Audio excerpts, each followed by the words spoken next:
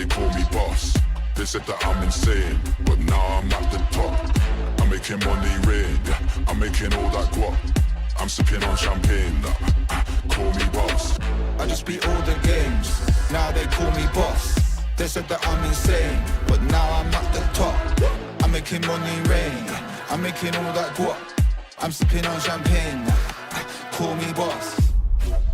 Boss, have some respect and call me boss. Boss, have some respect and call me boss. Boss, have some respect and call me boss. Bear man are getting vexed like who that dog. Now they call me boss. Boss. Boss. Boss. Now they call me boss. Boss. Boss. Now they call me boss. Boss. Boss. Now they call me boss. Boss. Boss, bear man are getting vexed like who that dog. Now they call me boss. Boss. Boss.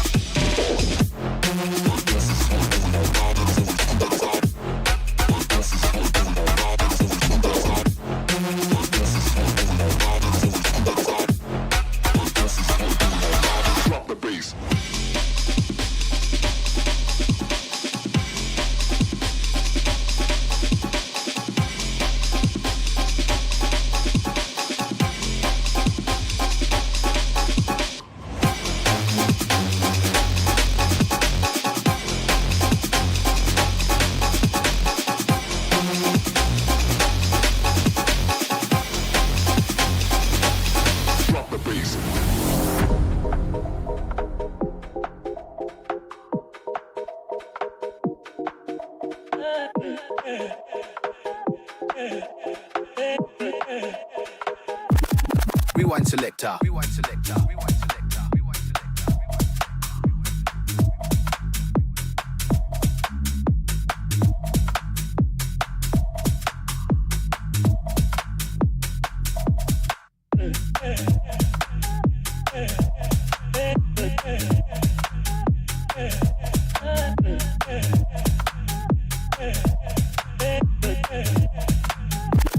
Rewind selector. Rewind selector. Rewind selector.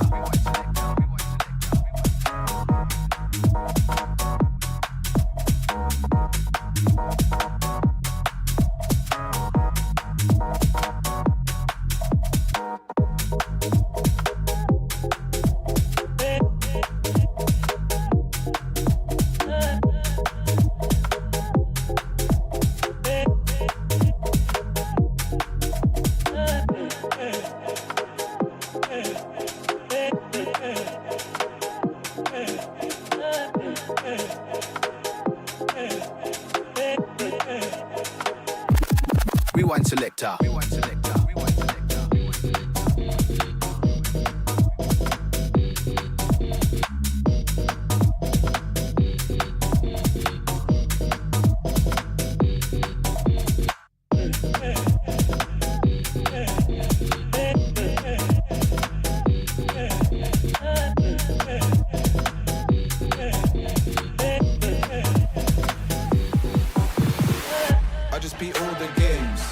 They call me boss. They said that I'm insane, but now I'm at the top. I'm making money rain. I'm making all that guap. I'm sipping on champagne. Call me boss. Boss, have some respect and call me boss. Boss, have some respect and call me boss. Boss, have some respect and call me boss. Bear man, I getting vexed like who that dog? Dog ain't my name, fam. Call me boss. Boss, have some respect and call me boss. Boss, have some respect and call me boss. Boss, have some respect and call me boss. Bear man, I getting vexed like who that dog? Now they call me boss. Boss. Boss. Boss. Boss. Boss. Dog ain't my name, fam. Call me boss. Boss. Boss. Boss.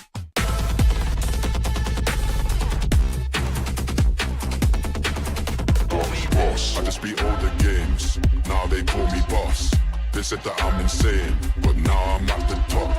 I'm making money rain, I'm making all that guap. I'm sipping on champagne, call me boss. I just beat all the games, now they call me boss. They said that I'm insane, but now I'm at the top. I'm making money rain, I'm making all that guap. I'm sipping on champagne, call me boss. Boss, have some respect and call me boss. Boss, have some respect and call me boss. Boss, have some respect and call me boss. Bear man, I getting vexed like who that dog? Now they call me boss. Boss. Boss. Boss. Now they call me boss. Boss. Boss. Now they call me boss. Boss. Boss. Now they call me boss. Boss. Boss, bear man, I getting vexed like who that dog? Now they call me boss. Boss. Boss.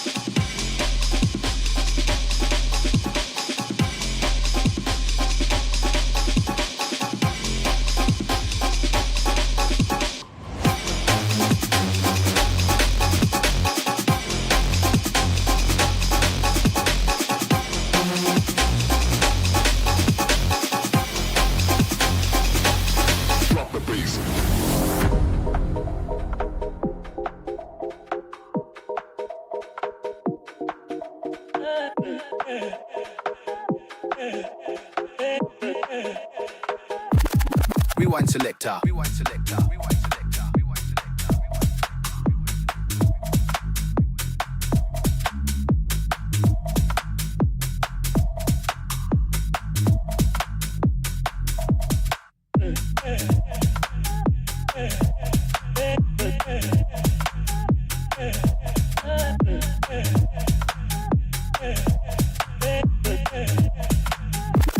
Rewind selector. Rewind selector. Rewind selector.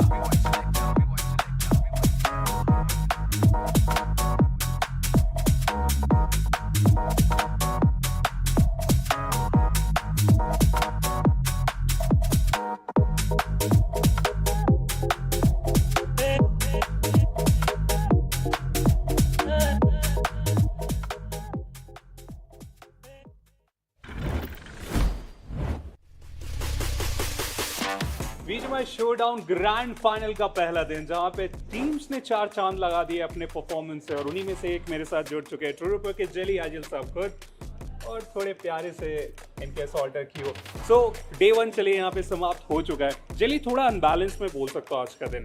Matches भी अच्छे गए, बुरे भी गए, chicken dinner भी आए, zero भी आए। क्या रहा आपके अनुसार आज का पहला दिन? मतलब ऐसा कुछ मेजर मिस्टेक्स तो मेरे को नहीं लगता हम लोगों ने की। थोड़े से अनलकी लगे जो लास्ट का मैच था मीरामार का, उसमें हम लोगों को जो गाड़ी थी या फिर कार बोलते हैं जिसको, वो मिल नहीं पाई, तो उसके चक्कर में थोड़ा ऊपर नीचे हो गया यार। लूट भी नहीं थी उसमें, तो फाइट भी अच्छे से ले नहीं पाए। ऐसा नहीं था कि वहाँ पे कम्युनिकेशन में कुछ भी इशू हुआ था, सब कुछ सॉर्टेड चल रहा था। मैं नहीं बोलता कि मेरी टीम गंदा खेली या कुछ भी, अच्छा कर रहे थे हम लोग। शायद उस टाइम पे लक ने थोड़ा फेवर नहीं किया हम लोगों को, और यही है, इतना कुछ हुआ नहीं उसमें, थोड़ा लक ने फेवर नहीं किया शायद। देखिए यही रीज़न है कि ट्रूरिपर्स को आज के दिन में हमने बेहतर खेलते हुए देखा। माइंडसेट काफ़ी ज़्यादा स्ट्रॉन्ग है। फिलहाल इरैंगल की जब बारी आती है, हवाक्राफ्ट का बहुत ज़्यादा इस्तेमाल करती है ट्रूरिपर्स, और उसका फ़ायदा भी होता है कई बार टीम्स को परेशान करने के लिए। तो उसके अराउंड थोड़ी स्ट्रैटेजी बताइए।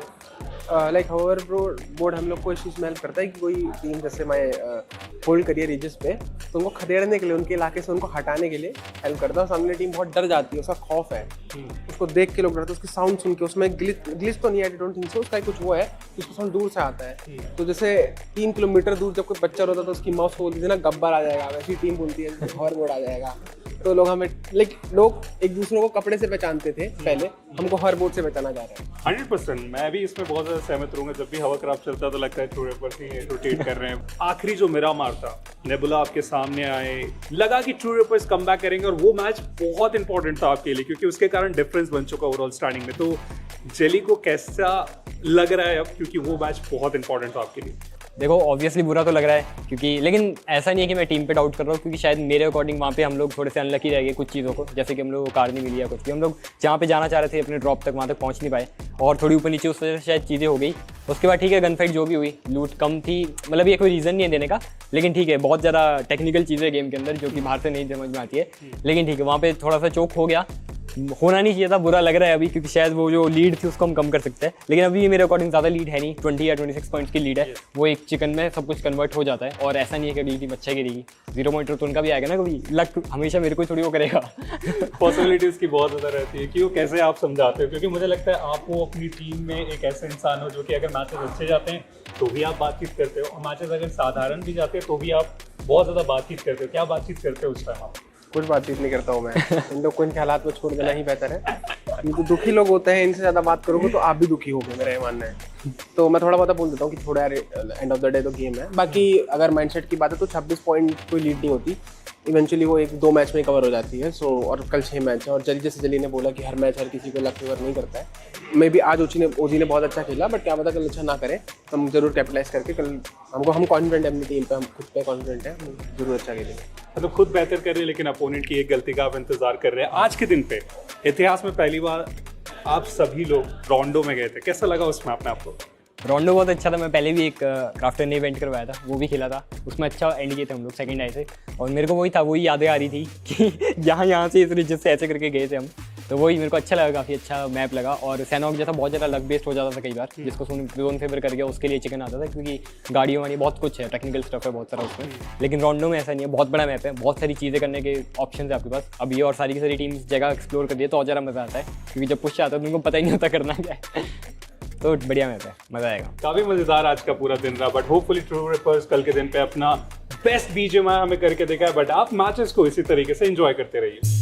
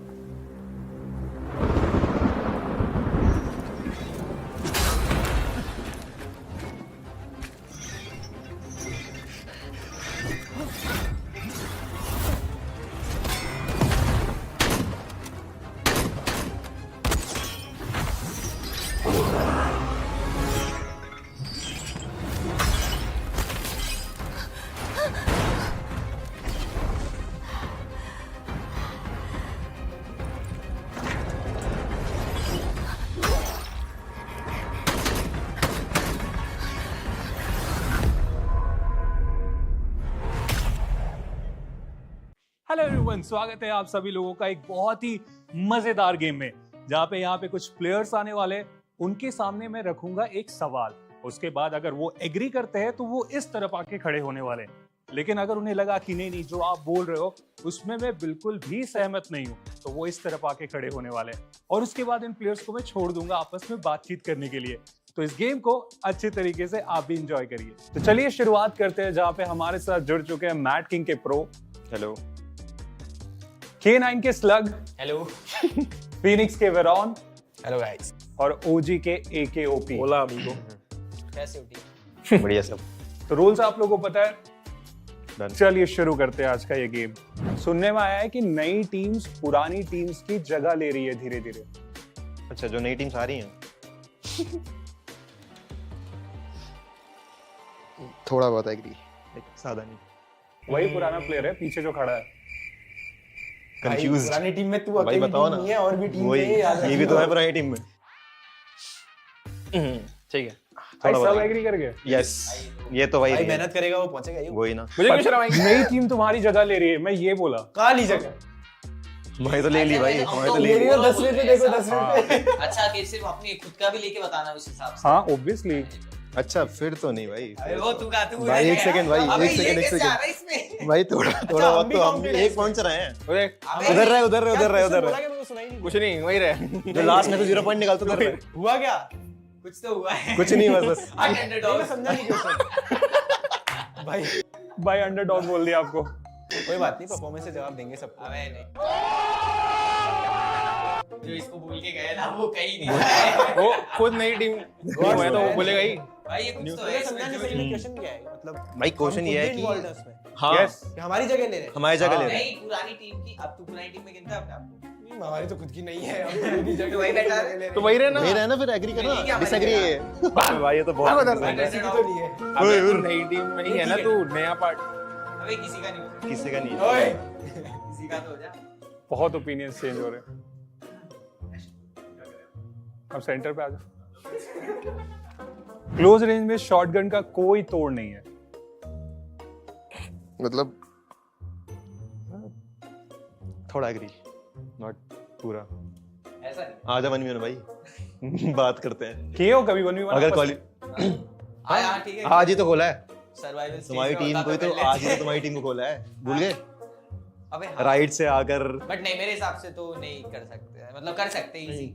कैसे कर सकते हैं? कर सकते हैं, कर भी नहीं सकते। चावड़ा पड़ेगा ना डीवीएस का भाई। मुंह पे। सारी एक रह जाएगी पेटी के अंदर। एक ही हम से चाहिए ना। अब उसके सारी रह जाती है भाई। skills नहीं है, इसमें तो भाई vacuum से मर सारी जाओगे। इन्होंने ही नहीं बताया आज फर्स्ट मैच में। मैं यूएमपी में DBS की कुछ आवाज कर रहा सुन के था, नीचे बैठ जाते DBS थे। चल खत्म वही सब कुछ। डीबीएस की आवाज उनके नीचे बैठ जाते जब तुम्हें आती है कच कच करके। इसलिए तुम फाइनल्स में नहीं आ पाए। भाई एक ही वेंडर मार रहे हो, एक ही वेंडर, तो इसके अलावा भी चीजें हैं भाई। एटलीस्ट कर लेते भी फाइनल में, देखते नहीं हैं, मारते देखते हो हैं, भी। देखते हैं, मिलते हैं सीधा। मेरे को लगता है एक का 1v1 नाम में मिलते हैं, एक एक चलाना, ठीक है फिर। उनका नाम ही एक है, इसलिए वो डिसएग्री कर रहे हैं। अबे टीडीएम में 1v1 करने से कोई जीतता है टीडीएम तो की बात फर्क नहीं कर रहे, पड़ता है। कस्टम की बात कर रहे हैं। आओ फिर कभी मिलते हैं, मिलते हैं। एक ही चलाया करो फिर। चला लेंगे, तुम्हारे लिए दिखता वो भी तो काफी नहीं है, है, तुम्हारे लिए क्रॉस भी काफी है, दिखता तो नहीं है वैसे एक के हाथ में। तुम्हारे लिए डी cross भी पे काफी है की bro, दिखती है AKM की तो जरूरत नहीं है, वैल्यू क्यों देखते हैं मैं देखते हैं देखते हैं, मिलते हैं आगे जाके बात करते हैं, देखते हैं कौन जीतेगा डीवीएस या एकेएम। मजा आ गया भाई। ओके हो जाएंगे। कभी 1v1 किए हो एक दूसरे के साथ? भाई आ जाए सेंटर में। आजा सेंटर में आ जाते हैं। मतलब मैं पूछ रहा था कभी 1v1 हुआ है तुम लोग के आपस में कभी? पता नहीं, इतना देखता नहीं हूँ मैं, कोई भी आया तो मार देता है। स्लग तुम्हारा किसी के साथ हुआ है? आए दिन होता रहता है, आए दिन होता रहता है। मतलब हार रहे हो या जीत? वो तो standing में पता चल ही रहा होगा। चलो सेंटर में आ जाओ। इंटरनेशनल कप में टॉप 2 आना शोडाउन जीतने से आसान है। टॉप 2 तो बोल रहे तो बोल हाँ, सकते कह हो। सकते हैं। यस ठीक है, न्यूट्रल हाँ रहना चाहिए। कह नहीं सकते। प्रभु क्यों भाई भाई तू ओवरऑल क्यों किया ये बता ना, भाई ये तो बता क्यों दे किया? गया क्यों? गया क्यों वहाँ? अबे इधर अंडरडॉग है, उधर तो मैं एक लाइन में रह नहीं सकता। बाकी मेरे हिसाब से आसान तो इसमें मतलब मैं क्या चूज कर रहा हूँ? बहुत यही है जो है उसमें नहीं हो पाएगा। इसमें ऐसा जरूरी बिल्कुल मतलब तो नहीं है। अबे जो उन्होंने लाइन बोली उससे तो डिसएग्री कर रहा है, बहुत ज्यादा डिसाइड कर रहा है, बहुत बहुत ज्यादा डिसएग्री कर रहा है ना कि ये जीतना आसान नहीं है। बिल्कुल भी नहीं। उसमें टॉप 2 आना आसान नहीं है। भाई क्या सीन है अरे भाई? देख, इधर आ जा, इधर आ जा, वो जो इधर आ जा। क्वेश्चन है उसमें ऐसा है कि टॉप 2 आना उसमें आसान है या फिर यहाँ पे जीतना आसान है? यहाँ पे जीतना आसान हाँ तो तू बता ना भाई पूछ सुन, क्या रहा है? तो हाँ इस चीज से एग्री करो, जीतना आसान है यहाँ पे। तो मैं डिसएग्री में आऊंगा या agree? भाई तो टेबल टॉप ही चल रहा है ना। नहीं वही रहेगा ना, सही है ना, वही रहेगा। देखिए मैंने बताया था ना कि इस गेम में फन होगा। एके और फिरौन ने जिस तरीके से बातचीत की, फिर प्रो का जो एडिशन रहा और स्लग की जो मस्ती थी, इन सब चीजों के कारण ये वीडियो काफी मजेदार रहा। बट मैं मिलता हूं आपको बहुत जल्दी।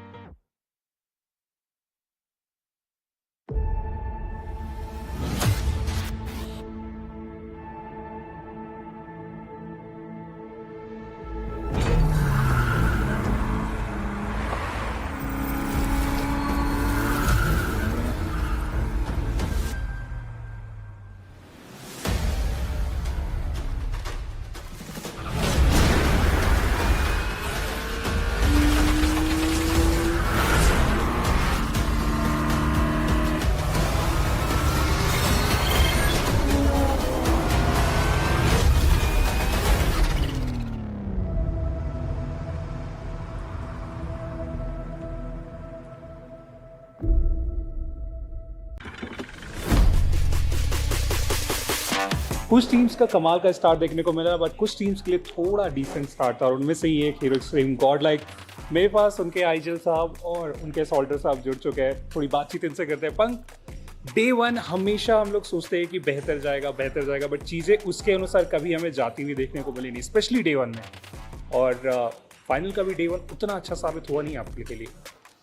एक डे 1 में चोक्स वगैरह हुए हैं, लेकिन जो हमने एक्सपेक्ट नहीं किए थे, लाइक बेसिक से भी बेसिक गलतियाँ करी है। तो वो आज जाके रात को वर्कआउट वगैरह करेंगे, उन चीज़ों पर डिस्कशन वगैरह करेंगे एंड होप सो कल अच्छा दिन होगा। 100% वो तो हम उम्मीद करके चल रहे हैं। बट जॉनसन मैच के थोड़ी बातचीत कर लेते हैं। ये स्नाया का सर्कल देखिए, वो आपका गढ़ हुआ करता था एक समय में, भूलने की कोई बात नहीं है उसमें। तो आपके पास वो हाइट भी थे, नंबर्स भी थे, ओजी के पास लूट भी नहीं थे, वो एजेस से आ रहे थे। उसके बाद भी वो चिकन डिनर जिसको सबने मान लिया था कि आपका होने वाला है, वो आपके हाथ से चला गया। एंड में वही थोड़ा सा कम्युनिकेशन लाइक वीक पड़ गया, तो उसके कारण ही पिक ऑफ हो गए। तो अगर वो पिक ऑफ नहीं होता तो वो चिकन तो हमारा ही था। तो वही थोड़ा सा वो बोलते हैं ना कि कम्युनिकेशन का वो, तो उसके कारण ही थोड़ा चिकन थ्रो हो गया। बट थ्रो यार अभी नहीं कर सकते, बट एंड स्टेज है, बट अभी हो गया तो क्या ही कर सकते हैं। तो होपफुली आगे वाले मैचेस में नहीं करेंगे। देखिए लास्ट टाइम जब आपसे मैं बात कर रहा था कि क्यों नहीं आ रहा चिकन डिनर, तो आपने बोला था because we are god like, अभी भी उस पर स्टिक कर रहे हैं। बट अभी नहीं, क्योंकि ये फाइनल है, अभी 2 ही दिन बचा है। तो उसमें हम नहीं कर सकते ऐसे। अभी अगर ऐसे करेंगे तो फिर पॉइंट्स तो बहुत दिक्कत होगी। तो होपफुली अभी आगे के मैचेस में ऐसा ना हो। बिल्कुल, ऐसा तो हम लोग सभी चाह रहे हैं। बट पंग जिस तरीके से हम बात करें ओवरऑल स्टैंडिंग की, 31 के साथ आपने डे 1 एंड किया है, जहाँ पे ओजी 70 पहुँच चुके हैं। एक बहुत बड़ा गैप है। तो इसके लिए क्या मानसिकता रहने वाली उन 6 मैचेस के लिए? देखो यार, अभी ओजी जितने पॉइंट्स है वो पॉइंट्स कंपेयर करके नहीं खेल सकते, हमको हमारा एवरेज मेंटेन करना है। मेरे को अभी भरोसा है कि हम हमारा जो एवरेज मेंटेन करेंगे, जो हम प्लान करके आए हैं, तो उससे भी हम टॉप पे एंड कर सकते हैं कल के डे पे। तो हमें बस फोकस करना है हमारे एवरेज पे, ना कि ओपोनेंट्स के पॉइंट पे कि यार इसके बढ़ते जा रहे हैं। मतलब मैच बाय मैच हमको एवरेज निकालना है, अच्छे से कम्युनिकेट करना है और एक अच्छा गेम निकालना, ताकि उस गेम के बाद रिग्रेट ना हो मन में। वरना कुछ गेम में होता है, अरे यार काश मैं ये कर लेता, वो कर लेता। तो अभी कुछ थोड़े बहुत है, बट कल तो नहीं होने देंगे। 100% वो तो हम उम्मीद करके ही चल रहे हैं। बट जॉनसन, एक बहुत सीरियस सवाल यहाँ पे मैं पूछना चाहूँगा कि मैचेस अगर बाकी टीम्स के जब खत्म होते हैं तो वो थोड़ी सी बातचीत हो रही है, एक दूसरे को समझा रहे हैं। गॉडलाइक के जब मैचेस समाप्त हो रहे हैं, जब हम कैम देख रहे हैं, तो वो बातचीत नहीं हो रही, एक दूसरे के साथ जो एक होता है ना कि थोड़ा समझाना, वो थोड़ा मिसिंग दिख रहा है। बट हमने ऑलरेडी प्लान किया है कि लाइक चाहे मैच अच्छे जाए या बुरे जाए, वो मैचेस के बाद डिस्कस नहीं करना है, ताकि आगे मैचेस पे फोकस करना है। जो भी हम मिस्टेक्स करते हैं, वो मिस्टेक्स हम बैक जाकर जो मिस्टेक्स हुई है उस पर डिस्कस करेंगे कैसा क्या है, एंड अच्छा करेंगे 100%। और आपके ऊपर एक रिस्पॉन्सिबिलिटी बहुत ज़्यादा यहाँ पे आई थी कि यहाँ से जो डिसीजन हम लेंगे होने वाले टीम्स के अंदर, वो आप लेने वाले। और उसके बाद रिजल्ट हमें सेमीफाइनल में देखने को मिला। सर्वाइवल में आपको आने का ज़रूरत ही नहीं पड़ा, सीधा आप ग्रैंड फाइनल में जंप बनाए। बट अभी भी उस पर स्टिक है। मैं समझना चाहूँगा कि औरम अभी कितना ज़्यादा मदद कर रहे हैं मैचेस के दौरान। नहीं, वो करते हैं हेल्प वगैरह हमारी, बट वो है कि गेम के अंदर या कोई भी स्ट्रेटेजी वगैरह होगी तो मैं इन चारों से डिस्कस कर लेता हूँ कि अपने ऐसे खेलने वाले हैं। वो ऐसे मेंटर टाइप हेल्प करे फिलहाल के लिए। बाकी हम लोग पाँच एक दूसरे को जितना हो सके मोटिवेट करते गेम के, क्योंकि हमारा ऐसा है कि कुछ गेम खराब चल जाते हैं ना, तो वो एक होता है ना मोमेंटम वगैरह, नेगेटिव मोमेंट, वो कैरी ऑन कर लेते फॉर नेक्स्ट में। उसी पे हम गलतियाँ नहीं कर रहे हैं, मतलब फिलहाल की वो खराब मूड से ना खेलें, एक दूसरे को समझा रहे हैं, थोड़ा समझाते 5-10 सेकंड, फिर अपने अपने वो मोड में, जो शांत वाले मोड में, कि अगले मैच में तुम मस्त रहो, प्रिपेयर्ड रहो और मस्त खेलना। बिल्कुल रीसेट होके जाते हैं इन शॉर्ट। देखिए, आप लोग एक दूसरे को मोटिवेट कर ले रहे हो, वो तो बेहतर है, बट आपके फैंस और इनफैक्ट हीरो एक्सट्रीम गॉडलाइक के जितने भी फैंस हैं, उनको भी थोड़ा बता दीजिए कि थोड़ा आज निराश दिख रहे थे। देखो गाइज, हर दिन अच्छा नहीं हो सकता है। आई नो आज ठीक है, इतना भी अच्छा नहीं है, बट वही है कि जो मिस्टेक्स हुई है, चाहे वो कैजुअलिटीज़ हो या जो भी मिस्टेक्स आज करी है, तो आज वही जाके देखेंगे कैसा क्या है क्या नहीं। एंड कल के मैचेस और जो 2 दिन है उसमें होपफुली अच्छा खेले एंड अच्छे पॉइंट्स निकालें। 100% वही उम्मीद करके हम चल रहे हैं। बट फिलहाल आप मैचेस को एंजॉय करते रहिए, क्योंकि ये पूरे तरीके से तैयार है कमबैक के लिए।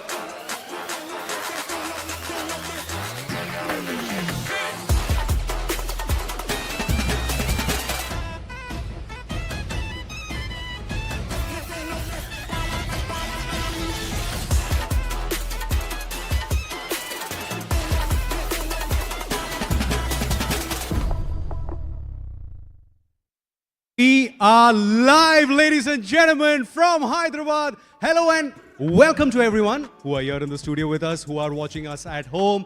This is day 2 of the grand finals of Crafton India Esports presents Battlegrounds Mobile India Showdown 2025.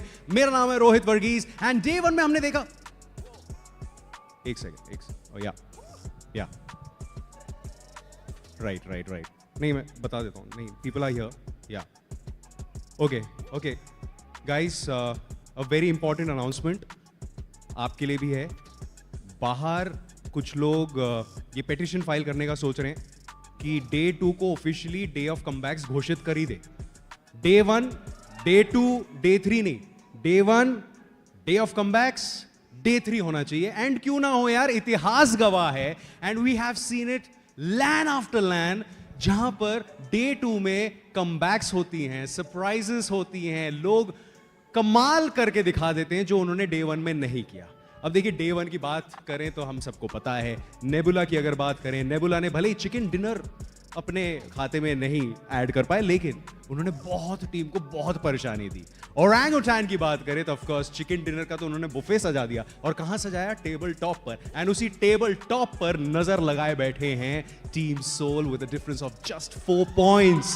तो इस समय डे 2 के लिए आप बहुत सारी चीजें एक्सपेक्ट कर सकते हैं लेकिन क्या होने वाला है ये तो मुझे भी नहीं पता ये तो एक्चुअली हमारे एनालिस्ट को भी नहीं पता लेकिन आप क्या एक्सपेक्ट कर सकते हैं ये आपको इनसे बेटर और कोई नहीं बता सकता तो चलते हैं हमारे एनालिस्ट की तरफ so boys take it away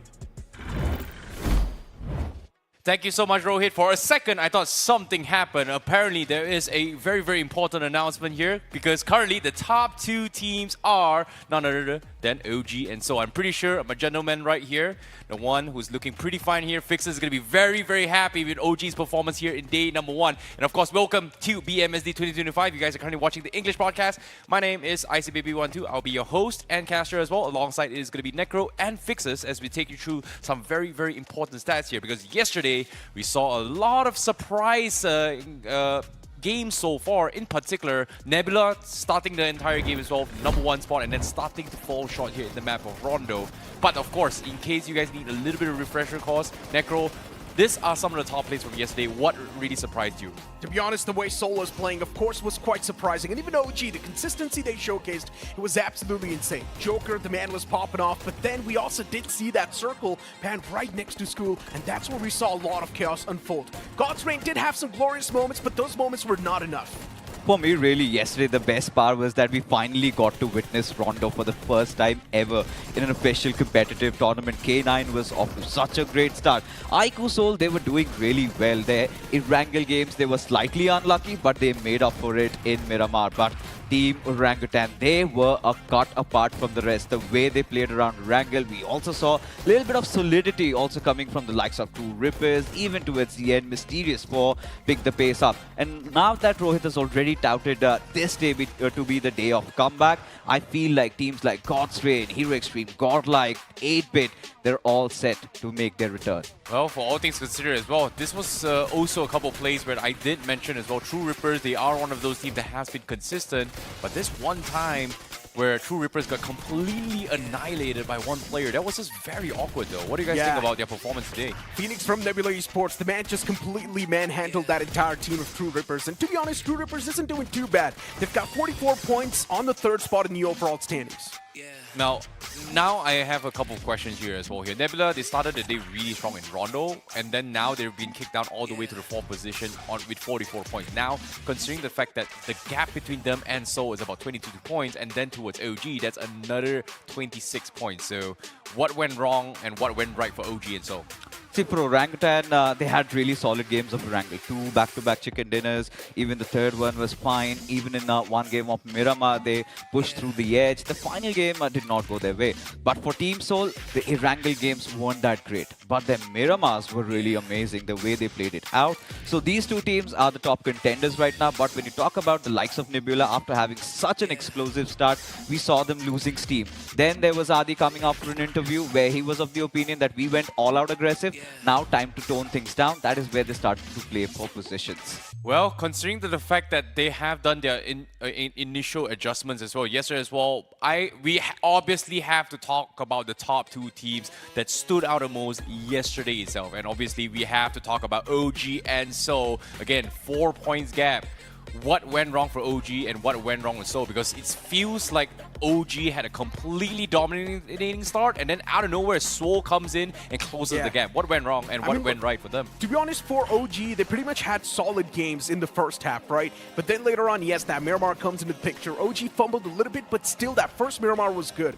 In the last Miramar, OG completely fumbled the ball, and that's where Seoul got the chance to spring back to life, and we saw some glorious moments coming through from Joker. The man was just crazy, taking down players single-handedly, securing so many points. But you know, this fight of Orangutan and this particular game, when they secured that chicken dinner, especially at the final fight with Godlike, I think has to be one of the best clutches of the tournament so far. And given how the stakes are raised up so high, OG, look at the confidence oozing out of all these players. Everybody knows what their role is. And this particular game, where they were stuck in a dip, we never thought they would make it out so far, but they still pushed till the very end. This was one of those games where they could have gone all out, and I do not blame them for doing so. But for iQOO Seoul, I feel like there were those consistent games. Even in their worst game, which was that, man, that was Rondo, where they could just get 6 points. Barring that, all the games went really well. Now, and of course, we just catch a glimpse on towards the highlights of OG. Now we're going to be catching a little glimpse on the highlights coming from Seoul, because in particular, there were a lot of saying that, hey, Goblin has been performing here. But a lot of these times as well, Goblin and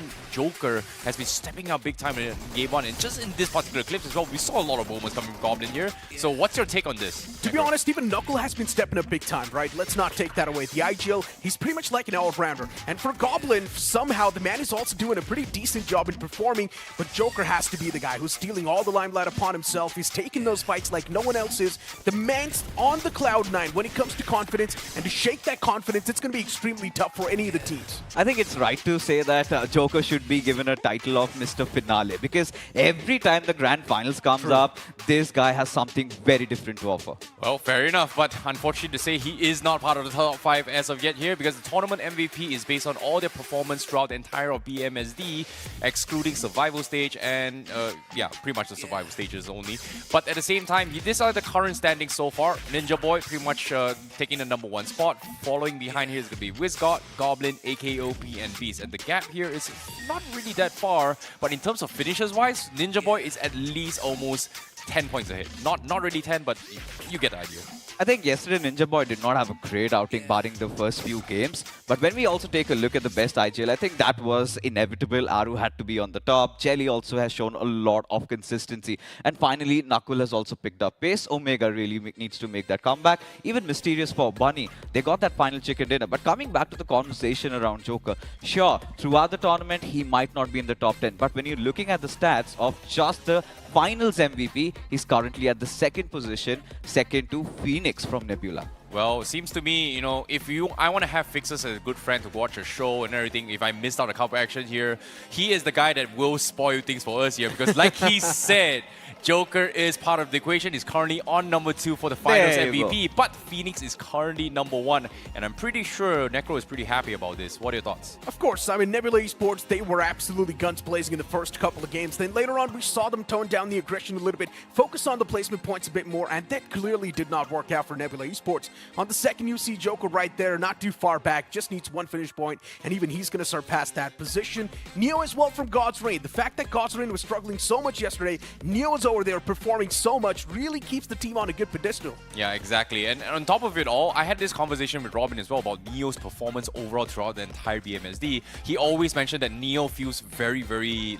He does have lack of confidence, right? Like low self-esteem kind of thing. He's like, you know, afraid to challenge, you know, as an assaulter, you have to be on the front lines kind of scenario.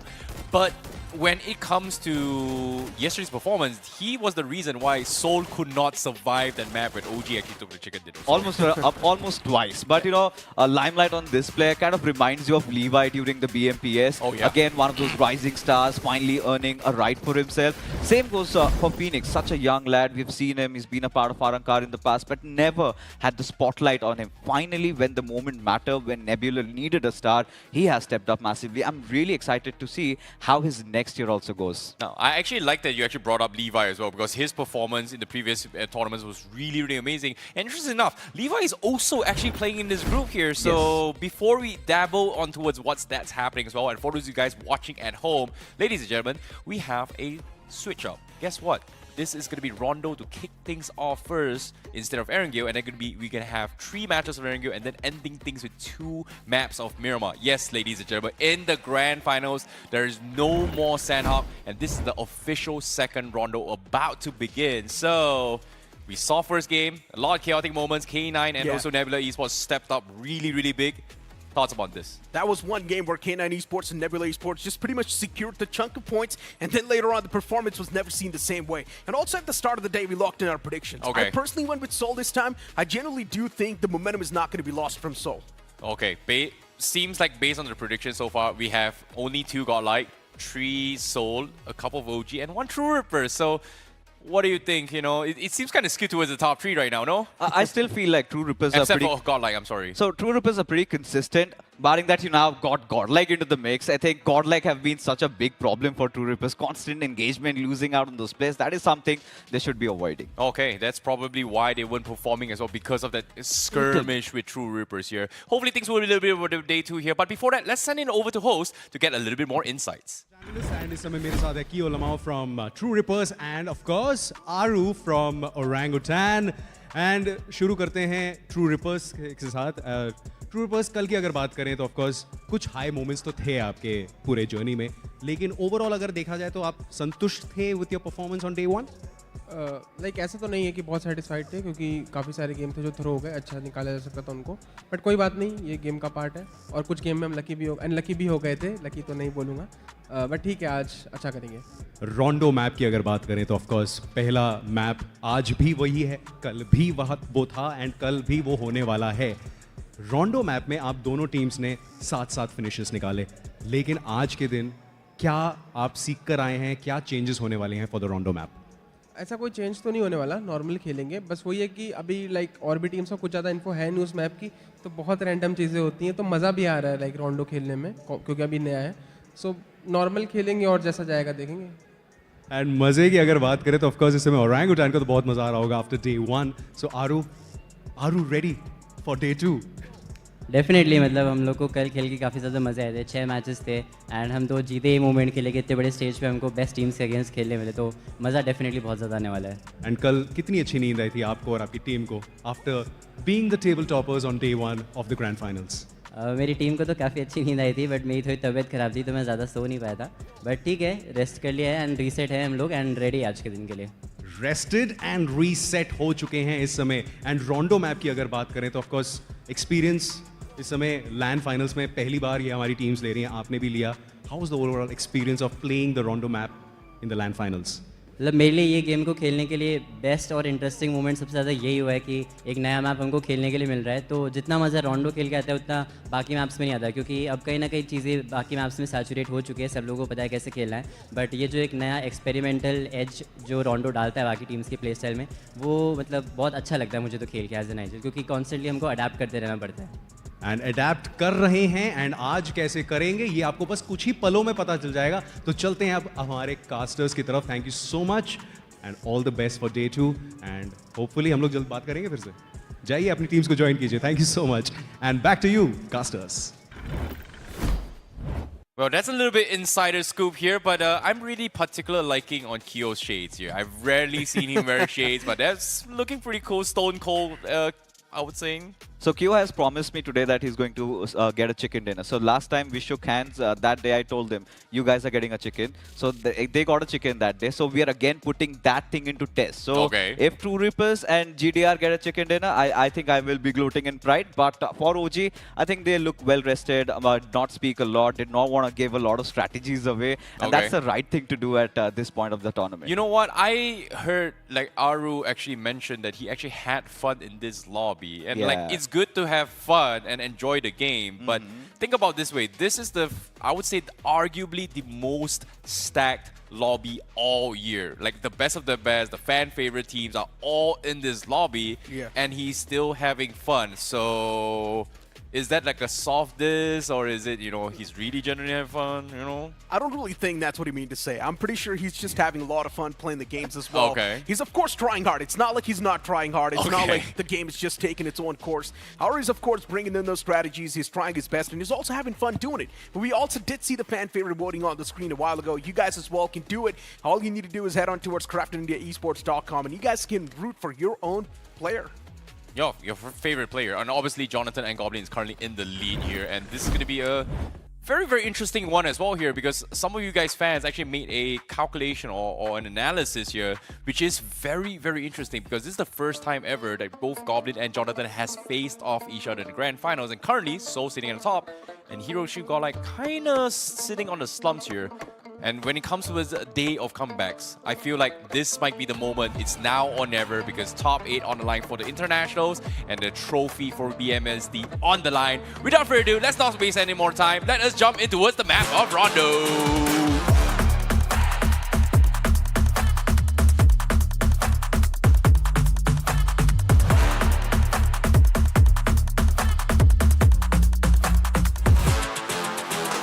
Going to be one single plane fly path once again. This time starting all the way from the northern side towards the bottom left. Now once again, this plane fly path, it's not really going to be that problematic for teams unless they want to head on towards Jaidana City. Now that will be a little bit of a stretch.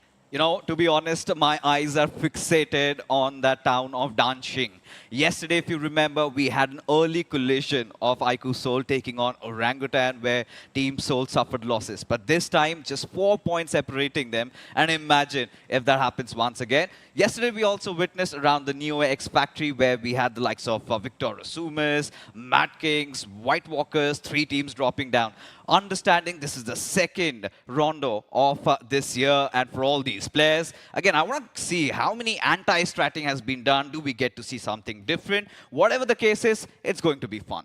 I mean, even Longo is going to be in contention, right? And especially knowing the fact that a lot of these teams are not really going to be dropping around the off-centric parts, pretty much on the edges. It's going to be interesting. Yesterday, we did see a lot of those recalls as well consistently happening since so many teams were constantly going for the fights. And Seoul this time, changing their drop location. It's just Knuckle. It's just Knuckle. I think they are again sticking to that 3-1 split to ensure they get those revivals. But, you know, coming back to matters at hand, look at New X Factory once again stacked up with multiple teams. But this time we get to see a different circle. Yesterday it was a hybrid one up north, but this time it's down south around Hongshan. So if you take a look at it, Vasista Esports playing around the centers, but Aru, boy, oh boy, little bit of a change in strategy, and seems like he's going to have to play a hefty price for it.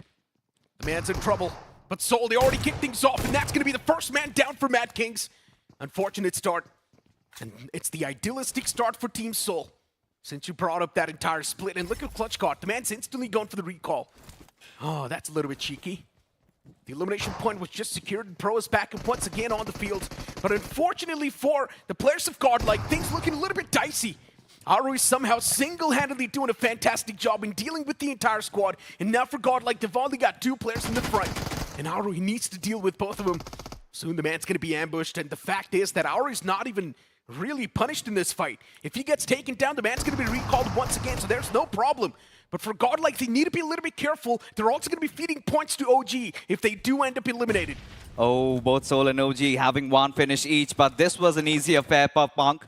He knew exactly where Aru was, and even if Aru would have survived that grenade, you know that Admiro would have recovered. So Orangutan, well aware of Aru being eliminated. Surely somebody's going to get him back up, as Madkings taking a fight against Team Seoul.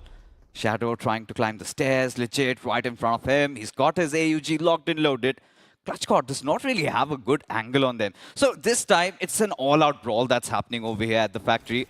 As even iQOO Seoul, they've taken those 2 early losses, but I'm pretty sure the boys will be back up. Yeah, it's pretty much like a factory deathmatch. That's what's going on here. Ooh. A lot of shots were taken, man. Still alive, by the way. Madkings. The fact that they are doing a fantastic job in keeping the players of Seoul pinned down. Legit. It's the only person alive towards factory. And Seoul isn't really going for the recalls yet. They're still waiting for Legit to get done with.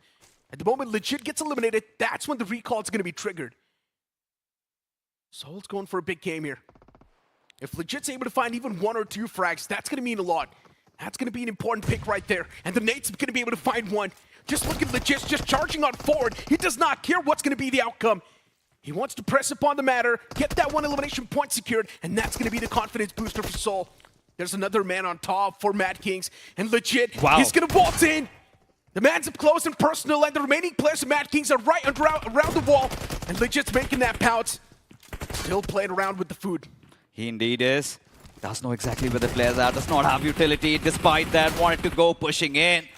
Fell prey to the bait by the players of Madkings, but trouble not over yet. Even Victoria Sumus right beside where Madkings are. So Madkings really farming up those finishes, as even for FS Esports, they are going to be taking a leap on towards Bunny, the only player from Mysterious 4. As playing around the terrace, he would love to take a jump, maybe get a knock in the process. Does call for help, and help has arrived. Snowjaw closing in, as now Bunny, he wants to sandwich the players of FS. Trying to get a single knock right in front of him. We've got Levi, but Lavish opening things up. Bunny finally taking that lead, but messing this one up big time, as a result of which gets punished. But Omega, he is already ready with all those revives. Mysterious 4 once again back on track. The man who was knocked out and confirmed is now back into the field. Mysterious 4, a lot of problems, and this is going to be another knock on the board. FS Esports striking back, and Mysterious 4 losing out on men. But once again, another recall triggered. Oh, man. Yeah, finally teams have realized, especially for Mysterious 4, that they have used up all their recalls. It's not going to happen anymore. So Omega, he really needs to count the eggs in his basket at this point. Mysterious 4, interesting fight so far. Not even a single finish secured. FS Esports, they have been amazing so far. But so far, getting into the match, it's going to be interesting to see what happens next. Omega, he's got a slight angle, but FS, somebody needs to get that opening knock once again. And the distance, I feel, Necro, is a little too much. True. But as of now, look at 8-Bit. Even they're going to be the one to chime inside of the action. Victor Sumus, the man's knocked out. He wanted to go for the revival or for the recall, but it's going to be denied. Always getting confirmed. VS in a big world of trouble. FS Esports, still that stalemate against the players of Mysterious 4. Now it's getting a little bit too much. The fight's being stretched. AX back in the playing field, as Sama is going to be confirmed too in the game. Cincinnati kids, a bit of a rough patch for them as well. But let's see how AX is going to be playing this one. Devotee's knocked out for them, so going for the revival is going to be an important thing. And this spray, it's disgusting. Henry threading that needle, shutting down Zeref due in the close proximity. No problems yet for Team AX. All they need to do is just move up and get the confirmations. Right now, no shackles on the players of Team AX, and they're really off to a very good start, Necro, considering the fact how their day 1 went. So far, it's been a better affair, and we were talking about trying to thread the needle, find that opening knock, and look at this. FS Esports getting the lead once again.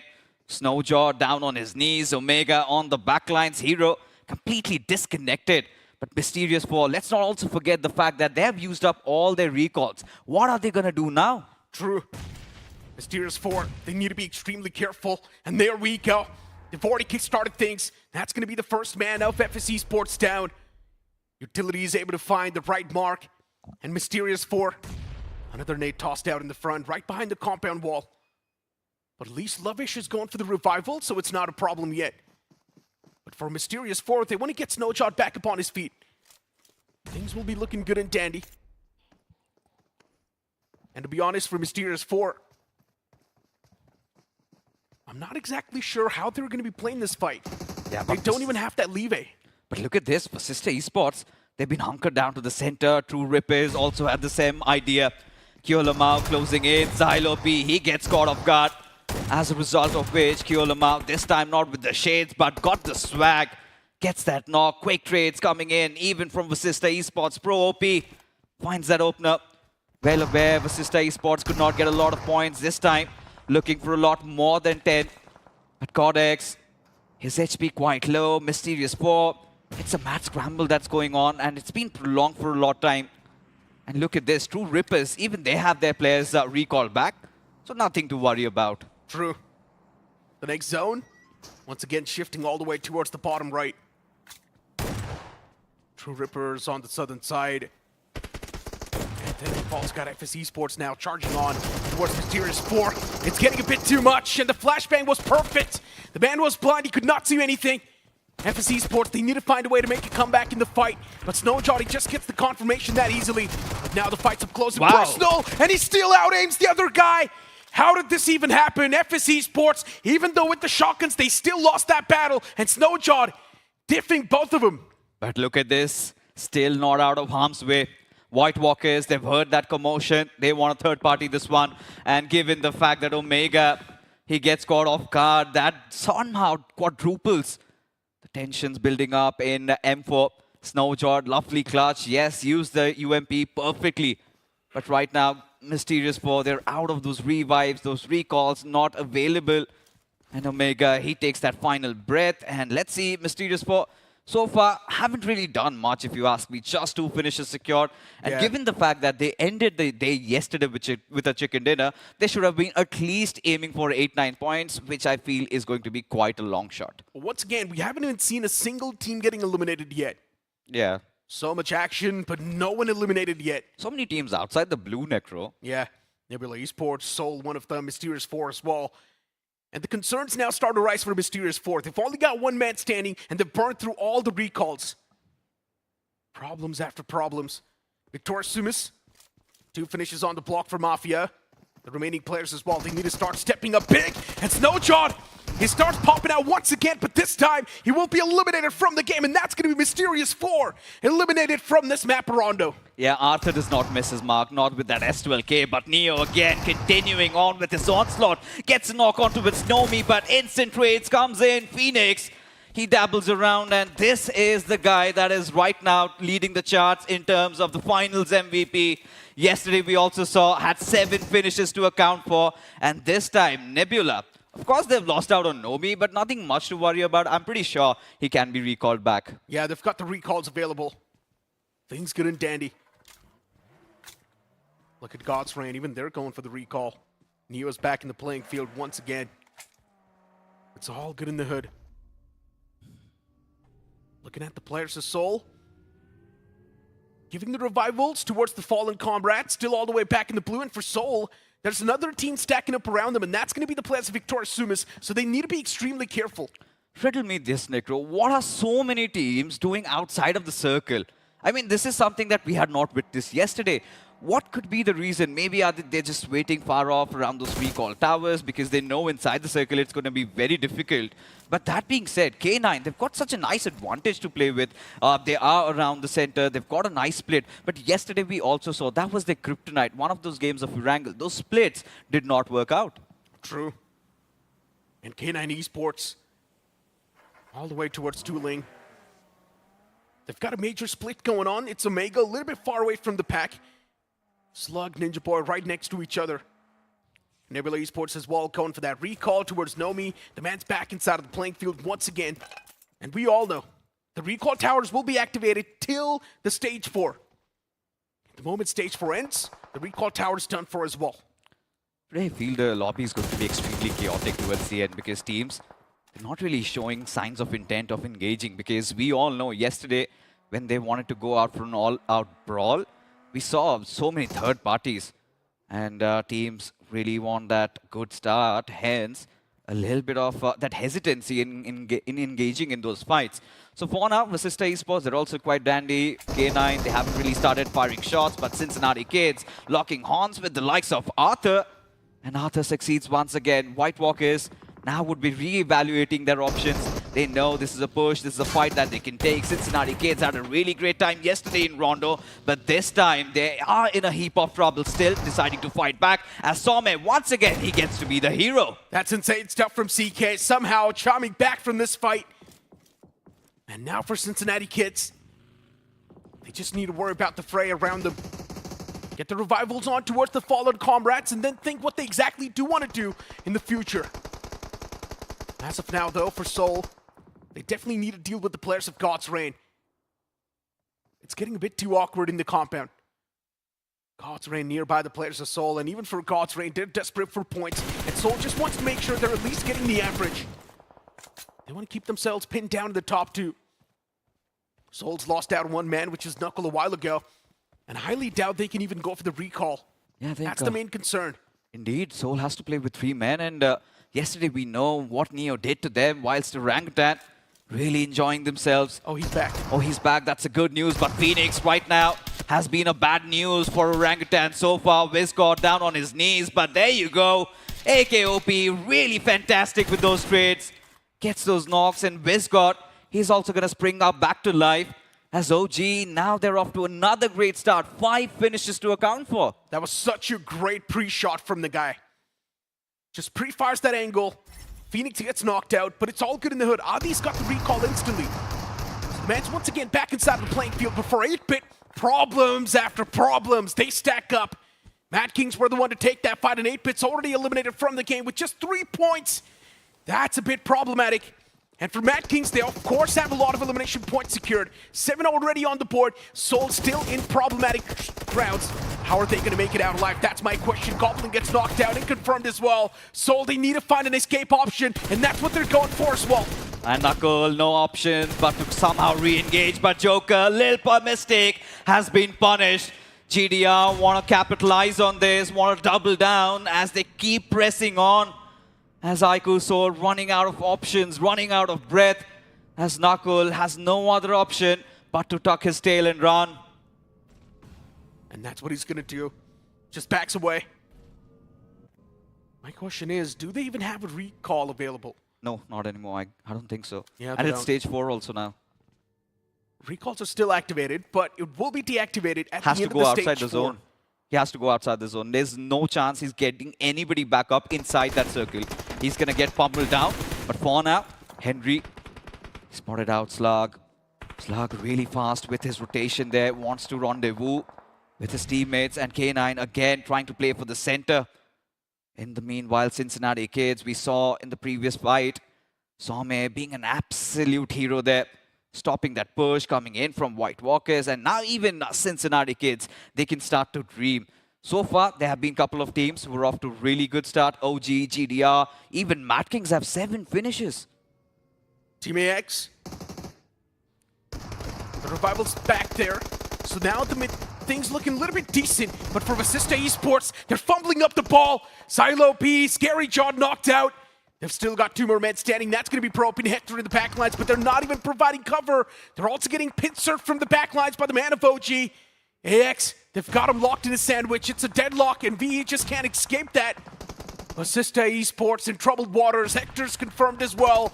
And now Pro B, the man's in the backlines on the high ground. I highly doubt he can do anything. He's able to find the first man against AX, and that's not a good news for them. AX now down to just a 3-man squad, and recall towers, even they've been disabled. So AX, they cannot even go for the recall anymore. In a problematic shoes, AX is, and OG, now they're going to take the battle against Team Aryan. But Viscott, he gets instantly traded. Still the man advantage in the hands of OG. All they need to do is get rid of Henry. And this is where the fight does not even end. Even K9 from the sidelines, they want to close in. Team Aryan down to Henry, their final member surviving, but Orangutan have to be quick on those revives, and now also have to be looking towards getting inside the circle. Henry really has no intentions of fighting this one out. He's just happy he's alive for now. Team Aryan did have a good start, did have 6 finishes into their names, but now they need those position points. 10 teams alive, still so many teams breathing and surviving, thriving inside the lobby. Kratos, he's got that rocky area to play around, and suddenly he decides he gets that little bit of an opening, that window, and instantly gets back to Adi. So for Nebula, they have been playing some wild strats. We have seen players like Nomi very far out in the blue were trying to get those revives. I don't know what happened, how they got eliminated, but putting all of that aside, Nebula somewhere scourging through, finding a good position. Now that the circle has formed, look at this. Orangutan, they've got the southwestern spread. K9 has the southern area to their control, but TrueRippers, I'm yet to see them cook, but Pro from Madkings has been amazing so far. Utilities doing a lot of damage, and Madkings now in shambles. That's a lot of damage dished out against Madkings, but at least they do manage to get the recovery. The knocked out player carried on shoulders to the back lines. Now the man seems safe, but still the utilities, they're doing a lot of damage. Mafia, he threats that needle, and that's going to find the confirmation as well against the knocked player. Mafia, the man's literally a grenadier. For Madkings, Apollo, now the man's going to be in the back lines, and Pro OP, He needs to pretty much hold on and lead the pack. Look at how all these craters have been formed. Another feature of Rondo, where a grenade explodes and then you have that dip. You can play around that cover. Pro is doing that. Seems like he's done his homework, but for Madkings, after such a great start, again facing off against their arch nemesis. This time not around the factory, but this time Victor Sumus. They've got so many men just trying to drive around. They have an idea. Both these teams, Necro, will have to get inside the circle, and even if they fight it out, who's going to deal with GDR? So many questions in our heads as Apollo. Yesterday we saw he was quite phenomenal. But for now, Knuckle inside that vehicle, Hero Xtreme Godlike did catch a whiff and should be an easy elimination for Punk.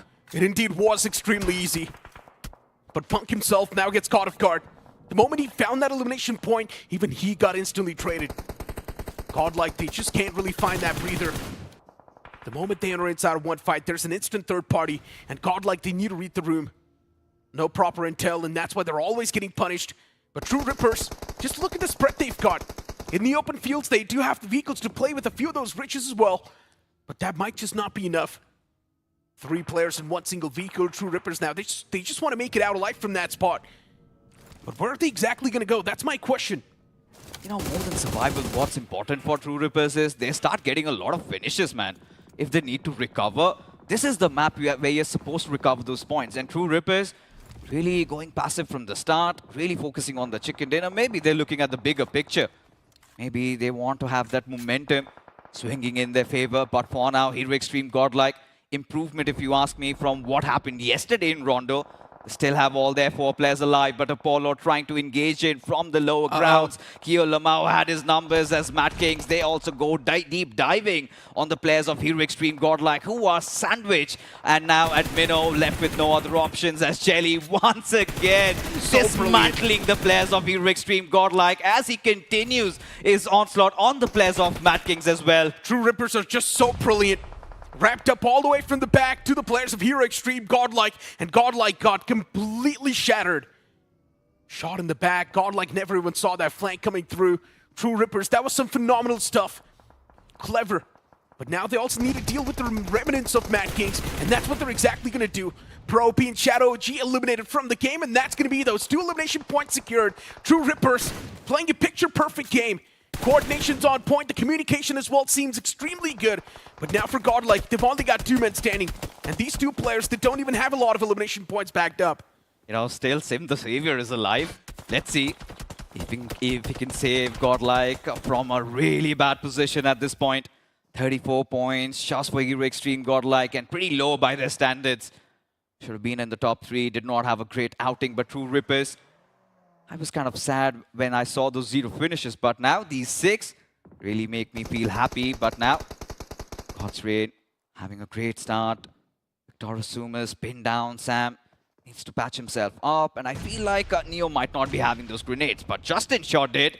And 1 grenade to take down the 2 players, and Victor Sumus, just like that, they also bow out of the server. Just 3 finishes on the board. Victor Sumus, solid stuff from the guys.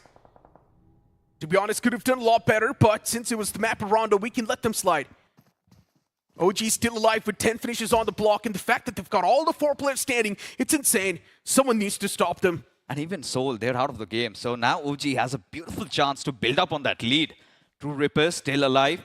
A chicken dinner is quintessential for them as of now. OG, we saw them using those emergency cover flares as they've also landed in. So this is a team that has done the homework.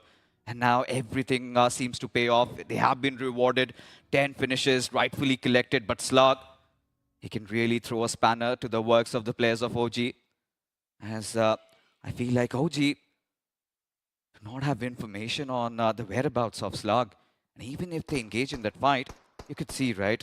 The other players of K9, they finally are alarmed and they're also closing in. And this is going to be a very interesting fight, given you've got Nebula, there's an informed God's Raid, Neo has been firing on all cylinders. I think this is a very pivotal engagement.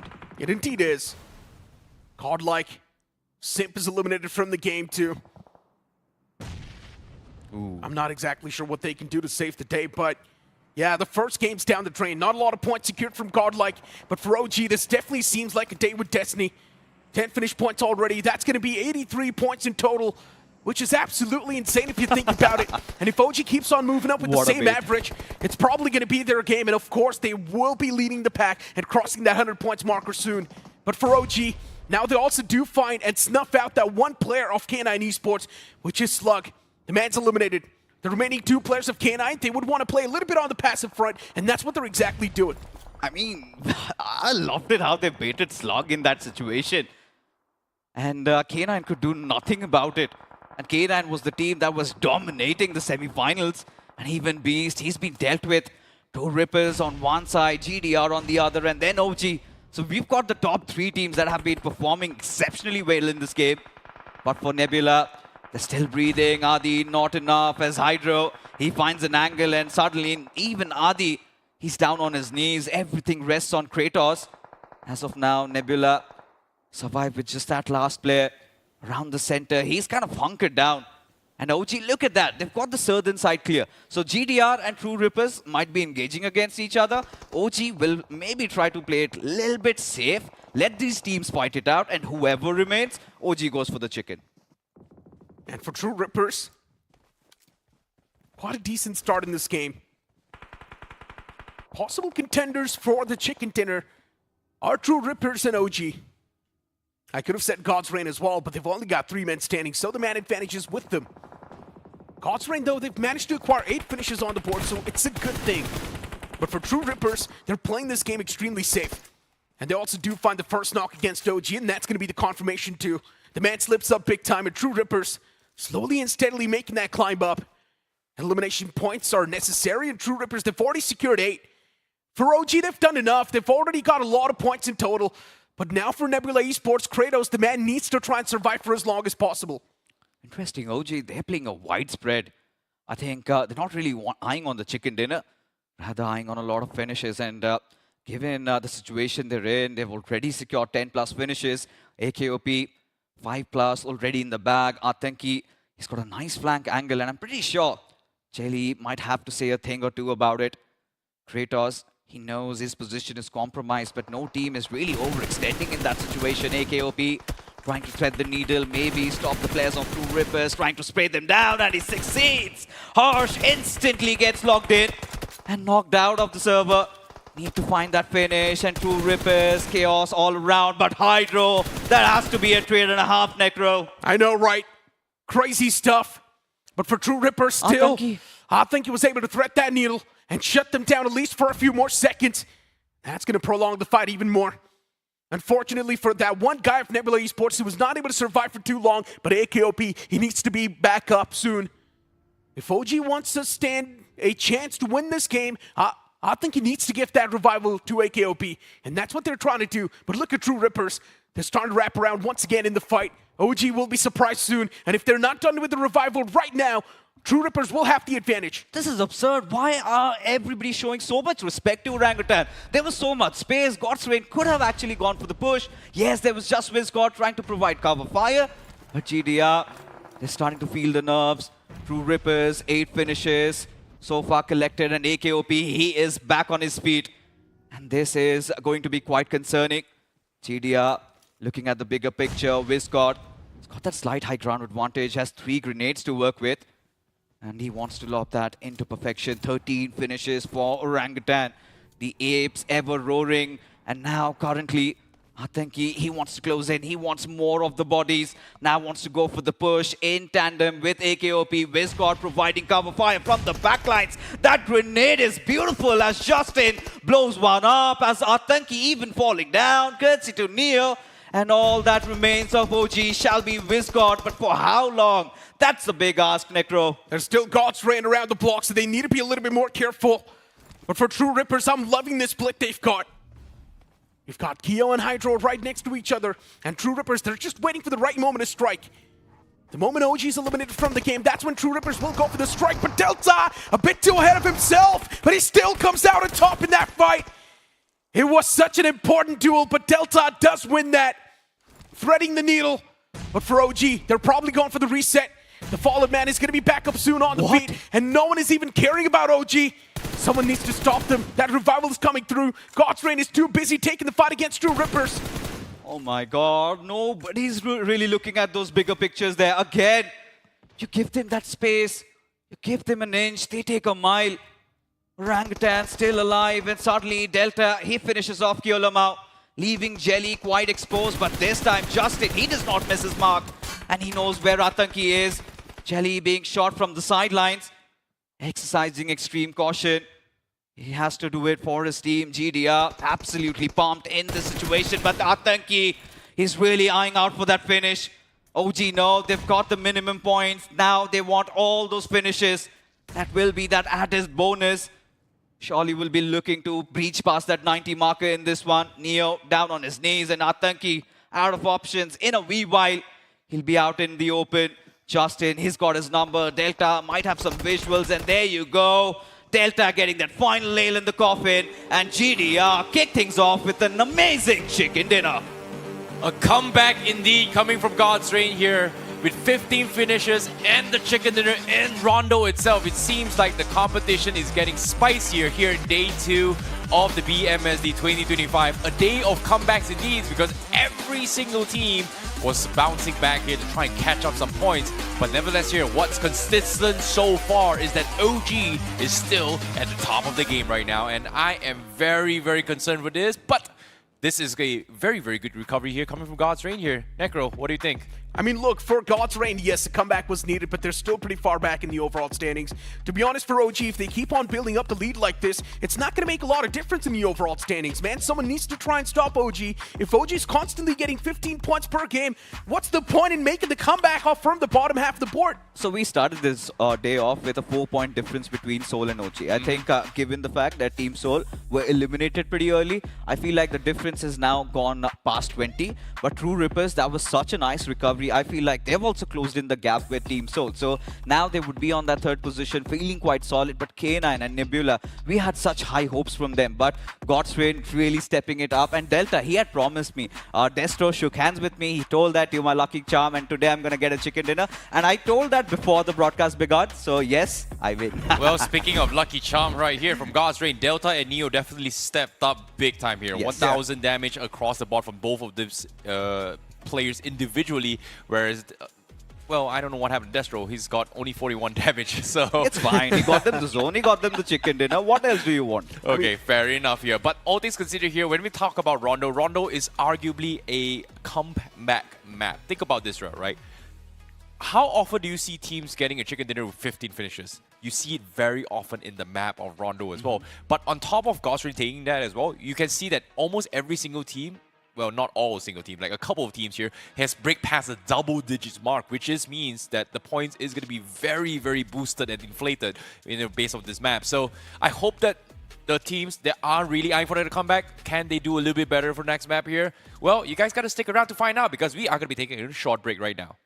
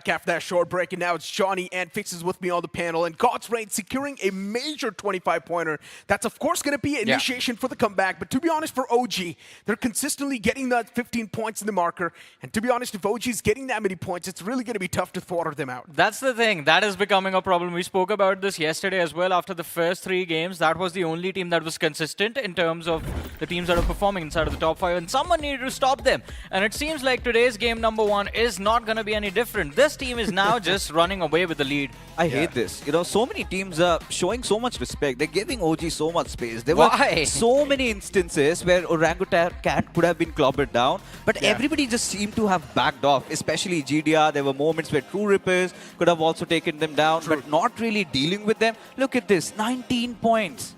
This is unacceptable, especially when OG already has a remarkable lead. OG securing these 19 points, it's going to give them such a major boost in the overall standings, and that's what the teams need to realize. TrueRippers getting 13 points, yeah, it's completely fine. Yeah, maybe you're getting a bit too closer to the players of Seoul, but it's still not going to make a lot of difference because you're fighting for that first spot, you're fighting for the championship, you're fighting for that slot towards the global championship, and it's running away from you. You know what, there's something that you will definitely enjoy, because there wasn't an interview after this game was done, right? Yeah. Otherwise, me and Necro know what Destro would have said. This man has been hating on God's Reign since yesterday, and today it was him, me, Destro, and Robin having a conversation. This time I'm going to take it. No, guys. This time, let me have the moment, because I literally shook hands with Destro and Kyolamau that you guys are going to get a chicken dinner. So it has started off. GDR chicken has already loaded. Now it's time for TrueRippers. Oh, Destro said they were going to try and bounce back, get a chicken today, and then basically say on interview that, Necro, you got to shut up. Gotta shut up, man. All right, man. You know what? Anyways, God's Reign, they're still in the top 5. They're getting 55 points. TrueRippers on the 57-point marker. Now, to be honest, for OG, these 89 points are going to mean a lot, which means in the upcoming game, there's a big chance they might just cross the 100 points marker. Yeah, God's Reign did get closer, 55. But what's the point? The championship is still pretty far away from you. Even after the chicken dinner, you are 34 points away from the lobby leaderboard, like the first position. Yeah. Imagine that. It has been such an intense journey for OG, and I just hope that what happened a few months ago does not repeat itself. I mean, it's going to be brilliant for OG if they run away with the lead and win by like 80 points, but that's just going to mean that the finals won't be what we expected. But I guess another concern is also going to be for the fans of Seoul, because the performance was a little bit lackluster in the first game. We expected Seoul to have a lot of points, but that's not the case. And now TrueRippers, they've closed up extremely close in the overall standings. Even God's Reign is now moving up slowly and steadily. Seoul's position is in danger. And if they do not perform in the upcoming game, problems will definitely hit them. But for now, we've got a quick interview lined up on towards the stage, so let's move on there. So much analysts and analysts ने आपको बताया है, casters ने आपको बताया है, मैंने भी आपको बताया है कि day 2 is the day of comebacks. And ऐसा comeback तो बेहतरीन शुरुआत हो चुकी है इस समय. And इस समय of course God's Reign के Destro से बात करते हैं. बहुत सारी चीज़ें इस समय चल रही थी. And day 1 चाहे जैसा भी हुआ हो, इस समय ऐसा लग रहा है कि रोंडो के लिए काफ़ी अच्छी तरह प्रेपरेशंस के साथ आप आए थे. एंड सारे जो प्लान्स हैं वो काम कर गए थे. तो ऐसा क्या हुआ जो काम कर गया, जो आपने सीखा after day 1? I mean not just Rondo. हम जब कल मैचेस खत्म हुए थे, we did a meeting and हमने ये डिस्कस किया हमने क्या मिस्टेक्स करी हैं. ओवरऑल हमें इतना बुरा नहीं लग रहा था कल के लिए, बिकॉज कुछ मेजर मिस्टेक्स नहीं करी थी, छोटी मिस्टेक्स थी. एंड आज यही सोच के आए थे वो सब नहीं करेंगे, इसलिए अच्छा मैच किया. ऑलराइट, एंड इस समय शुरुआत तो इस समय अच्छी हो चुकी है, लेकिन डेल्टा से इस समय मैं जानना चाहता हूँ कि अब आगे जो बचे 5 मैचेस हैं, स्पेशली अगर एरेंगल की बात करें, मिरामार की बात करें, तो वहाँ पर क्या प्लान है, क्या गलतियाँ थीं जो आपने इस समय रेक्टिफाई करने की और सुधारने की कोशिश की है? बेसिकली कल जो मैचेस थे अपने, तो उनमें बहुत छोटी छोटी गलतियाँ हो रही थी जिस चक्कर से हमने अपने पॉइंट लूज़ किए. बट आज का वो ये कि जितने सर्कल अपने को हमको मिलते रहेंगे वो हमें अपना बेस्ट देके अपना कन्वर्ट करना है पूरा. ऑलराइट, तो डे 2 की शुरुआत यहाँ पर हो चुकी है अच्छी तरह फॉर द गॉड्स रेन, लेकिन इस समय आगे क्या आप एक्सपेक्ट कर सकते हैं ये सब जानते हैं हमारे कास्टर से. So back to you boys.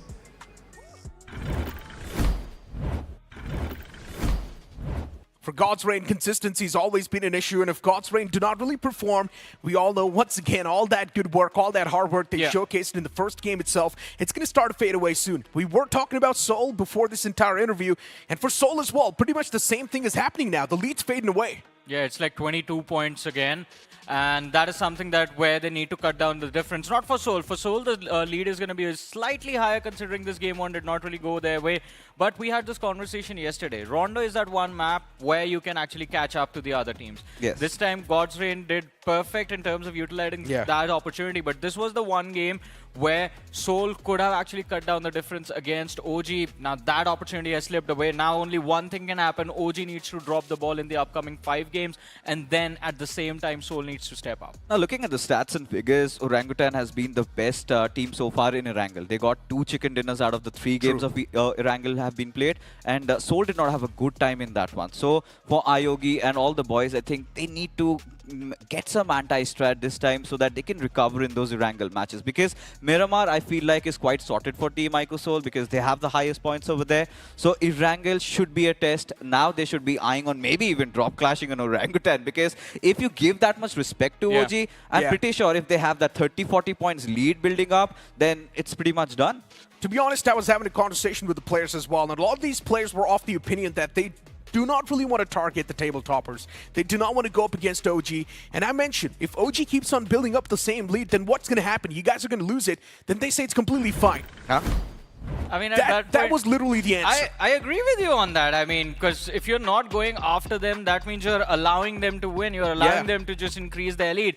I think whoever takes the risk, if they wipe out OG early in a very first few fights of the game within the first few stages, stage 2, stage 3, that creates an opening for everyone else to catch up. If no one does that, the door is open for OG to just basically cruise their way through the entire day and go home with the trophy. So when you look at how this tournament has been structured, so the winner goes to GC while the top 8 move on to IC. So seems like, you know, few teams, their body language feels like they're coming here to play for the top 8, not really for the trophy. Because if you want the trophy, you want to be the best, then you will have to take those risks. And this guy has been extraordinary, spectacular, phenomenal.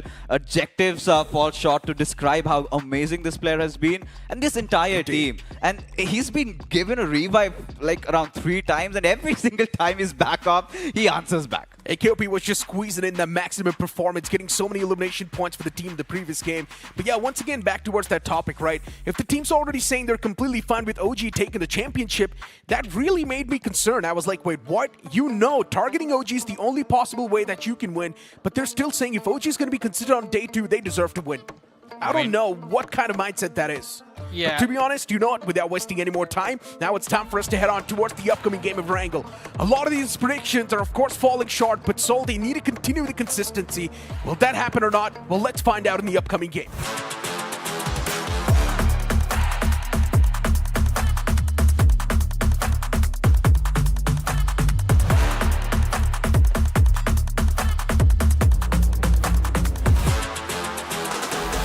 Of course, with Rondo out of the way, we're going to assume that everyone inside this lobby is going to be warmed up as we fly over game number 2 of finals, day number 2 of the BGMI showdown.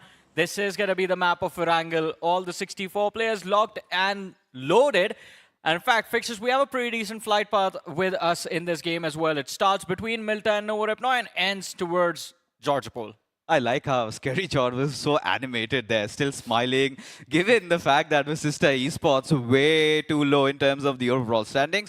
I think you need to have those smiles on your faces. Now, coming back to play, like you mentioned, the flight path trajectory, this is something that's quite normal, nothing out of the blue yet. Yeah. Still eyeing out for the circle, maybe get to see something off happening. Yesterday, we started off with a quite unorthodox school zone, in which Orangutan started things off with a chicken dinner. This time also, it's going to be interesting to see what happens. But slight change in their drops as OG this time back to their original drop location around Milta Power.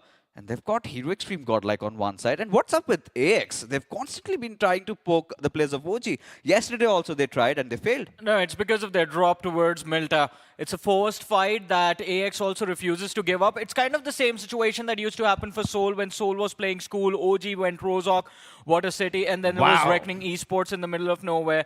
But that early conflict towards Milta Power, I think this time OG, they can be suffocated for loot. It all comes down to how does Simp react? Does he find that first knock onto the players of OG to be able to build up that pressure? I'm really surprised that Hero Xtreme Godlike this time have dropped around Milta Power. Starting to get curious as to what's going on in their heads, but K9 around that garage, Shadow just up top, over the terrace, Omega. He might have an idea, but Shadow, does he have any weapon at all? Nope. Nope. Hence no engagement. But OG trying to traverse around. But Jonathan, he finds an opener and AKOP. He's fallen off from the vehicle for Orangutan. It's a nightmare, Johnny. Yeah. And suddenly, right off the get-go, they're down to just their final 2 men. Godlike need to turn things around right now. This is the one moment, this is the one mistake OG has made that could cost them that spot on the first position eventually at the end of the day. Look at this, 3 players done and dusted. And Godlike, if they can get a squad wipe, then the floodgates will open. This will be that one game where Seoul need to perform, an opportunity given to them at the hands of their main rivals in this tournament. Ouch. That had to hurt for Orangutan. But now I'm happy that the other teams have some avenue for recovery. Atanki, the final member alive, and Shadow, he's also snuffed out and the life pulled out of his body. As K9 Esports, they're also off to a really good start. Hero Xtreme Godlike now in a collision course against the likes of Nebula. Name Nomi goes falling down, and I really feel like Hero Xtreme Godlike, they've had enough. They realize that whatever theory crafting they've done so far, it's not working out. Might as well go hunting. Yeah, but this is the moment where they need to back off, because now Nebula has their attention as well. They were out on the hunt for that last man from OG, but they can't really find him. He has hidden himself in an open field. Nebula on the other side, I think they just heard all that commotion. They wanted to check what was going on and just found Godlike in an off position. So end up losing 1 player because of that. But Godlike, great start to this game. 4 points, Milta Power in control. Now the next hurdle for them is crossing over towards that southern island, because we have a military circle in this one. I think that's going to give them so much confidence, Johnny. Taking down the table toppers, especially after having such a slow start. Right now, Hero Xtreme Godlike will get back to their loot, but even for Nebula, they're not off to a great start. Have lost out on Nomi. This time around the prison, and everybody must be squeezing their heads around how do they cross over the bridge.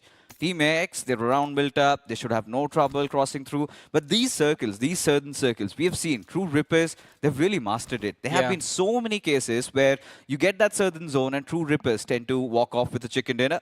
But this time, Victoria Sumus, they've also made some nice interventions there. This time, they've made that quick rotation and have sealed off that southern area for themselves. But GDR, this time, deciding to bridge camp, while even the likes of FS, they've crossed over the bridge and now they're on the other shoreline. Man, once you cross over is when the real games begin. God's Reign, we've seen them camp that military bridge time and time again. This time, they're going to have to wait for a while for the other teams to show up. Everyone, majority of the squads looking forward to using that Novoripnoi bridge. Well, FS, they just swim their way through. We've seen this strat before in the past, and now FS employing the bicycles inside of the game. But a little bit of a recap as to how things went down between OG and Godlike. The first knock secured by Jonathan onto Aru. Brilliant.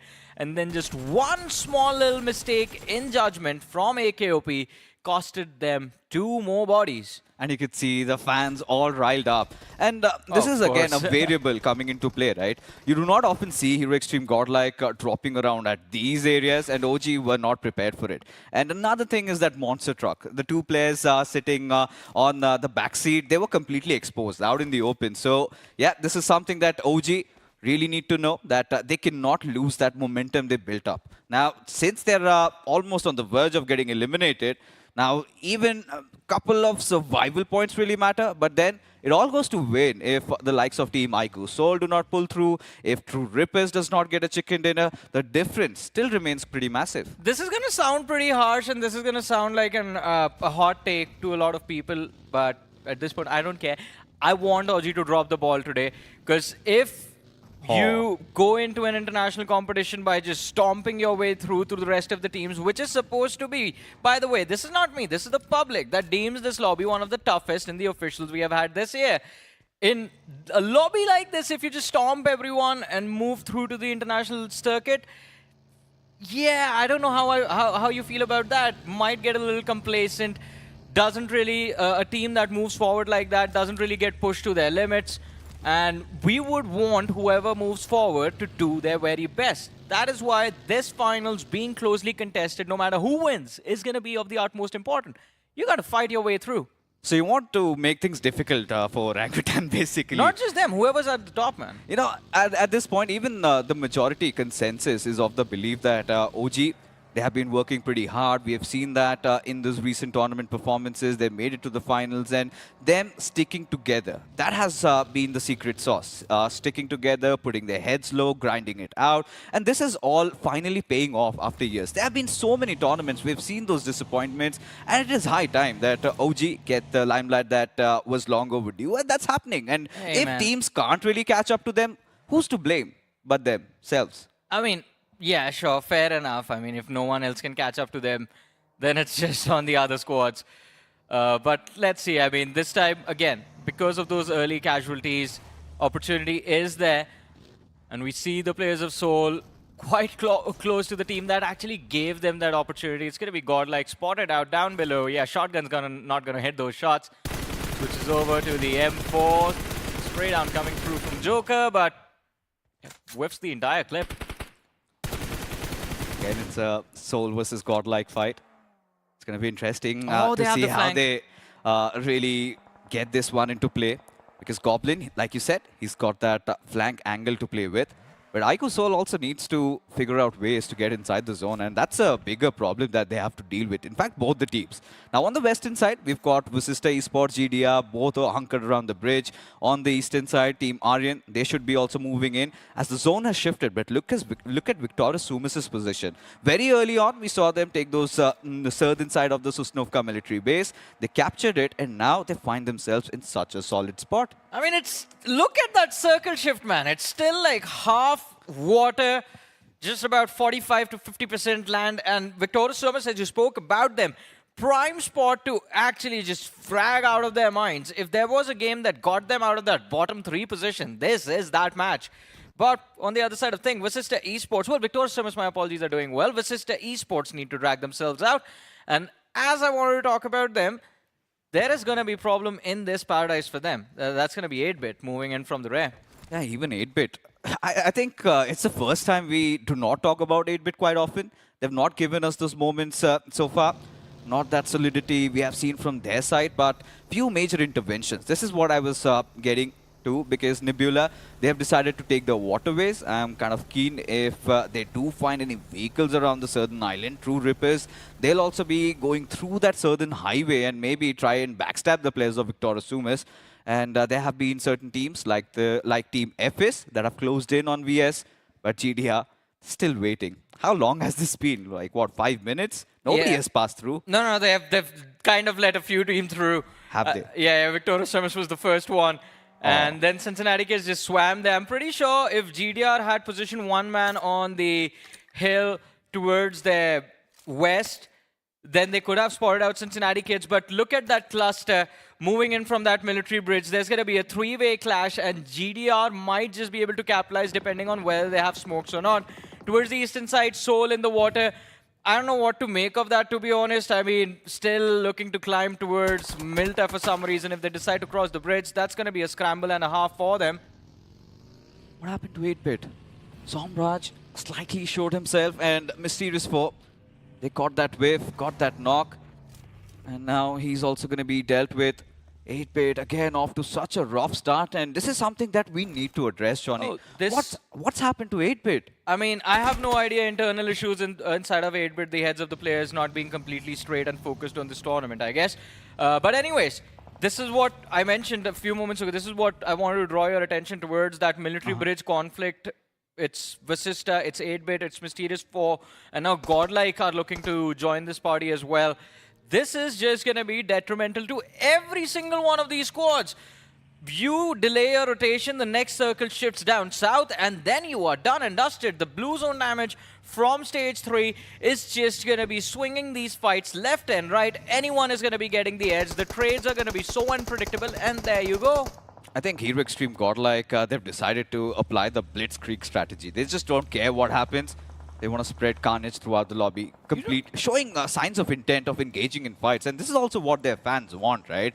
Start of the game, Jonathan has 3 finishes, all the players are alive, and now they've got also enough meds to work with.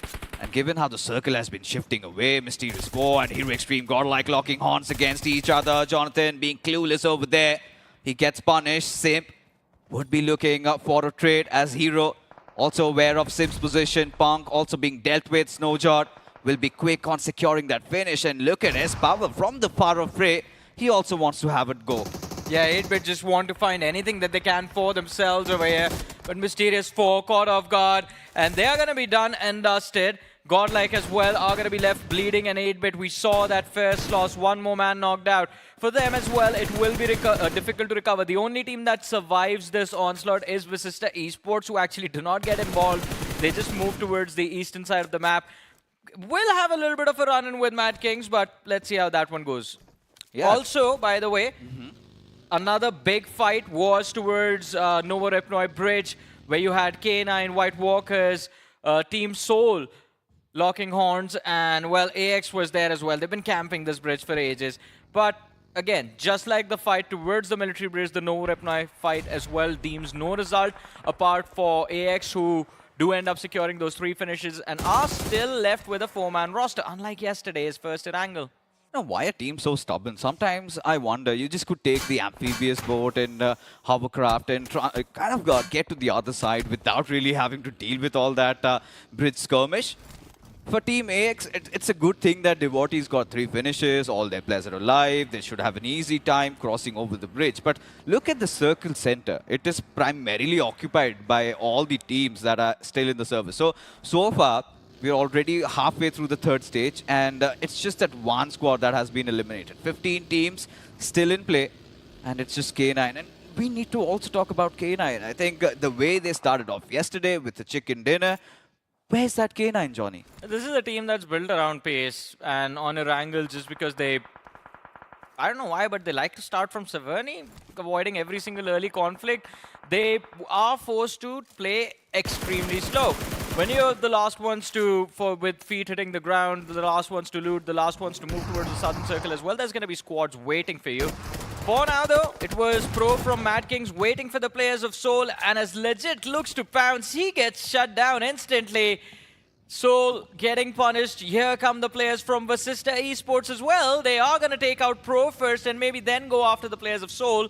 But anyways, ball in the court of Vasista Esports, and they decide, well, we don't want to be bothered by any of you. They just keep moving forward. Knuckle takes one shot, almost securing a knock, but not enough damage over there. The knock still comes through, and it's going to be, I believe, the zone that takes out Hector. Yes, it was. Madkings Pro getting punished. Vasista Esports, the only survivor from the Nova Repnoi Bridge conflict. Yeah, this is what was concerning me, Johnny.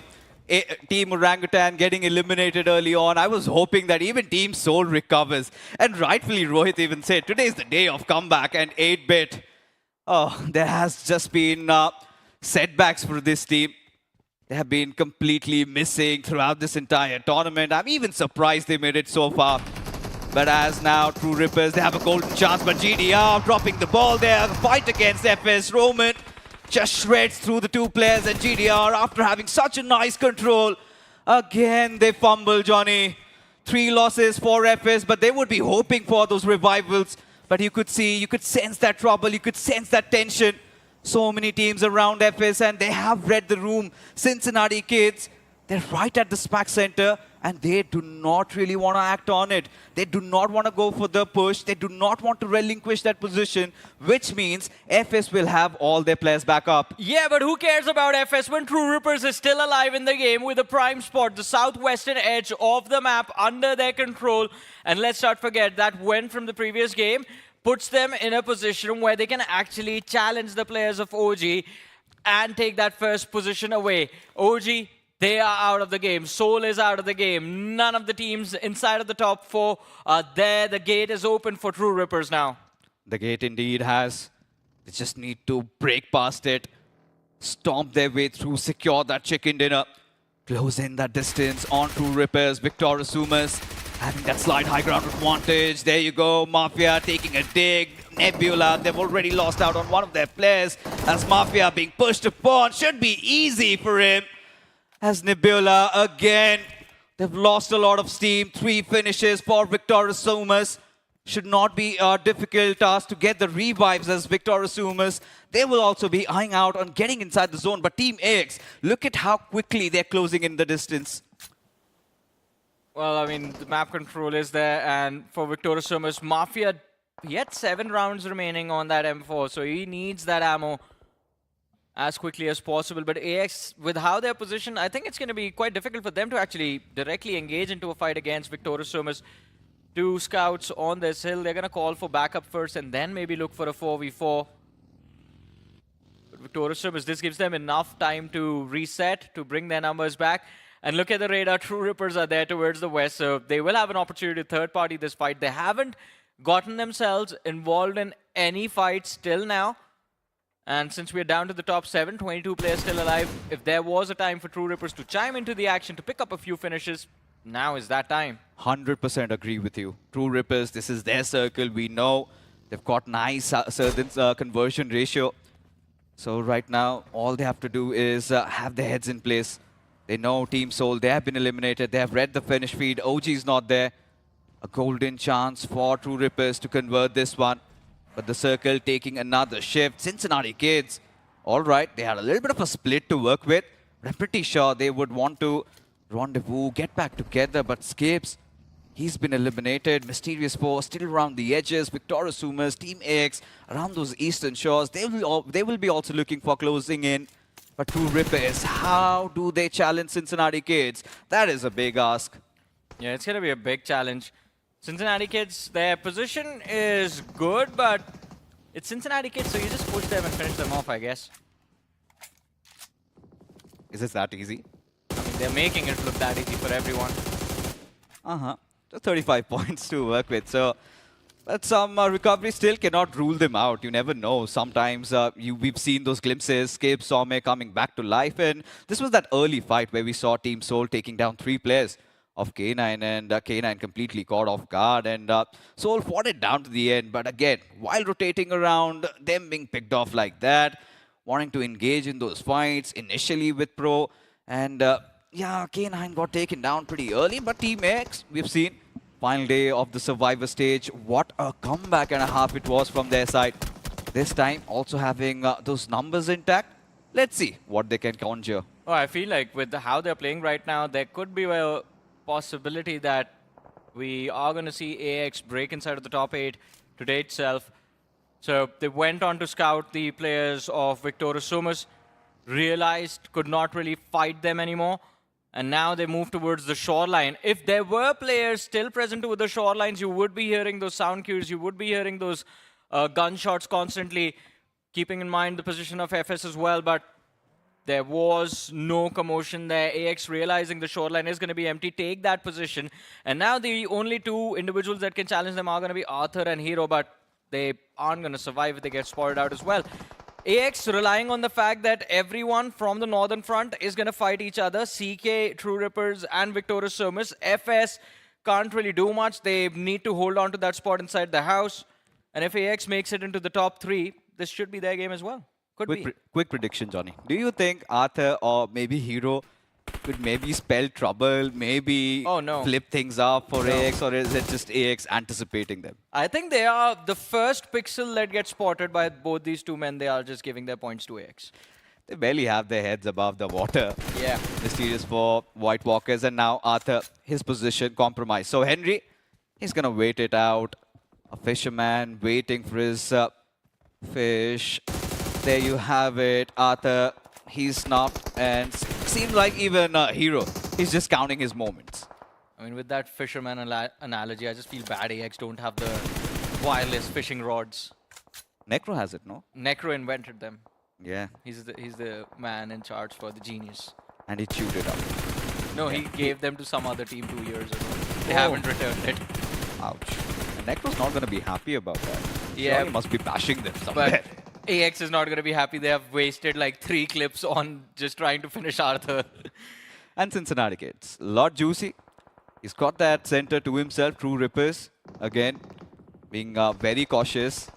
Victorious Sumus. Oh, wait, he's got a nice spread to play with. And Hydro, he did find an opener.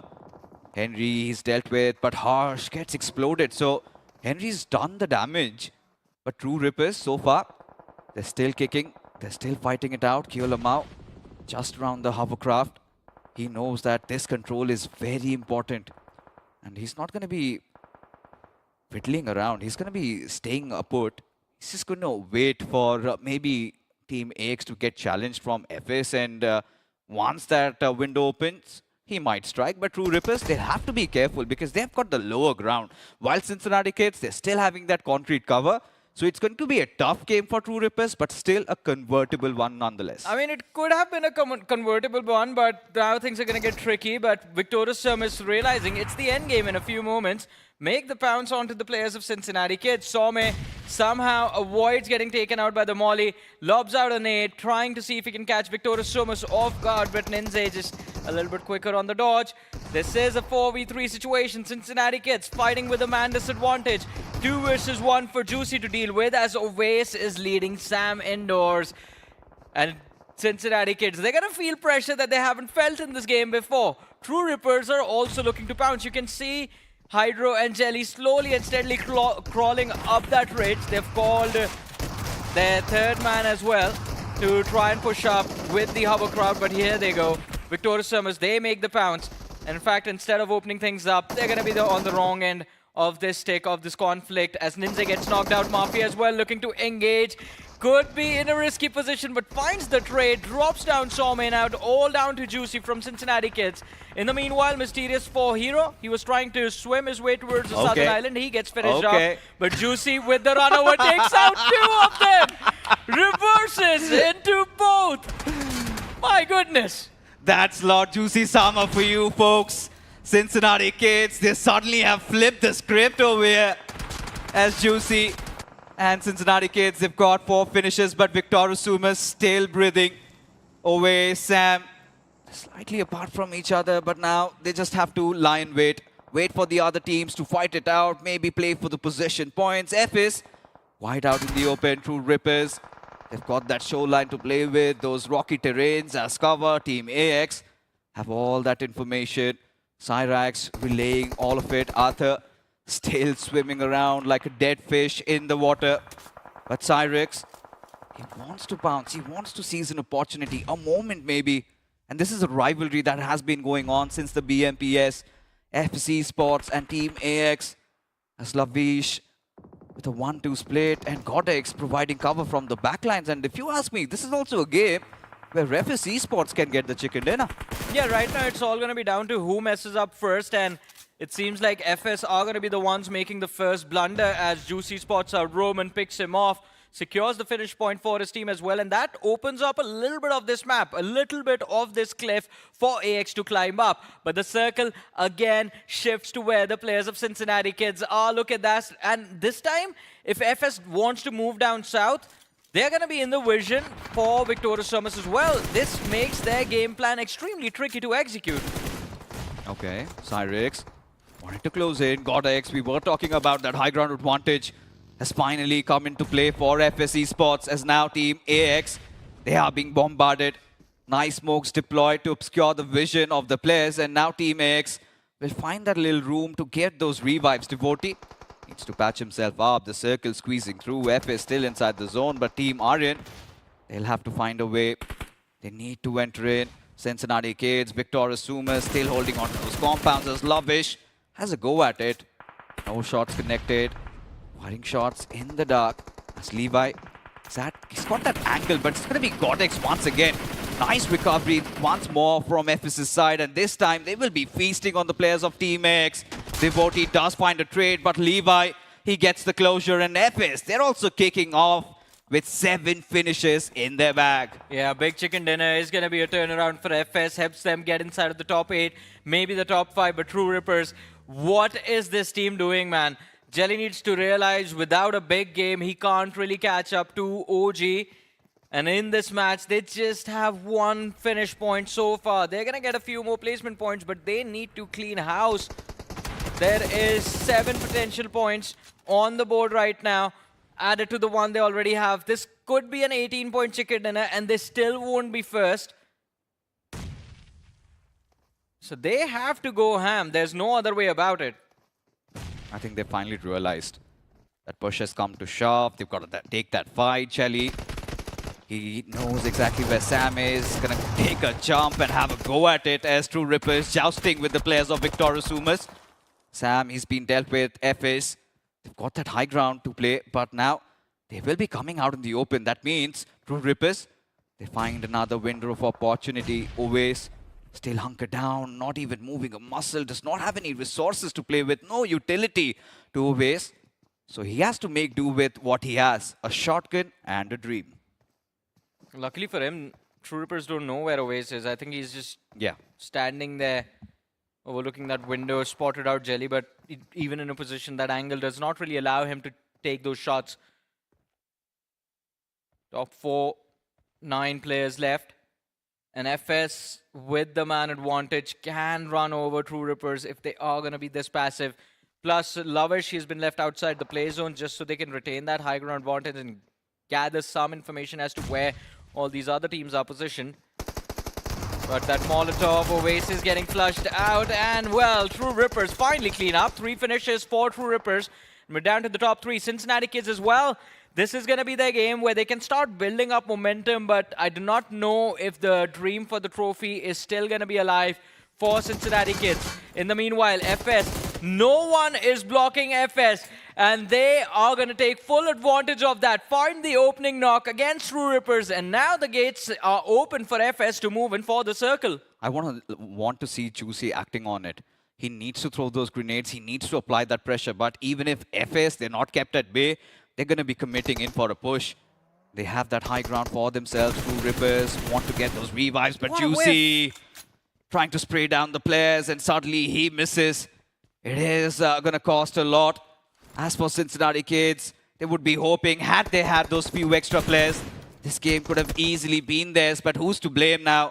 As Levi battling the blue, wants to close in. Cincinnati Kids waiting for them, embracing their hands open. As now TrueRippers, 3 pushing in on CK, while CK also eyeing on the players of FS. It is going to be a lot of fun now. Yeah, Cincinnati Kids need to know that the nades are going to come for them, and they just needed to dodge the utility, but Zaref falls to the util from TrueRippers. Juicy might suffer the same fate. He is forced outside of the building. On the other side, FS. All right, Juicy is still there. He's still on the rooftop. The smoke to cover up the vision to, well, not really allow TrueRippers to take those shots, but my goodness, Hydro does not care. A jump shot finds the contact. Cincinnati Kids get eliminated on the 3rd, and now the final 3v3, FS taking on TrueRippers. Hydro seems to have taken matters to his own hands, Johnny. The way he's been playing around, the way he's been moving, Godx well aware that he has taken control over the rooftop. Levi relaying all those information, but Jelly, he finds an opener. FS, they're struggling. And now Levi, he could be next on TrueRippers. Hitless, Godx, there's no chance. He gets back to life.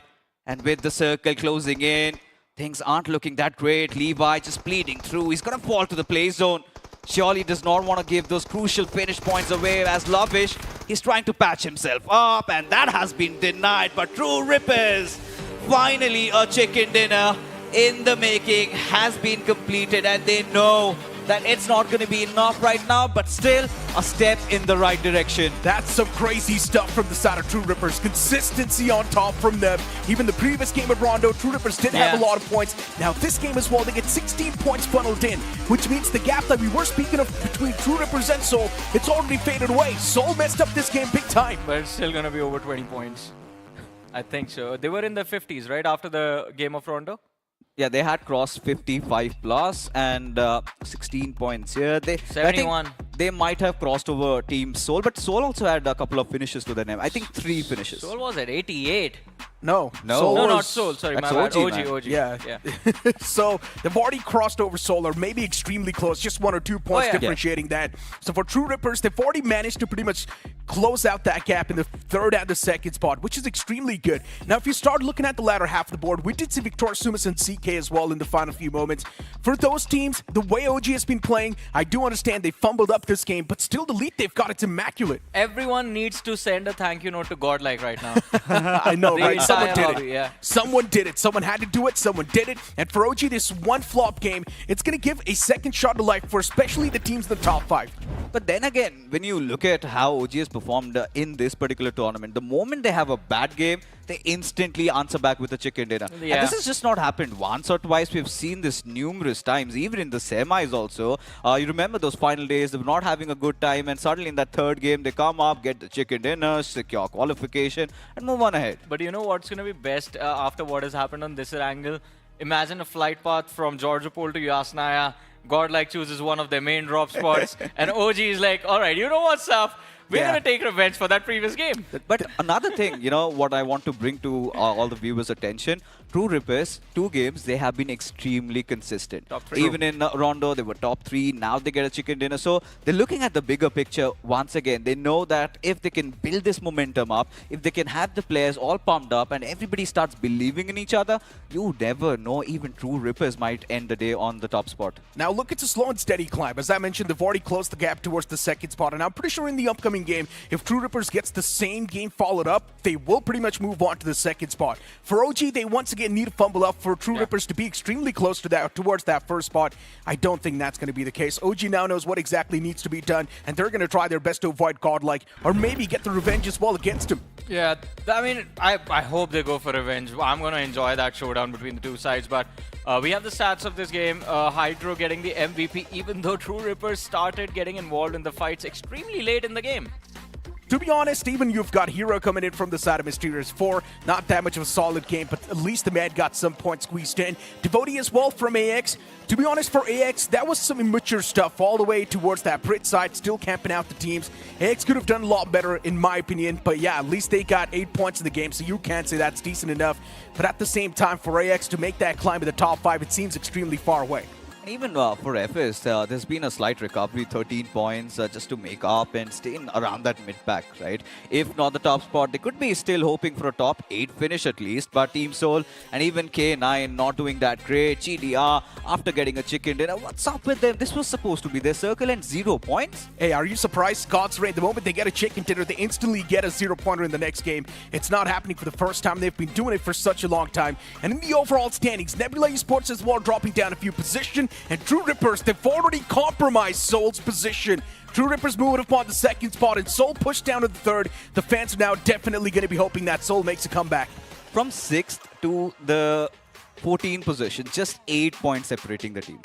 Yeah, I mean, so that's the thing. It is easier right now to take a leap inside of the top 8, but it is going to be difficult to sort of topple over OG. Did you say from 8 to 16? Yeah, from 6 to 14. 6 to 14. Oh, That's just 8 points. Yeah. Was it like 16th is way too far away, man. So here's the thing, right? Even for 8-Bit, this should be a team that should be part of the conversation as well. Samraj and the boys, they've been sticking with each other for such a long time. You expected them to dominate this showdown, but instead they're the one to get absolutely dominated in the competition. I want to go back to what Fixers was saying. 8 to 14 is 14 points. The difference between the top two is 15. Bro, he's got some ADHD or something lately. I am... So, the thing is, it's the grand finals. Yes. Why are we drawing focus away from the winner?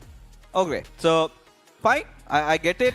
OG, they have that difference, but TrueRippers, they have recovered. But Soul, 2 back-to-back bad games. Is it enough where they lose that momentum? Is it right to say? It's not just about Soul, right? Even K9 Esports, Nebula Esports, back-to-back bad games. It's quite concerning. If these two teams do not really pop up in the upcoming 4 games, then yeah, well, good luck for the top 8. I don't think the championship's going to be in your hands. I'm actually happy you brought up Nebula because we haven't spoken about them at all. We spoke about TrueRippers, God's Reign, we spoke about K9. Nebula is that one team that no one even expected that they were going to be competing inside of the top 5. Yeah. So yesterday was a very pleasant surprise. But on a day where we expected Nebula, Adi and the boys to just step up the aggression even more, it seems like they are taking a step back, which kind of feels weird, to be honest. Is it safe to say that Nebula feeling gassed out over here? Because I don't think. I really do feel like Nebula Esports is one of those teams that will get that one massive game and instantly be back in the race, just like K9 Esports. Even before this tournament, K9 Esports is not a team that's known for their consistency. Yeah. It's all about that one major game where they get 20 finishes and they're instantly back in the first spot or probably in the top 3. That's what's going to happen. Before now, let's move on towards the stage as the host is waiting. And अक्सर कहते हैं कि लोगों की किस्मत उनके हाथ में होती है, लेकिन ट्रू रिपर्स की किस्मत होवरक्राफ्ट के हाथ में होती है। एंड इस बार तो 2-2 होवरक्राफ्ट के साथ चिकन डिनर मुबारक हो। Congratulations for that amazing win. पहली बात तो थैंक यू सो मच बहुत टाइम बाद शायद आएगी अभी चिकन। और दूसरी बात ये है कि किस्मत होवरबोर्ड के हाथ में नहीं है। ऐसा है कि देखो बहुत सारे मैचेस है, बहुत सारे मैप्स है, हर में तो हमको होवरबोर्ड मिलता नहीं है। जब भी मिलता है हम लोग कन्वर्ट कर लेते हैं, वो अलग बात है। लेकिन ऐसा नहीं है कि किस्मत होवरबोर्ड के हाथ में, किस्मत हम तीनों के हाथ में और मेरे हाथ में। जैसा हम लोग करना चाहेंगे वैसे ही हमारी किस्मत बनती रहेगी। तो देखते क्या होता है। बिल्कुल जेली, एंड इनफैक्ट मैं तो यही बोलना चाह रहा हूँ कि किस्मत बिल्कुल ऐसा नहीं लग रहा था कि बाय लक आपने ये गेम जीता है, क्योंकि स्ट्रैटेजी लग रही थी। इनिशियल जोन्स में आपने ज़्यादा फाइट्स में एंगेज नहीं किया, लेकिन टुवर्ड्स द एंड जब जोन्स भी आपके हित में आ रहे थे तो आपने फाइट्स में ऐसा लग रहा था कि ये प्लान है कि एंगेज करना है टुवर्ड्स द एंड। क्या ये एक्चुअली स्ट्रैटेजी थी, क्या ये जो गेम में ऑर्गेनिकली हो रहा था वैसे ही हो रहा था? नहीं, ये एक्चुअल में स्ट्रेटजी थी, क्योंकि शुरुआत में अगर हम लोग फाइट्स ले लेते तो बहुत चांसेस थे कि वहाँ पे कैजुअलिटी हो जाती, क्योंकि मिलिट्री का जब जोन होता है तो जोन के बाहर से बहुत सारी टीम्स खेल रही होती है, आप सबको प्रेडिक्ट करके नहीं चल सकते। तो उसी के लिए हमारा ये था कि शुरुआत में थोड़ा स्लो पेस खेलेंगे और एंड में मारेंगे, लेकिन एंड में इतने बंदे अलाइव ही नहीं रहे तो बहुत सारे किल्स आ नहीं पाए। लेकिन ठीक है, कोई प्रॉब्लम नहीं है, अभी भी क्या पता हम और एक निकाल ले, अभी देखते हैं। एंड इस समय देखिए ट्रू रिपर्स पहुंच चुके हैं नंबर 2 पर with this amazing chicken dinner. लेकिन इस समय हमारे कास्टर्स क्या कहना चाहते हैं about this win and the games that will be played in the coming time. चलते हैं हमारे कास्टर्स की तरफ। All right, interesting insights coming in from Jelly, where he was of the opinion, I see, that they wanted to play from the edges of the circle and wait for teams to fight it out and then get the chicken dinner, for them to eventually notice that there's not a lot of bodies alive. I think when it comes to this scenario as well here, we had a near identical circle yesterday as well, where Godlike was one of the biggest problems coming from the Western Bridge itself. So TrueRippers, they understood the excitement. They were already in the island with them as well. So all they need to do is just ignore the initial fight, just play placement points, and they're going to be good to go. So they played a very textbook play. They done your homework. It's a repetition here. It's just a little bit more on refinement. But I was very concerned here. Godlike has done this twice now, camping the Western Bridge. Both attempts not exactly working out for them. And they're still adamant on not really changing it. But Johnny, you have been quite vocal with your opinions today. Yeah. You were quite critical about the teams not going after OG.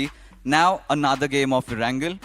What are you expecting? I think someone trade places with Godlike this time. That's going to be better, because if just Godlike ends up ruining their performance to help everyone else have a fighting chance, that's not nice to look at. Maybe TrueRippers this time, they could have had the luxury, or maybe I just want OG to go after Godlike instead. Oh, you just want carnage, you want fun, you want drama, masala, all of it. But now I see we've been following Hydro for quite some time, and individually his journey from Silly to TrueRippers has been nothing short of a spectacle. Yeah, he was definitely surprised up here. In particular, Hydro and Harsh coming from TrueRippers was a very, very surprising performance coming in towards this entire BMSD. So I'm looking forward to see more from them.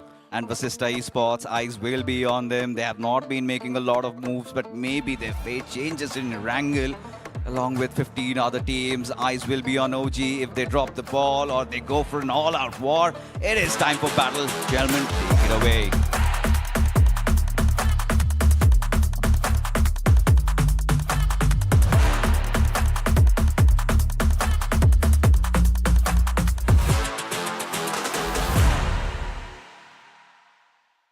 The day of comebacks now reaching into its game number 3. We are almost at the halfway point officially out of all the games that needs to be played here for the grand finals of BMSD 2025. And guess what? Lock and loaded. OG, Soul, TrueRippers, the top 3 contenders thus far, pulling the lead here. Or will we stop the bleed? In this case, will we see a potential drop clasher? We've seen it multiple times coming from Hero Extreme. Godlike, will OG retain the top spot or will they not? It all comes down to this halfway point here. And as you can see, the flag path is going to be coming in from the east side, traversing all the way towards the northwest corner. And OG, well, seems to me they will not be contested by Godlike this time. It's the exact same flight path as the previous game, just a little bit further north. Last time it was between Milta and Novorepnoi till Georgiopol. This time it's Milta Power towards, well, between Zarki and shooting range. So it's pretty much the same flight path, but this one allows Godlike to go towards Lipovka. OG on the other side. I hope TrueRippers fight it out. I really want them to. TrueRippers is going to go towards Novo here. That's one of the reasons why they were able to actually do pretty well in the previous circle. But we've seen a lot of drop clashes in day number 1. Obviously, day 2 has been adaptations coming from some of these teams here. Do you think there is going to be a potential setup here? Because I know for a fact that Seoul has done one dirty for K9 yesterday in particular, where they actually gate-capped K9 from entry venturing Severny, but based on this fight path and the circle, do you think that's going to be happening? No, that's not going to be the case. Yesterday, they did catch K9 off guard completely. K9 wasn't able to predict as to... So, no, ideally, they don't get chased, right, towards Severny. No one chases Severny, especially when there's an extremely southern circle. Yesterday, that is what was brilliant from the side of Seoul, that they realized, like, all right, we have a flight path towards the north. There's a team that plays from Severny. They feel completely safe. And a circle towards the south. They are not going to expect us, and that is why they charge forward. But this time around, it is going to be Mysterious 4 catching Madkings off guard. The drop clash for the vehicle spawn. Mysterious 4 a little bit quicker in terms of getting this initial loot, getting the vehicle, and Madkings, they are going to get punished for this. I'm really surprised that Madkings decide to actually switch up their drop spots here, knowing that they usually tentatively play from the southern side of Georgetown and towards Hospital, but this time they try to get a little bit greedy here to loot the get a vehicle on the north side, and because of this, Mysterious 4 gets the pick off on towards them. So great little points coming towards some Mysterious 4, but Madkings' comeback is a little bit unfortunate from here in this vicinity. Meanwhile, now, I've got a question here. I know for a fact that OG has been dropping into his Novel. What about that initial fight with AX for Rozok? Yes, even though AX put them in a very awkward spot, you know, OG took quite some time, but they were able to secure it in chicken dinner. Why did OG actually concede Rozok to AX and then come towards Milta Power? Because there's too much trouble towards Rozok. You have to deal with Seoul, you have to deal with the players or teams from Yasnaya. If they move for the gas station west of Yasnaya, they will also have a line of fire. And it used to happen in the past, up until BGIS of this year, that OG, Reckoning, and Seoul were just ruining each other's tournaments by having that three-way fight towards Rozok and towards Water City and towards School. All three teams were quite aggressive. All of them like to fight. And I think OG, it is quite nice if you get to avoid any early conflict. You find a little bit breathing room, get at least some loot to be able to go into those extended fights. The only problem is that I don't like it. Personally, I want to see aggression from the side of OG. But hey, it's their strategy. That is what puts them at a massive, massive advantage in the overall leaderboard. So if it works, who the heck am I to say if I like it or not? Hey, fair enough. But all things considered here, let's take a look at the top 10 finished leaders as of yet here. Pro currently with 97 finishes, followed by Lobster, 96. And unfortunately for Autobots, they were not able to qualify themselves from the survival stage. But even then, this is pretty impressive because we are about to officially reach the halfway point of the Grand Finals, and Lobster is still part of the top 2. What is up with his gameplay, man?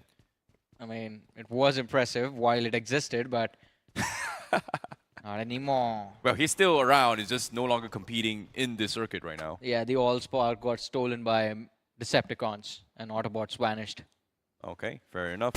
Seems like Xtreme Godlike going to be having a little bit of run in here as they draft past Cincinnati kids. Skips will get a couple taps in, but the question here is Xtreme Godlike seems like they are going to try and go in for a crash. They've only heard one gunshot, so they are going to be expecting only one player here. Yeah, and they are going to be correct in their assumption, but Skips, he's going to be screaming out for his teammates to show up, especially when he finds the opening against Godlike like that. What a brilliant shot connected by Skips, but gets distracted, doesn't even see the second player approach him, and now Godlike will have an upper hand. They swing out with the nades and then finish him off. Where is the rest of CK?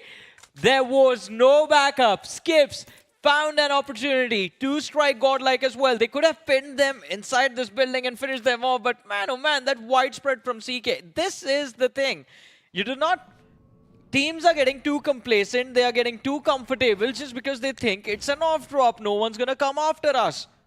Well, who would have thought that Godlike is going to be heading up north as well. So interesting enough here, they looted up the Bovka, actually went up north to stock up a little bit more before pushing through. And because of this, CK, now they're deciding whether or not should they have gone for the fight or just back out. Seems like they are still undecided or uncertain on what they're going to do. However, let's talk about K9 now. Severity, they get to their spots very, very safely. No soul blockage this time, though. So, yeah, interesting enough, they are going to be left alone this time, as the circle is going to be shaping around towards the farm vicinity or maybe even school. So I think Soul just doesn't want to give up control, I guess. I mean, it's not even about control. It's just that what they did yesterday was cheese. Okay. Yeah, it's a one-off thing. Yeah, it's a one-off thing. It doesn't always work out. And I think White Walkers thought that maybe it could work out for them because we saw White Walkers on the map. They were kind of inching closer to K9 Esports, but K9 have had enough time in Severny, so now I don't think it is going to be a big problem if they run into a 4v4. At least for now it will be, considering there's a 2-2 split between the players. But FS on our screens now, full control of Yasnaya Poliana. They have completely looted up. Now, as they abandon the city, the next big decision is where do they go? It's an open field in front of them, and it's going to be difficult to find cover. Huh. Interesting enough, Godstrain actually made their way all the way towards North Georgeport. That's a very wide swing coming from military base here. True. And it seems like they're going to be A-okay. And question here is, did they actually go towards military base? No, they didn't. They actually swapped their spots. Yep. That's something new. The flight path didn't allow them to head towards military. The closest drop would have been towards, well, the pancake area, and an early fight against Vasista. Victoria Sumus is not advisable, especially with how Sam has been playing these days. Like, I know for a fact that, you know, when it comes to K9 and God's Reign, they are very adamant on going towards military base, coming from God's Reign, and then for K9 it's going to be 70. But this is my first time seeing God's Reign having double drop spots. Well, we've seen it a couple of times, but for them to be like, hey, you know what? For sure, I'm going to go here. Yeah. And not get contested, which is kind of surprising. It's basically extremely forced if God's Reign switch their drop. But Team AX, I don't know why they thought school was going to be empty. They've been neighbors with Seoul for the longest of times, but for some reason still thought that Seoul wasn't going to be there. Or maybe they were assuming that Seoul is going to be in the school apartments. Moving without information, AX pay a heavy price for that small little mistake. It seems like Seoul is expecting the end game zone is going to be traversing around this area as well. We've seen the Rozok Hills and as well as towards Pochinki sites, open fields. School is really, really safe here. It will get you towards the final 5 place if the circle shifts there.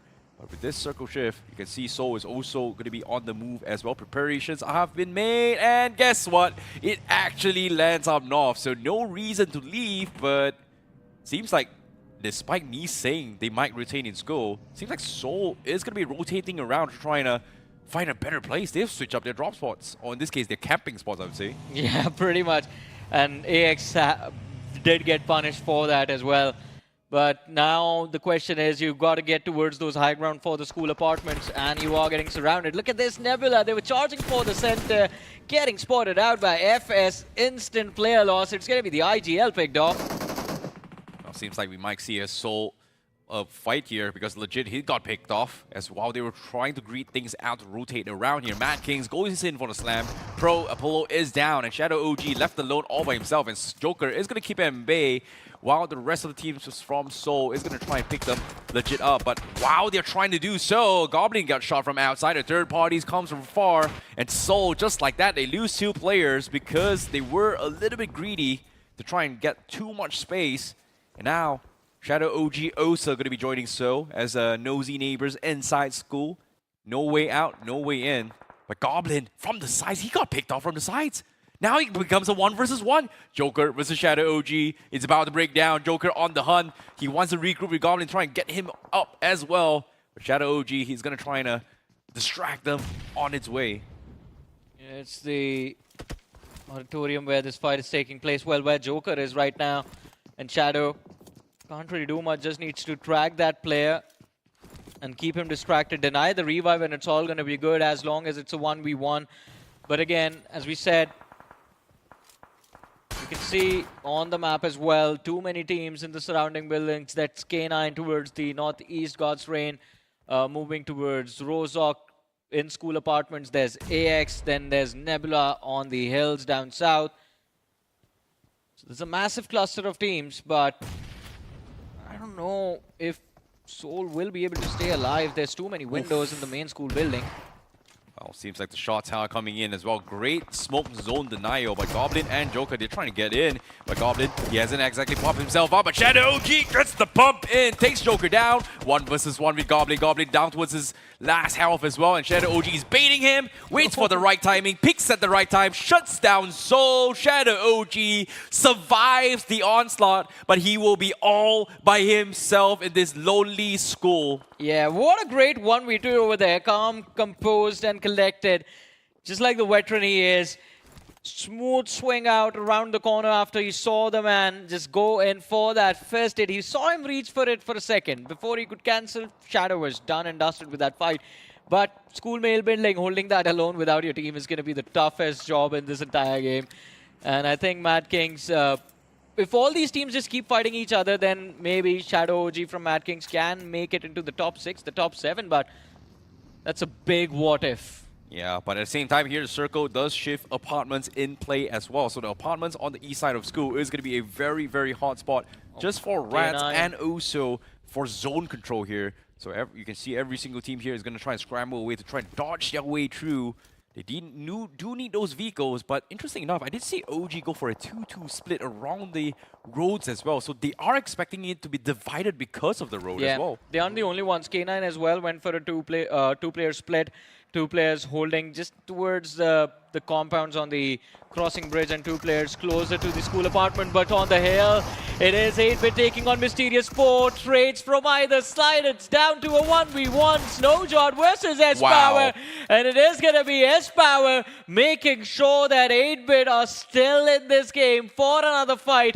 3 players knocked, doesn't matter. He gets all of them, but no time to celebrate. Victorious Sumus closing in from the rear. Oh no, here comes the slam. Raiden gets taken out, and S-Power is able to only pick up Somraj as he tries to bail out the fight. Didn't he go for the 3rd revive there? But considering that VS was so close there, they had to play it safe. So they have to continue the journey with 2 players. And Victorious Sumus will be able to reap all the rewards and all the efforts of 8-bit goes into their hands. They're forced outside the circle now. 8-bit recovering in this match is going to be very difficult for them. Victorious Sumus' timing was perfect, but... what? Okay. Shots coming in from Shadow. I don't know why that man is getting involved in all of this. He needs to stay down. Or maybe it's just a preemptive fire, just a false sense of threat given to Victorious Sumus that, hey, someone's present in school building, so don't look over here. Yeah, but in case of you guys missing out on action as well, this is how things actually started out as well. Because when Soul was going out for a little bit of reposition, Madkings coincidentally actually go in for the slam, and Joker was able to get 2 knocks in with Madkings, leaving Shadow OG as the last player. As things progress as well, Shadow OG was able to clean out the 2 remaining players of Soul with an insane clutch. You can see the size of relief coming from Shadow OG, but there's only so much he can do, right? 3 finishers in the back, great, you know. But aside from those 3 finishers here, how do they get more is going to be the question for Madkings. I think Mysterious 4 were there in that final clip. I think they even knew that the fight was over, no cover for Snowjod. And S-Power had the Rich to work with, but Godlike moving in from the northern front.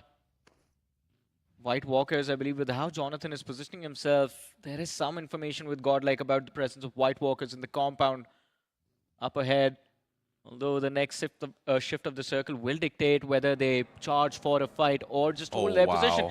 This is a luxury move for Godlike as well, by the way. It gives them control of the shoreline. K9 smacks center, but that 2-player split, that is going to be of concern. The team needs to regroup to make a stronghold somewhere. Exactly, and this is divided into 3 sections as well. The forest area where Hero Extreme Godlike is, and then initially it was on towards the east side of the intersection, and also school apartments in play as well. So it is going to be a 33.33% coin flip between 3 ways of this intersection here.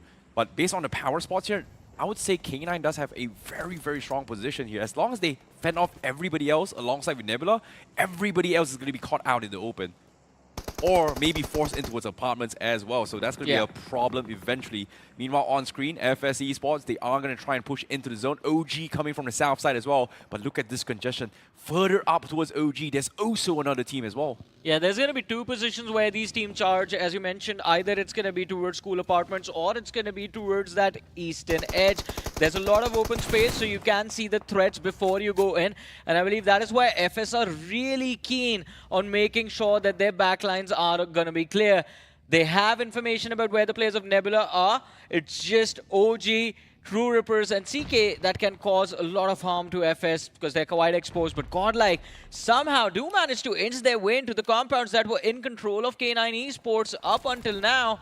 but Godlike might have just walked into a sandwich. OG, they're making a mad dash towards the same compounds. K9 is going to be there. There's God's Rain on the outside, but OG, they instantly just charge towards Omega. He's armed with a DBS, switching over to the nade, calling for the util dump from his team, hoping that one of these nades finds the knock so he can finish off the individuals from OG. Yeah, this is desperation coming from OG. No space, just collide, and now I think he has to fend them off as well. K9, they were initially focusing on Hero Xtreme Godlike, and guess what? Godlike heard all these commotions, and now they're just waiting for that huge knock and that huge mistake, or maybe a small little mistake here coming from either of the teams, and they are going to pounce in for the third party.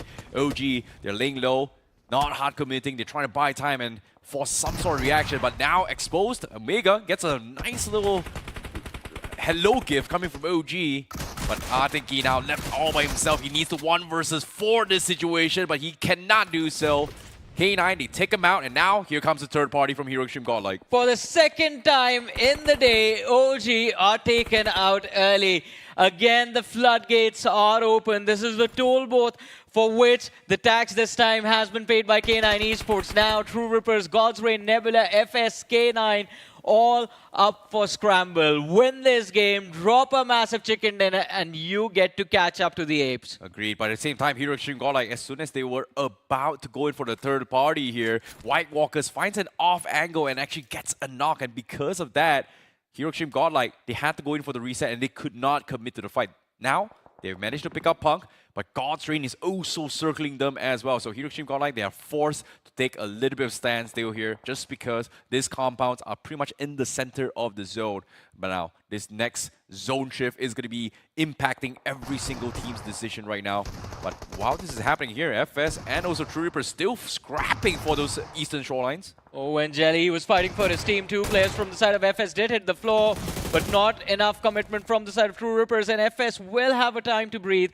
Hush, with his nade, can swing things in the favor of TrueRippers. They fall a bit short. Godex's finish gets stolen by White Walkers. Every single point missed out just ruins TrueRippers' efforts that were put in the first 2 games of the day.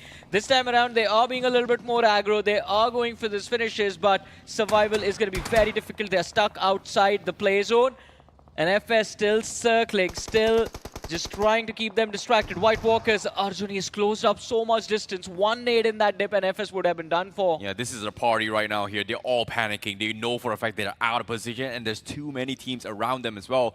Whoever goes in first is going to be shot at the back, so they have to focus on each other and try and trail behind the zone. FS pinned between 2 teams. Now the push comes through. Roman overpicks there and Harsh takes him down. And now Lovish has no choice but to ferry along all by himself, goes for a mad dash, and now TrueRippers will also commit. Meanwhile, White Walkers long gone in this skirmish as they try to push inside the zone. And currently, the zone is going to be forced in towards the compounds where K9 and Hero Xtreme Godlike is initially in as well, where everybody else is going to try and break through this deadlock. It's going to be very difficult to make it happen. Godlike and K9 at least have some cover to work with. Apart from them, Nebula Esports towards that southeastern edge. Also a decent position, but Nebula Esports, I want to see where their heads are. Are we going to see them just clean up the southern edge as well? Because that's going to be the easiest. That is the position where they can approach the fight the easiest. But TrueRippers, they've kept their dream alive. What started off as a 22-point difference between the first and the second position now just stands at 12 points. And TrueRippers, if one way or the other, they can bring it in this match to just a single point. Oh man, imagine Orangutan getting thrown from the first to the second in a span of 3 games. Agreed, but at the same time as well, Nebula, they were able to find players coming from CK, and seems to me, based on the DOE status on the right, there were a lot of solo warriors as well. We've got Shadow OG coming from Mad, we've got CK, but hold that thought for now. TrueRippers, they get completely sprayed down here by White Walkers. A perfect setup, a perfect trap, walked right in towards them, and the White Walkers makes them the undead. Hey man, I gotta stop dreaming. It turns out every single time I start dreaming, few moments later, it just turns into a nightmare. The top 3, the podium of the overall leaderboard is not there in this match anymore. And this is the midway point for the grand finals. Exactly. Meanwhile, 32 players still left alive, 12 teams across this very tricky circle. A lot of solo warriors here. And guess what? Somraj and Somraj and S-Power coming in from 8-bit initially was pushed off by Victorious Summers as somehow snuck their way into a very small shack to try and play for some placement points. Meanwhile, AX finally pushes down into his apartments here to go in for the Grand Slam against Vasista Esports. This is going to be a very crucial fight, but Cyrex gets taken out by Scary John, and now Devotee, last man standing. Yeah, he can't really do much. I think, that nade might just find the trade, but... runs into a landmine, man. That was a booby trap set up by Vasista Esports, and they do find that frag for themselves. 3 points on the board for Vasista, but then again, this is the team that is the furthest behind. Now I understand what Fixes was saying a few moments ago. 8-point difference between the 7th and the 15th position. Now it has dropped, but the 16th position is 15 points away from the 16th position. Yeah, it's still very, very close here, especially for teams which are looking to try and qualify for the international championships. Meanwhile, this is a little bit tricky here. Victorious Summers going to be trying to push out as well because they need to get out of those apartments. Vasista goes for a couple of spray as they try to push for a zone, and Vasista now in a lot of angles, but Victorious Summers somehow was able to reposition. You just witnessed something which is called poor target prioritization. There's a man sitting on the hood of the car. Take him out. Why are you shooting the people indoors? Well, that's a question you have to ask Vasista later on, but now Hero Xtreme Godlike, they finally get pushed by White Walkers. The slam comes through. Nades are coming in. Vegeta very low. Sim is able to get the knock on Arthur. Now Arjun and Vegito a little bit split off, and Sim now looking for the 1v1 from Vegito, but here comes the backup from Flash. It goes in for a slam. Sim takes it down. Flash goes down as well, leaving only Arjun here. A fantastic defense coming from Hero Xtreme Godlike, but they are losing bodies. It's only Punk and also Admino, and Punk is all by himself. Arjun looking for the reset. He needs backup. Admino lobbing the nade, trying to provide assistance. Can he get those confirmation? No, he cannot. But Arjun, as soon as he walks out, he gets shot from the outside. And I believe it's Godstray looking to third party. And this gives Hero Xtreme Godlike a little bit of opportunity to try and hold on and defend against this. Nades are coming in. Punk needs backup. Arjun's health is pretty high, but Punk, he doesn't have first aid kits. He only has bandages. Oh my goodness. The nerves. And Arjun is going to try and pick him up as well. Godlike, they need to make a play, but it's so hard. There's so many people looking at them as well. Yeah, but I think it has already been a loss for Godlike, losing players like that. That nade from Admino gets to a slam dunk into the faces of White Walkers as both the players get finished off. We're down to the top 7, 19 players still alive. But while all this was happening, while this commotion was there was another fight, K9 Esports versus the players of Nebula, who tried to go for a slam, and K9 just wiped them out. I think they lost one player. No, they didn't. Beast did get knocked out, but K9 Esports recover. All 4 players still left standing. And the 2 teams that have a fighting chance of closing their difference between the top 3, between the podium, are going to be God's Reign and K9. And well, FS as well in the mix, but they're down to the last man, so not a lot of hope for FS anymore. Exactly. K9, they have been hunkering down this combat for the longest of time. They've made things extremely difficult for everybody else. But like you said as well, here's a little bit of replay on how things happened for K9 as well. Nebula going for the Grand Slam and just got completely popped off as K9. They've done the defense. They will continue to bully out every single team outside of those compounds as well. You can see they've pinned Vasista into the shack. They've pinned Victorious Summers on the other side. But finally, with the circle shift coming in, get out of those houses right now, K9. Whereas the rest of the teams are going to reposition the zone, and they will try and gatekeep K9 now. But look at this, 8-bit. They've been holding the shack. Vasista goes in for the push. They did not expect this. Somrush goes down. S-Power somehow survives this. They're making it difficult for Vasista. Yeah, these were all points that should have gone into the hands of K9 Esports. They should have picked off anyone late breaching the zone. They had the angles to work with as well, but the shot connection not really being there. And now God's Reign, if they go after S-Power, could be a mistake. They're dumping a lot of utility to try and finish him off. And what a perfect nade from Neo in the door, through the gap. And S-Power gets finished off. Top 4, 11 players still here. God's Reign with all 4, K9 with all 4, Godlike down to 2, and FS just barely surviving with Lovish, who is being protected at the hands of K9 Esports, but he's going to be the man ruining their day as well. Nice little recovery coming from God's Reign, but Hero Xtreme Godlike, they're down towards 2 players. They've heard all these commotions, but I don't think they have the numbers to actually flush them out. Meanwhile, K9 going to be flushing out Lavish, the solo warrior from FS. Lavish holds on, gets the knock, but he gets traded off from the sides. Now down towards the final 3 teams. The moment K9 gets the reset here, it is going to be a 3-way showdown between God's Reign, Godlike, and also K9. But look at this, Hero Xtreme Godlike, looks like they are going to try and third party on K9 instead. Well, K9, they have recovered. It's back to a 4-man roster. And K9, all they have to do is win this fight without losing bodies, because God's Reign is going to be moving in next. There's a broken wall that protects the players of K9, but not Godlike. If they're going to stay out into the open, Punk gets knocked out. Finish is going to get confirmed by... Well, Admino picks off Slug, so Godlike do get 1 point. And K9 are going to be left there with just 3 players. Finish for Punk going towards the players of God's Reign. But now a 4 versus 3. God's Reign, they've kept their heads down. They have been patient about this. But K9, they were forced into fights back to back to back in this exact same position. I wonder if they have utility to open up space, because they are pinned with their backs against the blue. There is only one way to move out. They have to shut down Neo, and they have to pick off Destro. Yeah, it's going to be tough as well. They've got a lot of bodies around them. They've got utilities, but where's the exit strategy as well? And like you say, shots are coming in. Ninja Boy trying to find the opener as well to kind of make things easy. While Omega going to try and reposition the way through. Beast finds the opener. That's Justin Dog. 3v3 now. And God's Reign, they're backing out. And this might be the space that K9 needs as Justin gets mowed down, making it a 3 versus 3. A very convincing takedown from God's Reign. And as Beast and Omega was able to push out, and Ninja Boy behind to try and provide support fire. This is just brilliant from K9. They've taken the map control away from the players of God's Reign, and now all they have to do is just move in for those frags. Destro has been dropped extremely low. The nade from Beast, it was decent. It is going to make sure that the player can't really heal up. But God's Reign now just scrambling. What should have been a comfortable zone control situation for them has been taken away. K9 have a ridge to work with, but Beast, the nade, oh, it overrolls. That is so lucky for Beast. Yep. The second one, it's close. Ooh, he does connect. Still alive though. But at the same time, another one comes in. Omega very close to it as well. But God's Reign, what are they doing? Why are they backing out? Are they looking for a flank here? What's going on? How did God's Reign allow this from K9 to push out?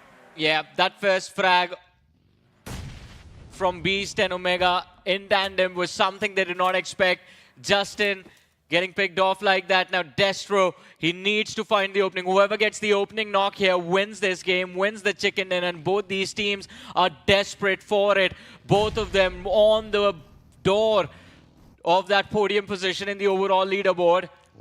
And this one big win is just going to propel them towards the top 3. Yeah, but at the same time as well, seems like God's Reign, you want to try and set things up for Neo. The moment Neo finds the opener, they are going to collide onto his K9. And K9 playing this very safely as well. Destro, he's got 8 smokes, and he's going to try and smoke himself out of position, knowing that Beast is very close to him, as he does not have a vehicle. So he needs some way to actually help Destro push through. Same can be said for Beast, as they try to go in for a bait here. Beast going to be lobbing a nade in through the smokes. Will it clip on Destro is going to be the question as well. Here he comes. Doesn't clip him though. It's going to be risky as the zone pushes through. Neo already has covers from the shack. K9 has to push into his Neo as well. So God's Reign, there is the answer why they fell back. They wanted a little bit more space in the end game. But K9, now all of them stuck in a dip. Do they have enough utility? Because Neo, he has 2 Molotovs and 7 nades. They can just lob all that utility into the faces of God's Reign. But Omega, he needed info. The trade comes through, all thanks to Beast. But the HP bars for K9 Esports are going to be very low. Beast could get knocked out over here. The splash damage not enough. Another nade towards Delta from Ninja Boy as he's looking for a revive onto Omega. This is a risky move coming through for K9 Esports.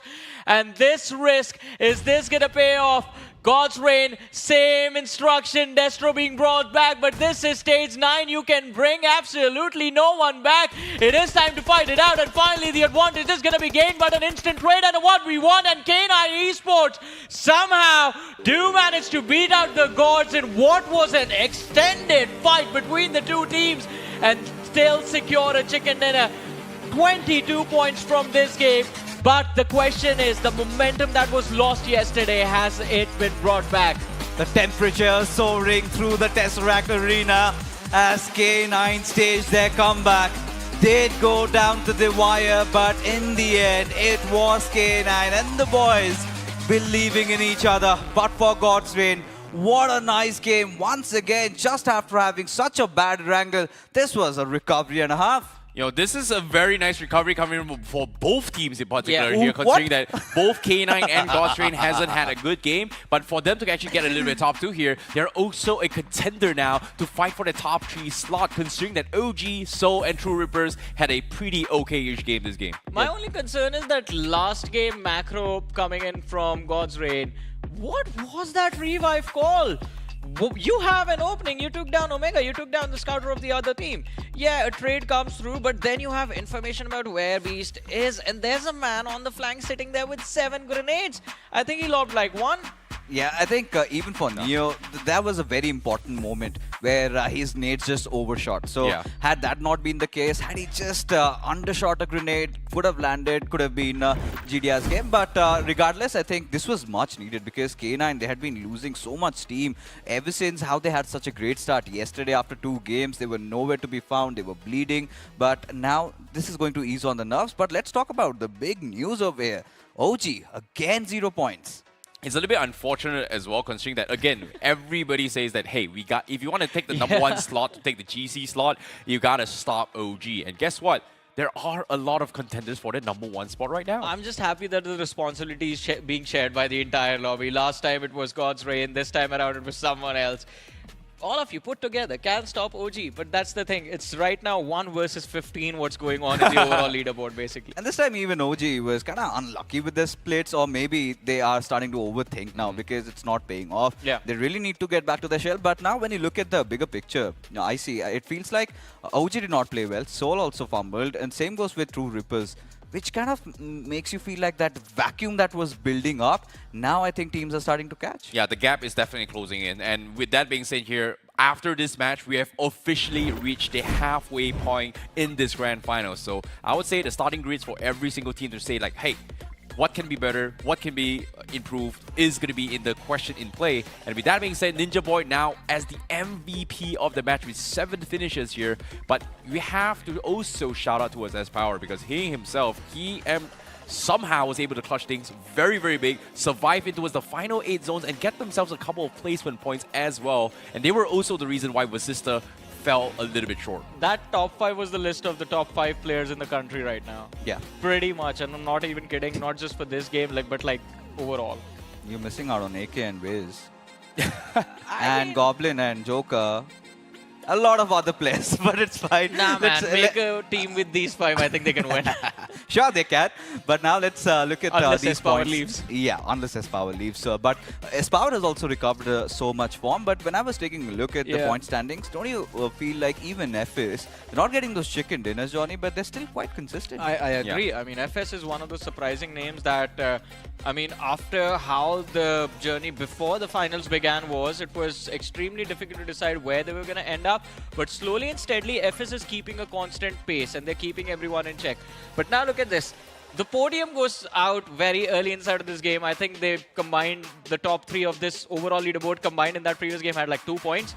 K9, they get a big chicken dinner, but still there's a very, very big difference of 21 points between them and OG. You know, think about it this way, right? At the start of the day, Rohit already had some very, very important announcements. That was what? The day of comebacks. And today, every single team from the middle of the pack, and even the team in the bottom as well, is also slowly making a comeback. 8-Bit was sitting pretty much almost dead last as well. Now, with this performance, they sneak themselves to the top 10. Hero Extreme Godlike sneaks their way back into the top 8 as well. FS also going to be there. God's Reign still somewhat retains the top 8. But again, the gap is closing. Everybody is fighting for neck and tooth right now. And I really like that the competition is not going to be one-sided right now. Just 11 points separating 8th position Godlike with the 15th position team. So anything is still possible because when you look at the grand scheme of things, folks, we had 2 consecutive storylines running.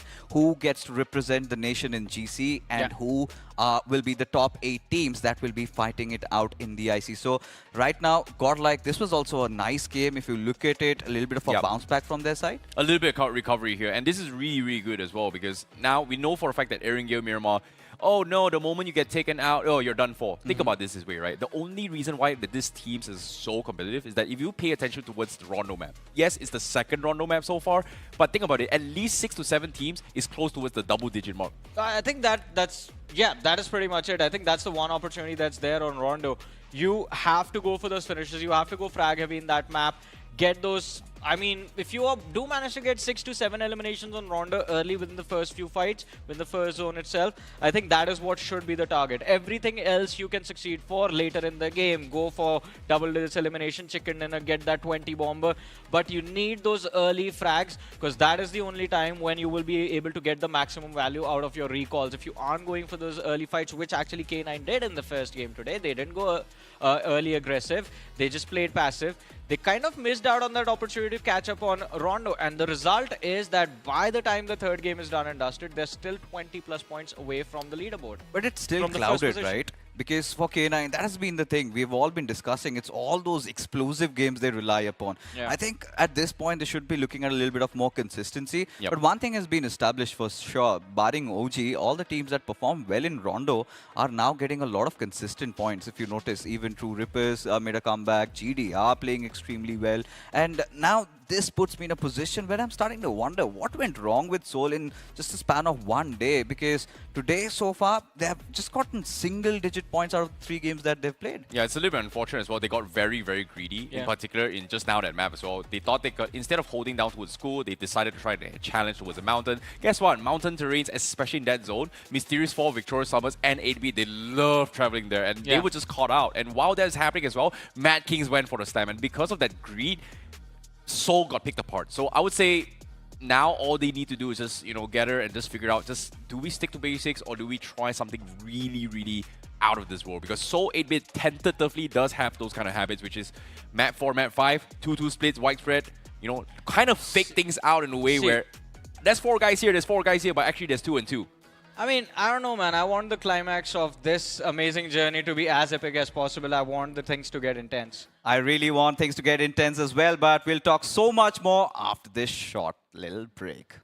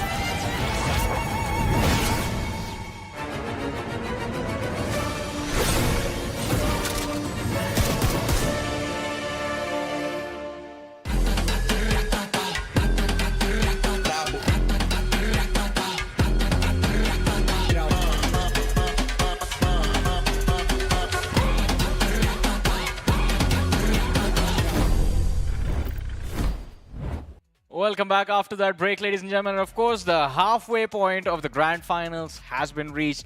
And for the remaining half, it's just going to be a scramble to find out who will survive inside of the top 8 and who will fight for the trophy. This is Super joined by Necro, who's back again on the panel, and Icy, who's still there after that previous game of Erangel, which has changed quite a lot in the overall leaderboard, as fixtures before leaving kind of mentioned. The gap or the fight for the top 8 seems to be a little bit more intense than the one for the trophy. To be honest, Soul OG getting constantly hammered down, that's also a good thing for the lobby, right? And God's Reign, what a consistent performance that was. The previous game, they got a chicken dinner. In the previous game, they were there in the top 2. And yes, we've also got the individual players shining up on the screen as well, as the tournament MVP is still Ninja Boy's going to be on top.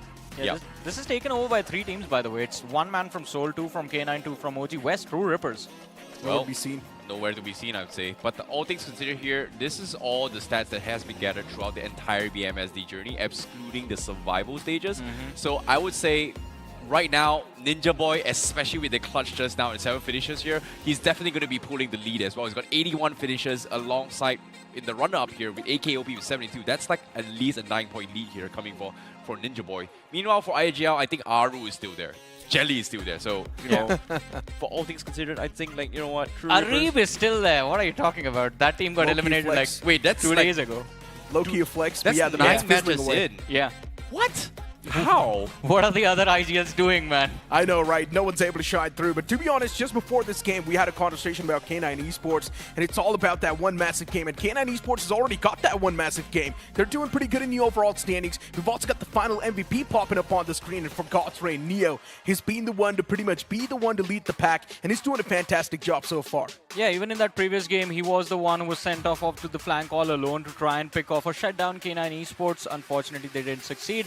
But in this list, we have God's Reign, we have AK, we have Joker, we have the man Phoenix from Nebula Esports. There was Scary Jord as well, but surprisingly, no one from the side of K9. I know, right? For K9 Esports, it feels like inside of the grand finals, things have been a little bit slow. Yeah, on the day 1 of the first 2 games, K9 Esports was rocking. But after that, we saw a major steepening of performance, and that's where K9 Esports started to struggle. But now in the previous game, they've got the chicken dinner. They've once again got the momentum. But hey, we have one more thing happening, and this one is going to require your involvement, ladies and gentlemen. Fan favorite player, the voting lines are open, and of course, leading the charge right now is going to be the nation's favorite BGMI player, Jonathan, followed by Goblin from Seoul. Not a lot of difference between these two, but then you see where everyone else is, then there's a massive difference. I am just begging all of you to bring Lord Juicy back into the picture. You know what's really interesting was that yesterday's fan favorite stats here was that Jonathan was like 60%, Goblin was 30%, but now Goblins, we've got a lot of Goblin fans over this one day itself. Yeah, I mean, they're trying to catch up on the overall leaderboard and also in the voting. To be honest, that's a major comeback from Goblin in the Fat Favorite session. But let's move on to the host quickly. Let's see what's cooking there. Thank you so much, casters. And K9, ये वो team है जिन्होंने semifinals में devices के साथ नहीं, दूसरी टीमों के जज्बातों के साथ खेला. एंड बहुत अच्छा खेला. एंड शुरुआत भी डे 1 में पहला चिकन डिनर भी आपके हित में गया. लेकिन फिर थोड़ा सा सन्नाटा आया चिकन डिनर्स के खाते में. थोड़ा सा इंतजार करना पड़ा. फाइनली अब जाके आपको दूसरे गेम ऑफ डे 2 में, आपको तीसरे गेम ऑफ डे 2 में आपको चिकन डिनर मिलता है. तो अब ये जो टाइम पीरियड था जब आपको चिकन डिनर नहीं मिल रहा था, तो उस समय क्या डिस्कशन चल रही थी? डिस्कशन ऐसा कुछ खास तो था नहीं, बस अपनी गलतियों की वजह से ही चौक हो रहा था. वो सब डिस्कस की कल जाके, और आज ट्राई कर रहे हैं कि वो ना हो. बस वही बेसिक स्टेप. एंड ये जो मोमेंटम मिला है, लास्ट टाइम जब ये मोमेंटम मिला था डे 1 के बाद, तो थोड़ा सा थम सा गया था. अब ये मोमेंटम को कैरी फॉरवर्ड करने के लिए स्लग क्या प्लान है? कैरी प्लान तो मतलब यही आ गया, ऐसे ही गलतियां ना करे और ऐसे ही खेलते रहे. बाकी कल वाली चीज़ थोड़ी अलग थी. K9 डे 1 पे लॉबी ड्राई रन खेलने आती है, बस टेस्ट करने आती है.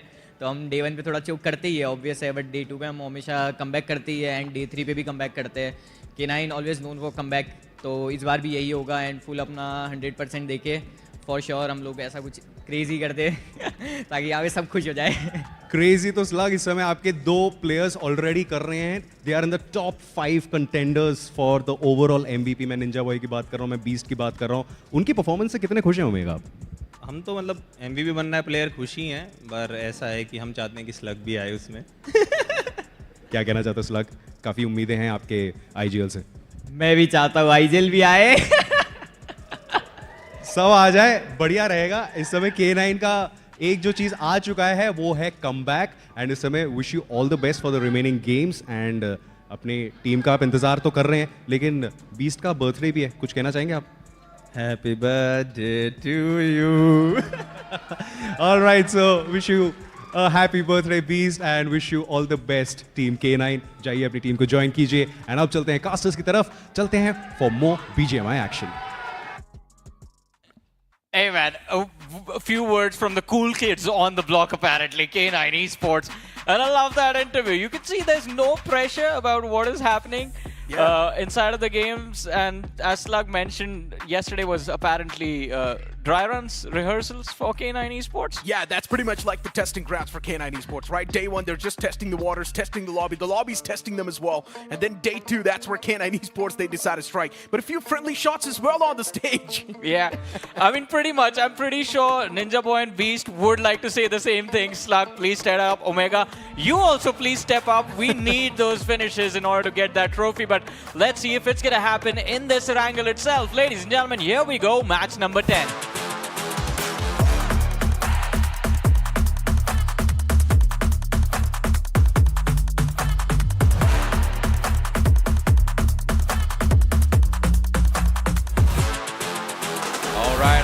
All right, ladies and gentlemen, we are about to begin game number 4 for day 2 of the BMSD Grand Finals itself. K9 Esports, they were able to secure the chicken dinner.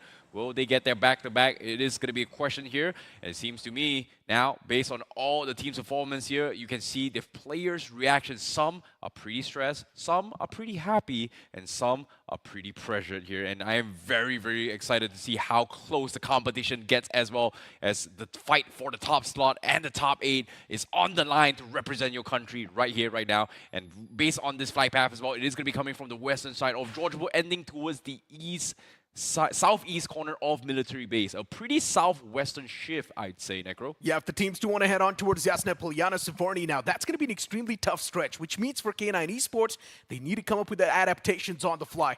It's going to be interesting.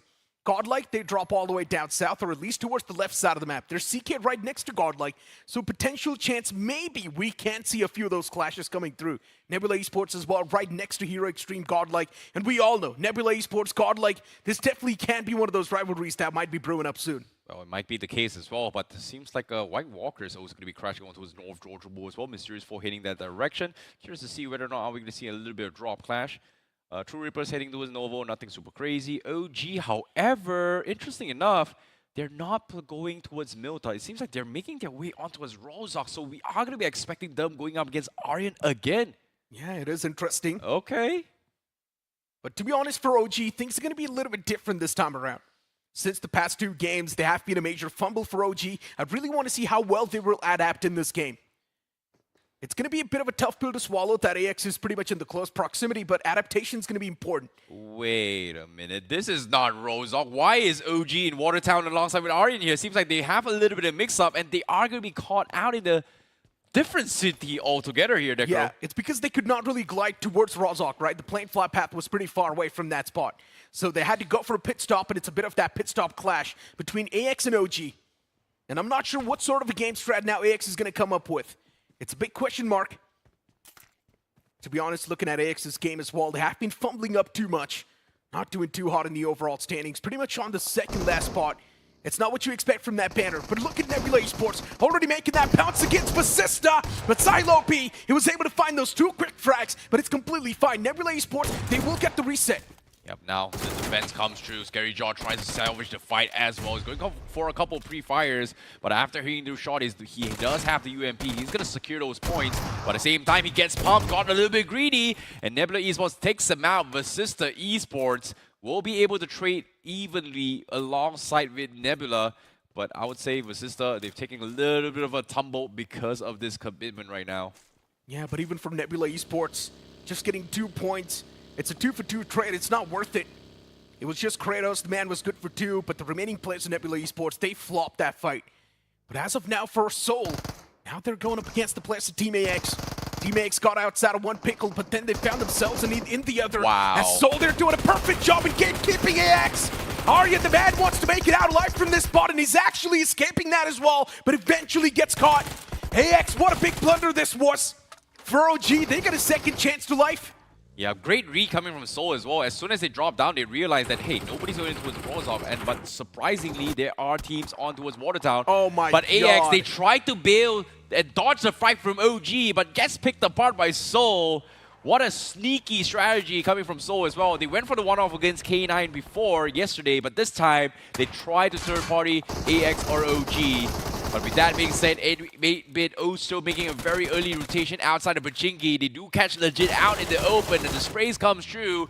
What is all these early fights, man? Yeah, and they're just gonna let go of Legit like that. Soul, not the ideal start for them. They could have actually saved the day for Legit, in my opinion. They could have actually fought back. But 8-bit, even they're desperate for points, and they know they're too far back in the overall standings on the 10th spot. And to be honest, after that game of Rondo, 8-bit was in the bottom too, but at least they've got a bit of that recovery in those 2 games of Erangel. So there's still a big chance 8-bit can do a lot better. Agreed, but at the same time as well, Seoul now not too happy they've lost Legit. Wasn't expecting a random third party known as 8-bit to be coming down so far off from Pachinki rather early as well. As you can see, S-Power, he emptied out his 2 clips from that QBZ from the get-go as well. He's like, what, he had 40 bullets, empty out the entire mag, got the knock on Legit, and now he's like, you know what, I'm going back to Pachinki to loot up. That's a very interesting switch up here coming from 8-bit. But for all things considered, the biggest problem in this lobby is, can anybody stop OG? Because it seemed like AX had a little bit running with OG, dodged the fight, but it feels like OG benefited from the entire scuffle between Seoul, AX, and 8-bit because of this, because they were able to somehow make their way safely, or in this case, loot up the entire water town themselves. They didn't actually go towards Rozok though. The funny part is, these teams were probably trying to target OG, but Team AX, they were caught in the crossfire. Let's be honest. Team AX, for some bad luck, they drop right next to OG. They try to take an escape from that spot. And OG as well, they like to head on towards Rozok. And look at these guys, having a peaceful time since they know AX is already eliminated. This is OG just riding a bicycle on top of AX's graves. I don't know if this was intended or they just couldn't find a vehicle or nothing here, but I think this is a little bit of a saving grace from OG, considering that nobody was inside Rozok. But one thing good about a bike here is that it's really quiet. It's very, very similar to the Pico bus in Rondo in particular here. It's relatively quiet, so they should be fine, but at least they make it into a Rozok, which is a plus sign for them. Meanwhile, let's take a look at the replay here. So they were able to clean out AX, and you can see the faces of the audience as well. They're very happy that Seoul was able to win, but at the same time, a little bit disappointed that they could not pick up OG, I would say. Just one guy supporting his favorite team, that's Seoul. And to be honest, yeah, 4-1, it's not a bad trade on paper, but considering how early it is inside of the game, it is pretty bad. Yeah, but with this 4 finishes in the back from Seoul, I would say they are closing the gap against OG, but it seems like OG didn't take too long to actually go for the full stop onto his Rozok as they get themselves the monster truck and rotate for a different position.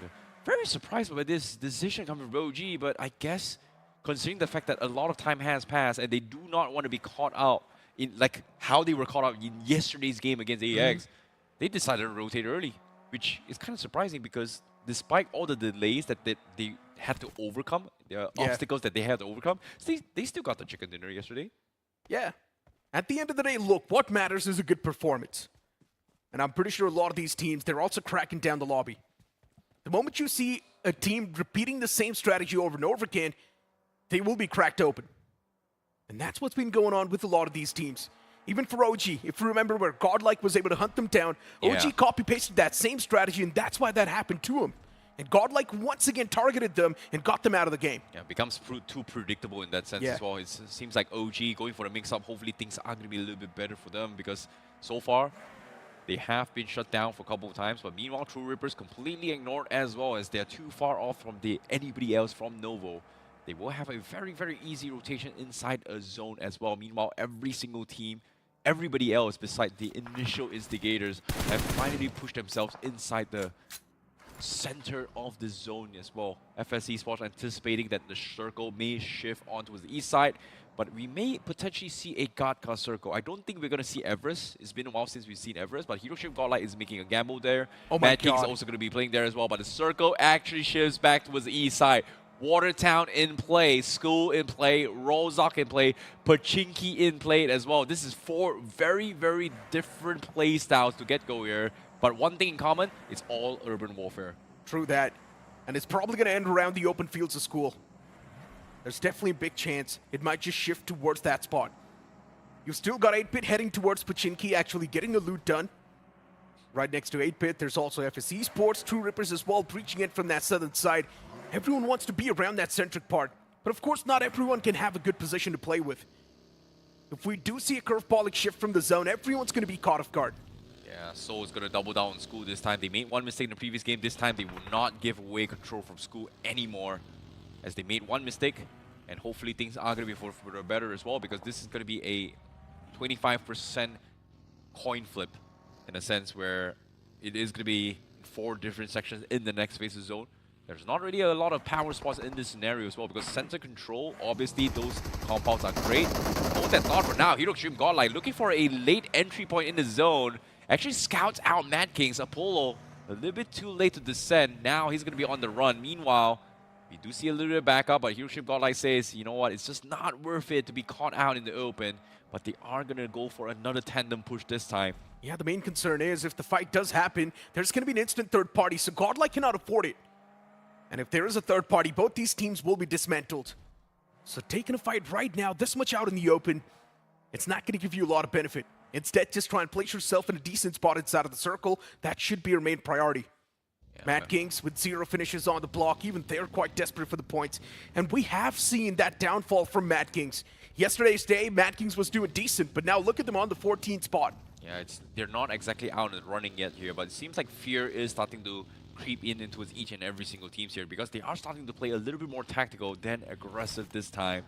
They've learned their lessons, but it makes a lot of sense as well, because the championship slots are available out for grabs. Top 8 is where you want to be for the international championships, but the #1 spot gives you the global championship slots instead.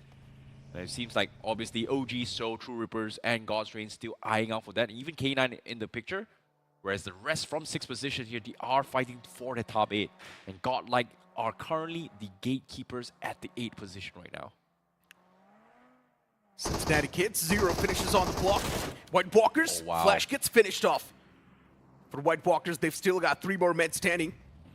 And those 3 players, they've got a bit of that warehouse high ground to play with. But I highly doubt it's going to be a concern to OG. And the fact that now OG gets their hands on the vehicles too, OG's going to be even more happy. Yeah, OG actually took for a long swing up north to actually secure vehicles and then come back towards Rose up to loot up. It's a little bit long distance here, but at the same time, OG, this is their home ground. They know how to fight, and guess what? They found a second pick as well as White Walkers gets completely dismantled. Arjun finds a knock, but here comes the cover fire. Wow. AKOP supports him down, and White Walkers down to one last player left. And just like that, OG, they bounce back into this game. Arthur left all by himself out in the open. He's got the vehicles.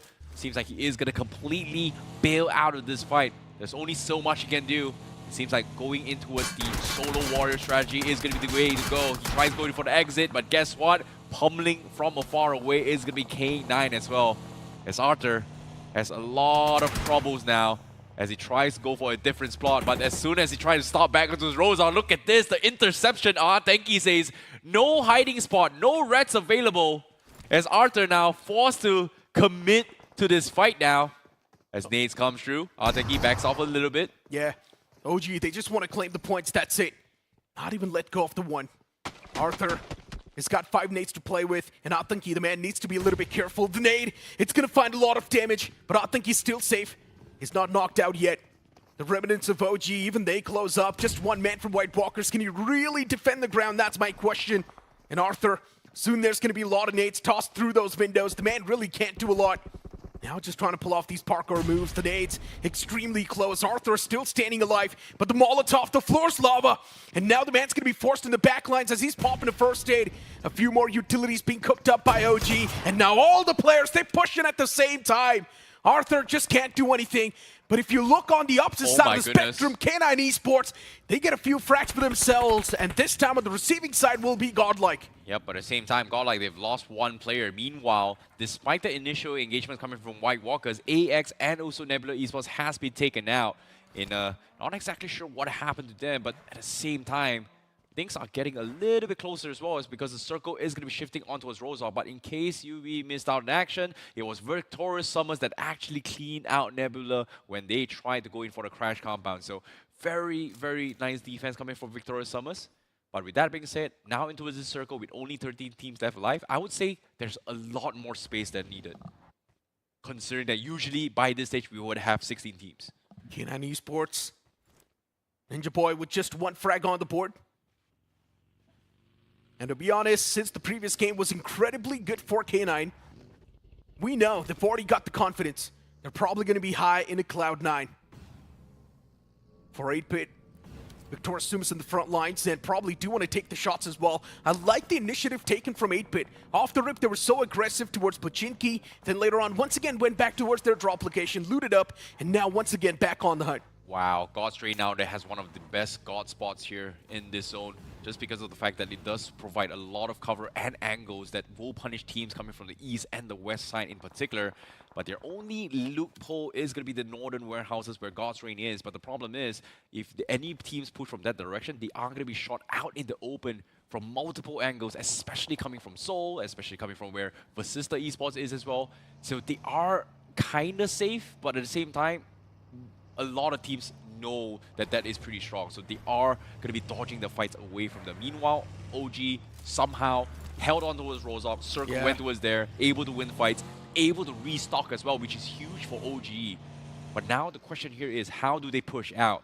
Because teams are circling to try and push in the zone. CK coming from the south side, Seraph pretty much stuck all by himself. Victor Sumus circling around as well, as everybody is waiting for some team to start a fight, and they're looking to drive past him and take space, or maybe even go for the third party. Yeah, I was literally about to ask what exactly happened to CK, but it's a fight between Madkings and CK, where Madkings, they managed to take down 3 players of Cincinnati Kids. And because of that, CK now, they're alive with just 1 player. A bit of an unfortunate start for CK, just 2 points secured. And that's going to hurt them quite a bit in the future stance as well. Victor Sumus on the screen, it's God's Reign in the front lines. Victor Sumus, even they know they've got a lot on the plate they want to deal with. God's Reign just backing away, respecting the opponents. And for K9 Esports, you've got Pro OP right in that dip. Yeah. Makes a lot of sense as well, as they are expecting OG to be holding those Rozok towers, or in this case the water tower right at the activity top of those mountains.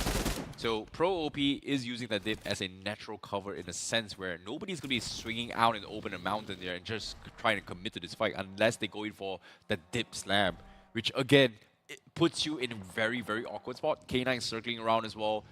OG is also circling around, but again, everybody's just finding space. Everybody's fighting for that first major fight to kind of thin their herd. But they just can't find space here as the circle is shifting onto his Godstrain in favor. That means if the circle lies on the northern side of where Godstrain is, everybody will be stuck out in the open. Yeah. And by doing so, not having those vehicles to kind of set up your barricades or castles means you are going to be picked out for absolutely no value at all. Yeah, and this is probably one of the most standard circles out there, right? The moment we saw the zone center up around that school side, we knew it's going to be shifting around the open fields of school, and that's what's happening. Wow. But hold on to that thought. What a disgusting spray that was. Beast able to threat that needle, finding the first knock. And now the opponents that made the pounce, they're taken down to just a 3-man squad. But Beast, what was that shot? How does he even make it happen? But now Beast has already found himself isolated against the entirety of TrueRippers. But luckily enough, he's already got the cavalry available. Teammates making it up close and personal as well. But Beast, he needs to try and fend off the foes. The entirety of K9 Esports collapsing on TrueRippers. Even the Blues on the move, and this time it's going to take away chunks of HP. TrueRippers sticking that revival. K9 Esports, they're on the run. My goodness, they've done the damage, they've isolated the fight, and now Harsh wants the revenge. He was able to pick off Peas, but TrueRippers, they get picked apart. Meanwhile, K9, they've realized the zone is getting closer. Can they go for the save? Ninja Boy picks up Beast on top of his trunk, but the zone is slowly ticking away. Can he go to sort of save? They push through, but it's so tricky. They do not have space. Mysterious Force caught them out in the open. The smokes is there. The knock comes in, and now, just like that, K9, they get completely dismantled, and only Slug remains here. What a blunder. What a panic mode. No escape option available, and because of that, K9 Esports did not exactly know where to back away. That's why you're always supposed to have the second options available. But as of now for 8-Bit, Raiden, the man softened up extremely low, but he patches himself up instantly. Victor Sumus, all the 4 players next to each other in 8-Bit, they're too exposed. Also getting shot at from the back lines. They just can't do anything. Another team stepping inside of the playing field. It's also going to be God's Raid, who's constantly able to find the value and threat the needle. Has power up close and personal against VS. That's the knock successfully found, but he's not able to get the confirmation. Even the play zone dealing a lot of damage. K9 Esports, they're done for. Yeah, but at the same time, this is huge for God's Reign. All they need to do is just zone everybody out, and they are going to be forced to take each other out. 8-Bit now choosing their fights wisely as well. They've got the initial knock on Victorious Summers, but at the same time, on top of the south side, here, Seoul is also looking to try to third party to them if they try and overextend their push here. Seems like Victorious Summers, they are going to try and back out. A lot of nades being coming in, but oh, the confirmation from Justin catches the two players that is crawling to safety through the smokes. All those utilities, all for naught, as Victorious Summers has been reduced to only Sam99 as the last player left from Victorious Summers. 3 players of 8-Bit, S-Power, Raiden, next to each other. And to be honest, these 3 players, survival, it seems tough. They first need to deal with the entirety of VS, and then maybe it's possible. But to be honest, the way the circle's forming out as well, there's a lot of question marks. Godlike, making it up close and personal against Mysterious 4. They did lose out on Sid quite early. But now Godlike, they need to find a way to at least take that first man down of M4, and then only they can have a good start of the fight. If they can't, good luck. Yep, and Mino's a little bit tempted to go in for the push as well. And like I said as well, everybody is going to be caught out in open. Without vehicles, you could be in a lot of trouble as well. You push from the west, you push from the north, you're pretty much stuck out in the open. And those compounds on the south side where God's Reign is a god spot for a reason.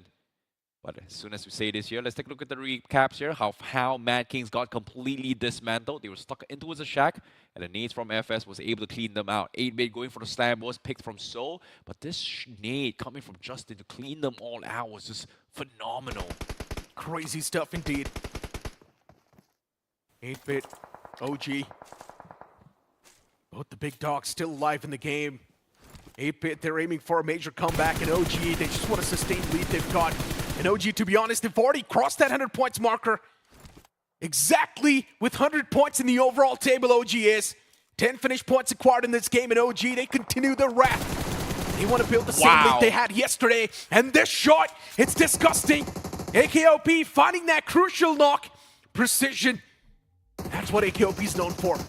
AKOP a little bit hesitant here of going for the push. The pixel shot comes in. Oh, AKOP not taking those jabs here. Very, very surprising. But for the Artenki knocked as well. Seems like he is back towards border patrol.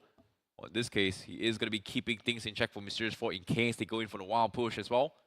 Making sure that things are going to be A-okay. But his buggy is pretty much smoked as well. With the circle coming in, it favors OG to the north and also God's Reign from the south. So that means all they need to do is sit on this cliff, fight for their dear lives, spray down anybody who tries to get close to them. And now Mysterious 4, they get sprayed down a little bit too much, but now AKOP, he overextended, he got pushed, and here comes Mysterious 4. They go in for the slam. Wiz got taken down. Aru caught out in the open, and only Artenki remains. He's able to defend, but the mistakes has been made. Mysterious 4 has chipped them down low, and now Omega from the side of Mysterious 4, left stranded out in the open, and Artenki goes for the spray. He gets Omega, but it remains, and that's the timing that Godlike has been looking for as they go in for the slam. They pick him up, and just like that, OG will fall. Same can be said for Mysterious 4 as Godlike gobbles them all up. 12 finishes on the board from OG, and that's going to give them 102 points in the overall tally. OG has done enough. Already having a lot of points, and even the OG Artenki stepped up big. Insane stuff. Veterans really performing well for the OG banner. But now for Godlike, even their veterans, they need to step up big.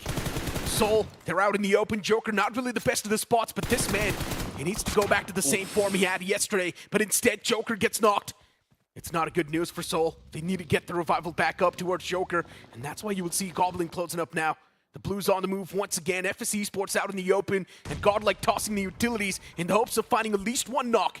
Yeah, Punk trying to go for an off angle as well to try and help Hero Extreme Godlike win this fight. But the moment they clean out FS Esports, they should be able to pick him up, but they have to be quick. Jonathan with those nades gets a couple chip damage in, needs to land the big one. Counter nades coming from Levi as well. He's trying to stop them. But look at this, FS, they're dropping down very, very low. One wrong move, they get picked apart. Punk exposed himself, gets confirmed. And now, Hero Extreme Godlike down towards the last two players as well, as they are playing for the outskirts themselves. Meanwhile, inside the zone, God's Reign natural cover, circle forming around them right from the start till the end, held down their fort for the longest of time, and it's paid off tenfold right now because now they're part of the top 6, and there's only 14 players left alive. So that means God's Reign prime position the Chrysler chicken dinner right now. God's Reign have been the most consistent team today. Beat the first game, beat the second game, third game. God's Reign, they're always there. And this is the 4th game of the day, by the way. And God's Reign once again there in the final few. Don't really have a lot of elimination points to count to, but they always do end up having a good position. The Assaulters, they need to step up big, collect a few more elimination points, or maybe contribute to the fight. But God's Reign can't even do that. There's 8-Bit on the tail. And the moment they switch the compounds, 8-Bit will be the one to third party first. The next zone's going to be important, and if it does shift out in the open, Soul will have a lot of advantage. And that's what everyone's waiting for. And it does shift on top of the players of God's Reign. God's Reign has so much advantage, it's crazy, but now they need to play defense. Yeah, they definitely do, but the problem now here, their forces are split between the south and the north. You can see that Destro is trying to secure those warehouses, but everybody else from the south side, they have to make sure that 8-Bit Victoria Summers get completely cleaned out first. And the moment that major fight happens as well, that's the opportunity for FS, that's the opportunity for Godlike, that's the opportunity for Soul to push in the zone, to maybe shut down God's Reign. But now, nades are coming from Levi, down towards his last stun grenade as well. The nade, no connection so far. Still cannot find those angles on towards Godlike at all. FS Esports constantly tossing the utilities in the search of finding at least one knock. But FS, they're done playing it passive. Now it's time to make it up close and personal. But Admino, what a shot that was. Lightning fast reaction from the guy. And now Godlike with a 3-man squad dominating FS Esports out of the game. Godlike, they do not really have a lot of finish points secured, but these 5 points, they can go a long way. Yep, fantastic hold as well. And despite all these commotions, well, Soul from afar was able to hear this. God's Reign as well, but they've realized the bigger agenda that God's Reign needs to focus here is going to be teams in the south. Well, here, Xtreme Godlike, they are going to be able to get the restock here, but in terms of confidence-wise, I don't think these two guys are going to be pushing God's Reign right now. True. But Smokes being spotted out here, coming from Jonathan. That means they might be shifting their focus on Soul as well. As even so, they're trying to creep inside the zone. They're barely at the edge as well. It seems like Jonathan will be able to scout things out. There's going to be one down. Joker is out. And the next will be Goblin. More Smokes being joined out as well. The Buggy, pretty much a dead giveaway for Goblin. Tires popped off. They're trying to shoot through the cracks. Goblin gets tagged up. He's dodging every single bullet, but he will eventually fall. Hero Xtreme Godlike continues the pummel, but Goblin now needs to go in for the reset. But 8-Bit from the outside, they push out for his swing, dodging the fight against God's Reign, as they are going to be crashing against Goblin as well. But no connection so far. But Goblin, he might be able to spoil things here. Now the nade comes in, Equinox gets tagged up, but no knocks yet. And Goblin, he almost got chipped away, but a small pixel was spotted by a minnow, and he is out. Soul, at least they made it in the top 4 in this game. Not a lot of placement points, but they did have a decent bit of elimination points to contribute. 8-Bit, 3 players out in the open, split apart. And I like the split from 8-Bit, but they also need to play it extremely cautiously and quietly. Equinox, Raiden, S-Power next to each other, and some are downline. The entire lobby knows where 8-Bit is. For Godlike, they might just be in the power spot. Soon a lot of these teams will need to step out in the open, and God's Reign as well. They can definitely play the spoiler. Yeah. But Godlike just has 2 players standing, and that's a problem. Yeah, but the problem right now is that Godlike is not exactly inside zone. They're barely at the edge. And unfortunately to say, as much as God's Reign and 8-Bit needs to come out first, by stage 9, the circle will push Hero Xtreme Godlike first. And now Amino, they push up forward and they take space. This is going to help them a little bit more. And like you said, because of Amino securing that spot, then God's Reign will be forced to push out and open as well. And knowing God's Reign, they love those placement points, 2 back-to-back games, looking for the top 2 points as well. God's Reign really trying to retain those top 8 spots, while 8-Bit looking for the recovery now. Everyone just playing very passively, knowing that they cannot afford to mess this up. God's Reign's got the man advantage and they know it.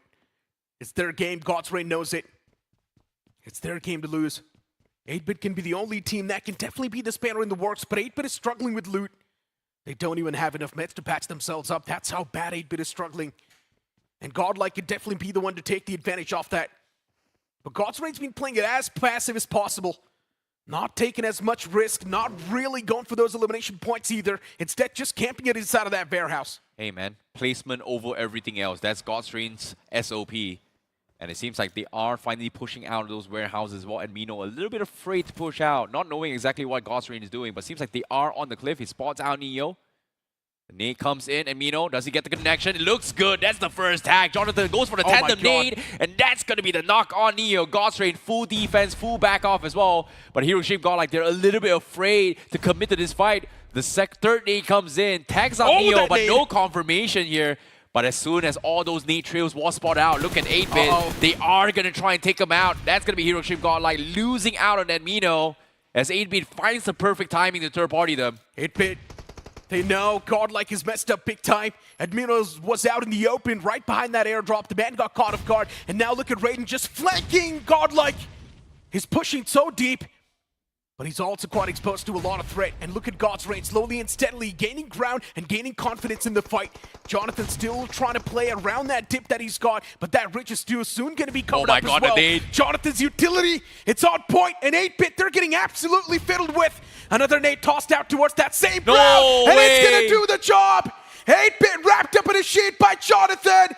Those utilities extremely deadly. And now the man's trapped in a 1-on-3 against Godstrain. Not a lot he can do, but he's still got that Rich to play with. And he definitely does want to go for the revival. Oh my Godstrain goodness. is still not making the pounds. Come on. You got to make that push. Oh my goodness, Godstrain thinks that Hiroshima Godlike is a two-man army here. They took too long to go in for the reset, but the smokes comes in to isolate the fight. That means Hiroshima Godlike, they will be able to pick up Admino, but with the smokes coming in, Hiroshima Godlike needs to push out. Nades pretty much run down low, but Admino, because he was picked up, he is able to use up his nades as well. He is going to try and deny Godstrain, but there's no one in the smokes. They are getting pushed out as well, but Delta tries to drive around, try to get a little bit of formation. Destro picks out. Here comes the trade, and Hiroshima Godlike gets taken out, but Godstrain will be able to take the chicken dinner. Not a lot of finisher points, but a lot of the winner chicken dinner in their hands though. What a day it's been for Godstrain. 15 points in this game as well. Probably one of the most consistent team out there right now. In today's day, Godstrain has been pretty much good in every single map they've played, and this is the second chicken dinner of the day from Godstrain. Remarkable stuff. They needed this, but they've only got 15 points out of this game. I think that doesn't matter. It still gets them onto the second spot. They start the day on the 11th position in the overall leaderboard and now are going to be part of the top two. Although OG is still running away with the lead. But I like what Godlike were able to pull off in this match as well. So much pressure on the last two players, Jonathan and Admino, and somehow they find space inside of the top two. And, well, that Kobe from Jonathan taking out 3 players from the side of 8-Bit. I don't think anyone saw that coming. You know what? It's been a while since I've seen Jonathan at his prime here. Like all 2025 BGIS, BMPS here. This is the best performance I've seen from Jonathan for a while now. And I'm very, very happy to see this year that he still got it. Yeah, I mean, the amount of nades that he had on him, it was a trade being made a few moments ago. We saw him empty out his ammunition for the M4 and then pick up 11 nades, which were then used to keep Godstrain at bay, which were used to finish off 8-Bit. And here's a recap of that moment. This last nade with 2 players knocked out, Raiden thinking that the airdrop was going to give him enough cover, but that wasn't the case. And then Admino being brought back. First of all, that should not have been allowed as Necro was screaming at the top of his lungs. Godstrain should have made that bounce. That 1v3 was a much more easier situation for them to clear up. But then again, I mean, they still do end up securing the chicken dinner. Yeah, I mean, Godstrain is doing phenomenally well, but there are a few cracks still in their strategy. And I feel like that is one of the things that Godstrain really do need to fix. In the final few moments, Godstrain are too defensive. I understand you do not really want to throw the game away, but sometimes the situation is literally presented for you to get the game, and sometimes you can mess it up as well. For all things considered, Godstrain's SOP has always placement over everything else. And so far, I had this chat with Robin doing towards the quarterfinal stages as well. They say that if the lobby is really, really hard, they will do well. And surprisingly enough, they're doing pretty okay here compared to their performance in the quarterfinals and the semifinals. Yeah, I think it's just the understanding of what the experienced players or the experienced IGL do inside of the game rather than the newcomers, because they are the ones that are difficult to predict.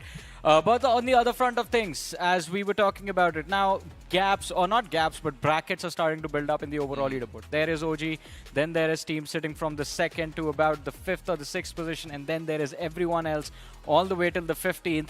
Vasista Esports are in a league of their own, just like very stark difference between them on the 16th. League. Yeah, it's a very bad league. But still struggling to climb out. But these brackets, now it seems like there are 3 different fights happening. There's a fight to climb up inside of the first position to climb to the podium. Then there's a fight to break into the top 5 so that you can fight for the trophy. And then there's a fight to break in the top 3. Well, it is going to continue once we are back after this very short break. Ladies and gentlemen, back-to-back Miramar. Hope you guys are prepared.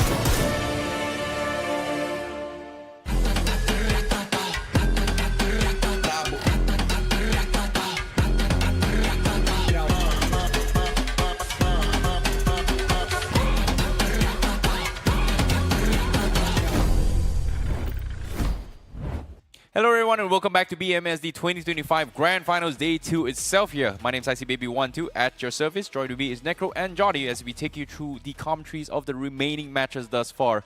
And interesting enough here, we are seeing a gap, or in this case, teams fighting for the top, teams fighting for the middle of the pack, and the teams fighting for top 8 here. 3 separate groups fighting for points. And guess what? Let's take a look at the MVP of that previous match here. Jonathan single-handedly dismantling all of 8-bit in the top 3 by securing 7 finishes in the bag. But while he has done that, Tenki also steps out here from OG with 6 finishes, AKOB with 4, and OG still somewhat retains in the top 3 here with 13 points despite not being in the finals zone itself. To be honest, that's still a lot of points, right? God's Reign, even though they got the chicken dinner, they've only got 15 points. Godlike as well, it was a solid performance from them. Maybe you can say now, a little bit of a comeback even coming through from Godlike. As we flip the page, K9 Esports, a bad performance, Madkings, bad performance. Vasista Esports, pretty much the same thing happening to them. But Nebula Esports, Johnny, even they should be a part of the conversation. What's going on with them? Just fizzling away slowly and steadily from the top 8. I have no idea. They were in the top 4 at the start of the day. Now they're barely holding on to the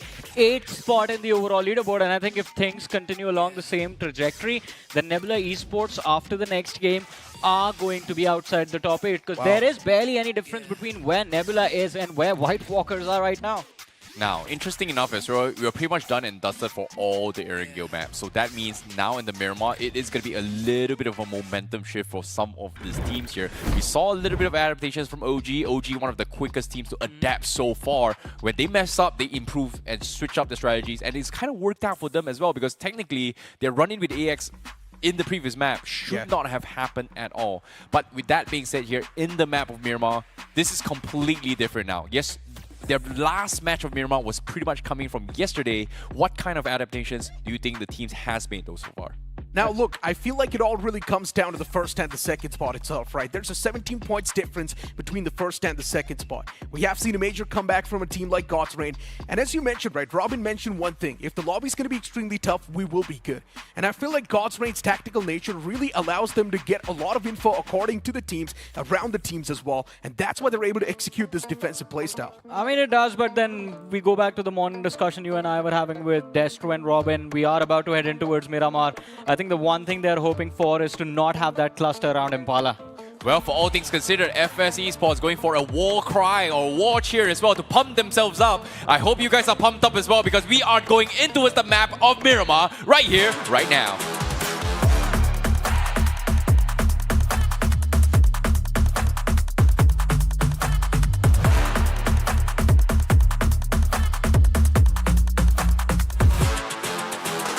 It's the second last game of the day 2 in the grand finals of the BGMI Showdown 2025. And the big bird's going to be in the sky once again, starting all the way from Campo Militar towards Valle del Mar. This plain flat path, it does seem quite balanced, but if the teams do want to head on towards Impala and Puerto Paraiso, now that's going to be a tough stretch, which means for God's Reign, it's not going to be an easy piece of cake. Yeah, it is definitely going to be a tough one for them.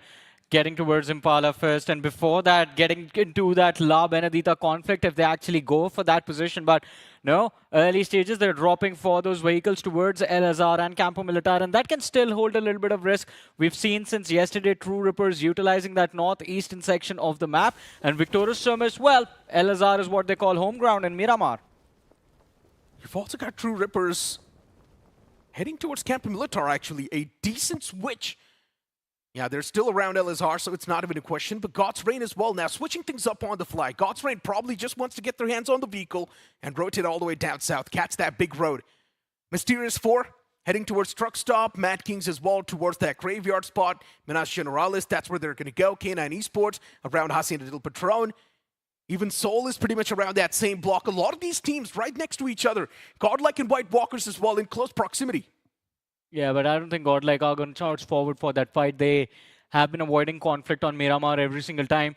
But 8-bit is going to be under extreme pressure this time around. Or maybe it's going to be Nebula Esports. Again, it's that conflict for who gets to play from El Pozo, as both the teams glide towards El Pozo, but Nebula Esports are going to be a little bit quicker in terms of their feet hitting the floor. And we know they like to take control of the western half of the city, while 8-bit is going to be forced towards the eastern side of things. In the meanwhile, Cincinnati kids, for the first time, CK are going to be the happier of the bunch because they get Los Leones all to themselves every single time. The Miramars that happened yesterday, the Miramars that they played before this, since the semifinals, they have been contested in Los Leones. In fact, in this game, they kick things off with a knock onto the players of OG. Oh no, OG once again a feast. An open book, what's going on with them? Whenever OG has a decent game, right the next game you will see that one individual get caught off guard, and once again the same thing happens. OG's supposed to head on towards Chumacera, but that split from OG, it's not really paying dividends. The man kicked out of the game. OG needs to continue the pathway with just a 3-man squad. And since it's OG, you always know they will get the average points no matter what, even with a 3-man squad. Yeah, plus in the past, I think not this tournament, but the ones before this, BMPS and BGIS this year, OG has done quite well for themselves playing from that Chumacera position every single time they've dropped there. They know how to traverse this terrain. They are completely comfortable in the southwestern quadrant of the map as well. So, as you mentioned, even though they've lost out on their IGL, there is still hope for the Apes. And this is, well, the recap of how that first knock occurred. CK getting the weapon first, and Aru still in the air. It was duck hunting season, basically, for Cincinnati kids. That's so unfair, right? You can't even do anything. You just want to glide down, and then you just get shot in midair.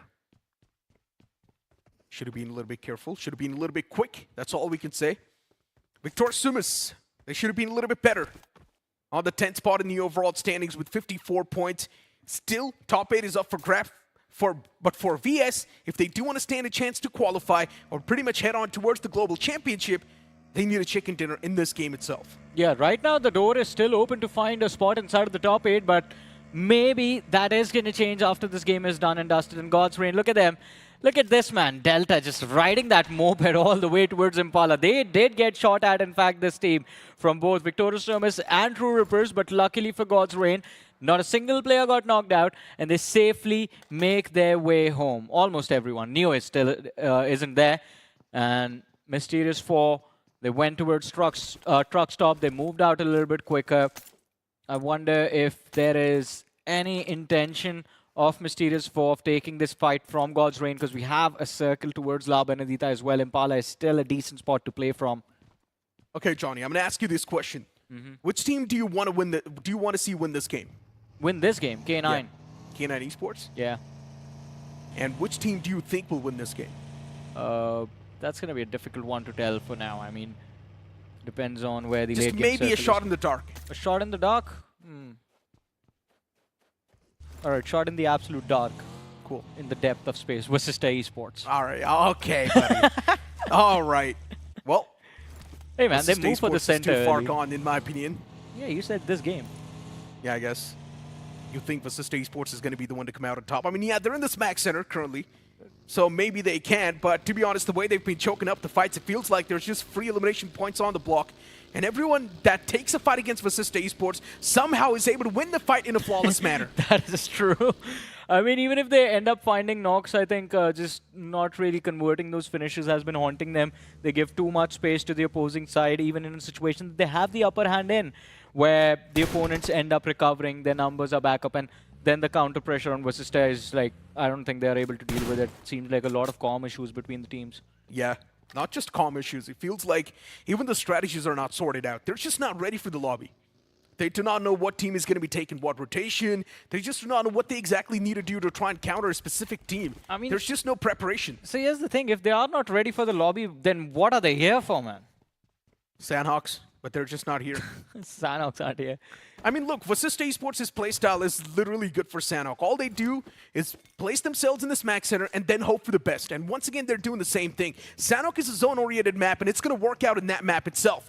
But this strategy is not going to be copy-pasted towards Erangel or Miramar. Yeah, pretty much. And I think just relying on those Sandhawks, you got to look at what happened to Meta Ninja. They used the same strategy on every single map, and it didn't work out. They got kicked out. Eventually, everyone figured out how to counter Meta Ninja, even though that was a team that was surprising all of us at BGIS and BMP as well. Yeah. Showdown wasn't really their tournament. They were one of the most consistent teams out there for the past couple of tournaments, but in this tournament itself, Meta Ninja messed up big time. And I guess a lot of these teams need to understand one thing. I know surviving is the main key aspect of the game, but survival also means you taking down other teams, and that's the only way you can survive yourself. Exactly. They need to understand this, which means you need to be better when it comes to taking those gunfights as well. You cannot just stay quiet and survive. No, that's not how it works. I 100% agree with that. There's no better way to put what you said. Survival also means taking out your opponent. Yes, there is a little bit of risk attached to it, but if you end up winning those fights, it gives you guaranteed points rather than just waiting and hoping you find a spot inside of the top 8. At the end of the day, it was supposed to be marathon, right? Yeah, exactly. And you could have collected a decent bit of points. Even if you get 5 points per game, you would have been in a much more better shot. But hey, I mean, enough about Vasista. Let's talk about these boys who are trying to make a move. They have found space around truck stop, but Godlike, they have to be cautious because surrounding them, it's going to be Victorious Sumus, 8-bit. There's going to be TrueRippers from the Rev. White Walkers are going to close in at any time. K9 Esports. Oh, no. Yep, you said they're going to win this game. And now K9 Esports is getting picked off slowly and steadily. I said I wanted them to win. I said Vasista is going to win. Maybe K9 Esports doesn't want to win this game, I guess. Yeah, I guess so. Beast as well, chipped down pretty low. But hey, it's just one man down. K9 Esports is one of those teams, even with a 3-man squad, they can do a lot better. Oh. Utility's extremely close, but Beast, he just squeezes in that first aid. And because of that, the man's still going to be alive and good. But a few more shots taken against the guy, now is taken down extremely low, but still survives. How is he even surviving? He makes it out alive, actually. That's insane. The next zone's going to be popping up as well, and that's going to dictate the entire pace of the game. And CK in the Smack Center looking extremely good. What is FS up to, man? Still in the blue towards Minas del Valle. They're taking the southern highway. Luckily in this game for FS, there's no one gatekeeping that southeastern quadrant, but we have seen them in this position time and time again, and they keep getting punished from the hill, but this time the punish comes from Madkings on the players of K9 Esports. And finally it happens. Beast knocked and finished off K9 Esports. That confusion that was there as to where they go, how they find a break inside of the zone, it has resulted in them losing out on 2 players. Slug and Beast, 2 heavy hitters from the K9 Esports squad, aren't there anymore. It's really hard to believe this is what's happening to K9 Esports. They did get 1 chicken dinner. It's a decent day for K9 Esports, to be honest, but you expect a lot more. We know they do pack a lot of punch. We know what K9 Esports is capable of. But it's always them and their shenanigans costing them the games. And as of now, Admino, the man stuck in such an awkward spot, he can't do anything. From the sidelines as well, it's going to be White Walkers shutting Admino down. And we saw this coming too. The moment we saw Godlike move up close and personal against White Walker, somewhere down line, this fight was supposed to happen. Yeah, pretty much. But now AX, they do shoo away the players of 8-bit. And 8-bit, they try to make a rotation for the northeastern edge of the circle. It's going to get very tricky. But while all this commotion is taking place, there's a weird little cluster in Los Leones towards the eastern side. I wonder how teams will find a break out of it. TrueRippers are going to be the gatekeepers of that cluster. They are on that eastern edge, and up ahead is going to be Mysterious for OG down south. From northern side, there's going to be God's Reign. TrueRippers, they have the potential to handle all of this pressure, but White Walkers put under pressure as they get spotted out by the players of Seoul. And Joker, with that vehicle exploding, does manage to secure a knock onto Arjun. But White Walkers, what is the call? Are they going to evade, or do they force this fight and get third-partied by Madkings eventually? Seoul, even they're on the move. The Blues taking a lot of damage away from them. But as of now, Seoul just wants to have a clinical rotation. They know how to pave a good pathway, and they just want to place themselves in a decent spot. Still all the way back in the blue, though, so that's a little bit concerning for Seoul. But since the circle is panning out towards Los Leones, it's going to give them ample choices to actually place themselves in a decent spot. And that Los Leones cluster is going to be very entertaining in a few short moments. But before that, Godlike against 8-bit. A little bit of a revenge can be taken by 8-bit over here for that 3-point Kobe from Jonathan in that previous game. And luckily for them, Admino isn't there, so this is a 3v4 where 8-bit have the upper hand. But look at the radar. Madkings again are going to show up, and this third party might result in Godlike getting wiped out first, and then 8-bit being next in line.